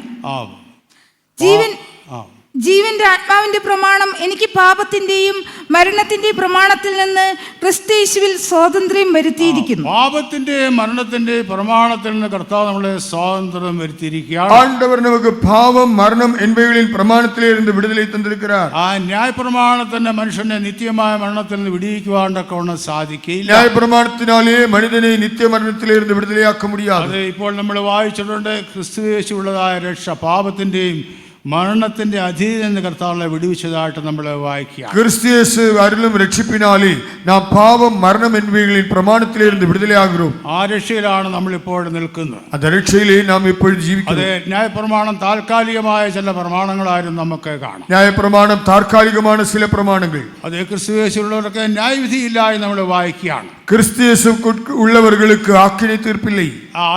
കർത്താവ് യേശു ക്രിസ്തുവിന്റെ കാലുവരി മരണം പല കാര്യങ്ങളെ വിളംബരം ചെയ്യുന്നതായിട്ട് ദൈവത്തിൽ നമുക്ക് ஆண்டவராகிய இயேசுவின் கல்வாரி மரணம் பல காரியங்களை பிரசித்தப்படுத்துகிறது. അതൊന്ന് ന്യായവിധിയെ കൂടി വെളിപ്പെടുത്തുന്നതായിട്ട് നമ്മൾ വായിക്കുന്നു. அது அந்த ஆக்கினை தீர்ப்பை கூட காண்பிக்கிறது. അത് രക്ഷയെ വിളംബരം ചെയ്യുന്നതായിട്ട് നമ്മൾ വായിക്കുന്നുണ്ട്. அது ரட்சிப்பை பிரசித்தப்படுத்துகிறது. ആ മനുഷ്യന്റെ നിത്യമായ ന്യായവിധിയെ കുറിച്ച് കൂടി അത് വെളിപ്പെടുത്തുന്നതായിട്ട് നമുക്ക് மனிதனின் நித்தியமான நியாய தீர்ப்பை குறித்தும் சொல்கிறது. അത് കാൽവരി ഡിക്ലറേഷൻ അല്ലെങ്കിൽ വിളംബരമായിട്ട് നമുക്ക് കാണാൻ സാധിക്കും. அது கல்வாரியின் விளம்பரம் என்பதை விளங்கிக் கொள்ளலாம். അത് തിരിച്ചറിയുന്നതിന് വേണ്ടി അവനെ പരസ്യമായിട്ട് നിർത്തിയിരിക്കുന്നതായിട്ട് നമുക്ക് കാണാം. அதை விளங்கிக் கொள்ளும்படியாக அவரை பரிசுமாக நிறுத்தி இருக்கிறார். ഒന്നിൽ രക്ഷ അല്ലെങ്കിൽ രക്ഷ അവിടെ വെളിപ്പെടുത്തുന്നതായിട്ട് നമുക്ക് കാണാം. ஒன்று ரட்சிப்பில் ஆவிட்டால் தண்டனை அதை வெளிப்படுத்தி காண முடியும். ഇത് രണ്ടും അവിടെ വെളിപ്പെടുന്നതായിട്ട് നമുക്ക് കാണാൻ സാധിക്കും. இது இரண்டும் அங்கே வெளிப்படுகிறது. അതേ, അവനെ നോക്കി നമുക്ക് രക്ഷ പ്രാപിക്കാം. அவர் மூலமாக அந்த ரட்சிப்பை பெறுவோம். ആ മരണത്തിന്റെ അധീനം നമുക്ക് വിടുതൽ പ്രാപിക്കാം. மரணத்தின் அதிகாரத்திலிருந்து விடுதலை பெறுவோம். സർവഭൂസിവാസികളുള്ളവരെ എല്ലാവരും എങ്കിലേക്ക് തിരിഞ്ഞ് രക്ഷപ്പെടുക ദൈവത്തിൽ നമ്മൾ വായിക്കും. பூமியின் எல்லையெங்கும் உள்ளவர்களை என்னை நோக்கி பார்த்து ரட்சிப்பை அடையுங்கள்.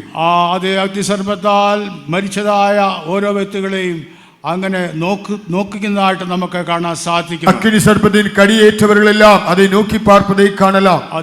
ദൈവത്തിൽ വായിക്കുന്നുണ്ട്, അവനെ നോക്കി രക്ഷപ്പെടുവാനായിട്ട് ദൈവം നമ്മളെ ഓർപ്പിക്കുകയാണ്. அவரை நோக்கி பார்த்து நாம் ரட்சிப்பை பெற வேண்டும். ആ രക്ഷയുടെ വാതിൽ അടയപ്പെടാനായിട്ട് ரட்சிப்பின் வாசல் அடைய போகிறது. കാലം തീരാനായിട്ട് പോവുകയാണ്. காலம் நிறைவடைய போகிறது. അതിനു മുമ്പായിട്ട് അവനെ നോക്കി രക്ഷപ്പെടുവാണ്ടൊക്കെ കർത്താവ് നമ്മെ സഹായിക്കും. அதற்கு முன்னதாக அவரை நோக்கி பார்த்து நாம் ரட்சிப்பை ഉദ്ധാരണം ചെയ്യപ്പെടാത്തവരായിട്ട് ആരെങ്കിലും ഇവിടെ ഇരിപ്പുണ്ടെങ്കിൽ ദൈവത്തിലേക്കൊന്ന് സമർപ്പിച്ചു കൊടുപ്പാൻ ദൈവം നമ്മെ സഹായിക്കേണ്ടിയിരിക്കുക. மீட்கப்படாதவர்கள் மீட்கப்படும்படியாக நாம் ஒப்பு கொடுத்தால் ஆண்டவர் நமக்கு உதவி செய்வார். എന്നെ നിങ്ങളെ രക്ഷിപ്പാണ്ടൊക്കെ കർത്താവ് മതിയായവൻ. என்னையும் உங்களையும் ரட்சிக்க ஆண்டவருக்கு அதிகாரம் உண்டு. ഞാൻ നേരത്തെ ഓർപ്പിച്ചതുപോലെ എല്ലാവർക്കും വേണ്ടി കർത്താവ് ലോകത്തിലേക്ക് താണിറങ്ങി വന്നതായിട്ട് നമുക്ക് കാണാം. ஆண்டவர் நமக்காக இந்த உலகத்திலே இறங்கி வந்ததை நான் முன்னமே சொன்னேனே. ആ രക്ഷയെ നമ്മൾ പ്രാപിച്ച് ദൈവരാജ്യത്തിന് അവകാശികളായി തീരുവാണ്ടൊക്കെ കർത്താവ് നമ്മെ സഹായിക്കേണ്ടിയിരിക്കും. அந்த ரட்சிப்பை பெற்று தேவனுடைய ராஜ்யத்தை சுதந்திரித்துக் கொள்ள ஆண்டவர் உதவி செய்வாராக. സുവിശേഷത്തിന്റെ വാതിൽ അടയപ്പെടാനായിട്ട് പോവുകയാണ്. சுவிசேஷத்தின் வாசல் அடைய போகிறது. അതിനു മുമ്പായി നമുക്ക് രക്ഷ നേടാം. அதற்கு முன்னதாக ரட்சிப்பை பெறுவோம். നിത്യന്യായവിധിയിൽ നമുക്ക് വിടുതൽ പ്രാപിക്കാം. நியாய தீர்ப்பிலிருந்து விடுதலை பெறுவோம். അനേകരെ നമുക്ക് സുവിശേഷത്താൽ ഉദ്ധരിക്കാം. அநேகரை சுவிசேஷத்தினாலே மீட்டுக் கொள்வோம். അതേ നമുക്കൊരു ദൗത്യം കർത്താവ് തന്നിരിക്കുന്നതായിട്ട് നമുക്ക് ஆண்டவர் நமக்காக ஒரு பொறுப்பை தந்திருக்கிறார். അതേ മരണത്തിന്റെയും പാതാളത്തിന്റെ അധീനത്തിൽ നിന്ന് രക്ഷ പ്രാപിപ്പാൻ കർത്താവ് നമ്മെ സഹായിക്കേണ്ടിയിരിക്കുകയാണ്. இந்த மரணம் பாதாளத்திலே இருந்து விடுதலை பெற ஆண்டவர் நமக்கு உதவி செய்வாராக. ഒരു നിമിഷം നമ്മുടെ കണ്ണുകളെ അടച്ച് നമുക്കൊന്ന് ദൈവസ്ഥനെ ഏൽപ്പിച്ചു ஒரு കൊടുക്കാം. நிமிஷம் கண்களை மூடி தெய்வ சமூகத்திலே ஒப்புக்கொடுப்போம். ഏത് അവസ്ഥയിലായിരിക്കും നിങ്ങളെ ചിന്തിക്കേണ്ടിയിരിക്കുകയാണ്. எந்த நிலவரத்திலே போவோம் என்பதை சிந்திக்க வேண்டும். ഒരുപക്ഷെ നീ പാപിയാണെന്നുണ്ടെങ്കിൽ നിന്റെ പാപത്തെ ക്ഷമിപ്പാൻ കർത്താവിന് ஒருவேளை நீ பாவியா உன் பாவத்தை மன்னிக்க ஆண்டவர் உன் பக்கத்தில் இருக்கிறார். അതേ നമ്മുടെ കർത്താവ് എല്ലാവരെയും രക്ഷിപ്പാൻ ശക്തനായ ദൈവമാണ് നമ്മുടെ മധ്യത്തിൽ. நாம் யாவரையும் ரட்சிக்க வல்லவராக இயேசு நம்முடைய அருகாமையில் இருக்கிறார். അവൻ നമ്മളെ സ്നേഹിക്കുകയാണ്. அவர் நம்மை நேசிக்கிறார். നമ്മളെ സ്നേഹത്തോടെ വിളിക്കുകയാണ്. அன்போடு நம்மை அழைக்கிறார். അവന്റെ അടുക്കലേക്ക് നമുക്ക് അടുത്തിയല്ല, அவரிடத்திലേക്ക് கிட்டு சேருவோம். അവനെ നോക്കി നമുക്ക് നിത്യജീവൻ പ്രാപിക്കാം. அவரை நோக்கி பார்த்து நித்திய ஜீவன் பெறுவோம். അവനെ അതിനായിട്ട് ലോകത്തിൽ നിർത്തിയിരിക്കുന്നതായിട്ട് നമുക്ക് കാണാം. அதுக்காக அவரை உலகத்திலே நிறுத்தி இருக்கிறார். അതേ നമുക്ക് നമ്മെ തന്നെ ഒരു നിമിഷം ഏൽപ്പിച്ചു കൊടുത്ത് നമുക്ക് ദൈവസന്നിധിയിൽ പ്രാർത്ഥിക്കാം. ஒரு நிமிடம் நம்மை ஒப்பு கொடுத்து ஜெபிப்போம். ഒരു നിമിഷം നമുക്കൊന്ന് ഏൽപ്പിച്ചു കൊടുത്ത് ஒரு நிமிஷம் நம்மை ஒப்பு கொடுத்து ஜெபிப்போம். Hallelujah hallelujah hallelujah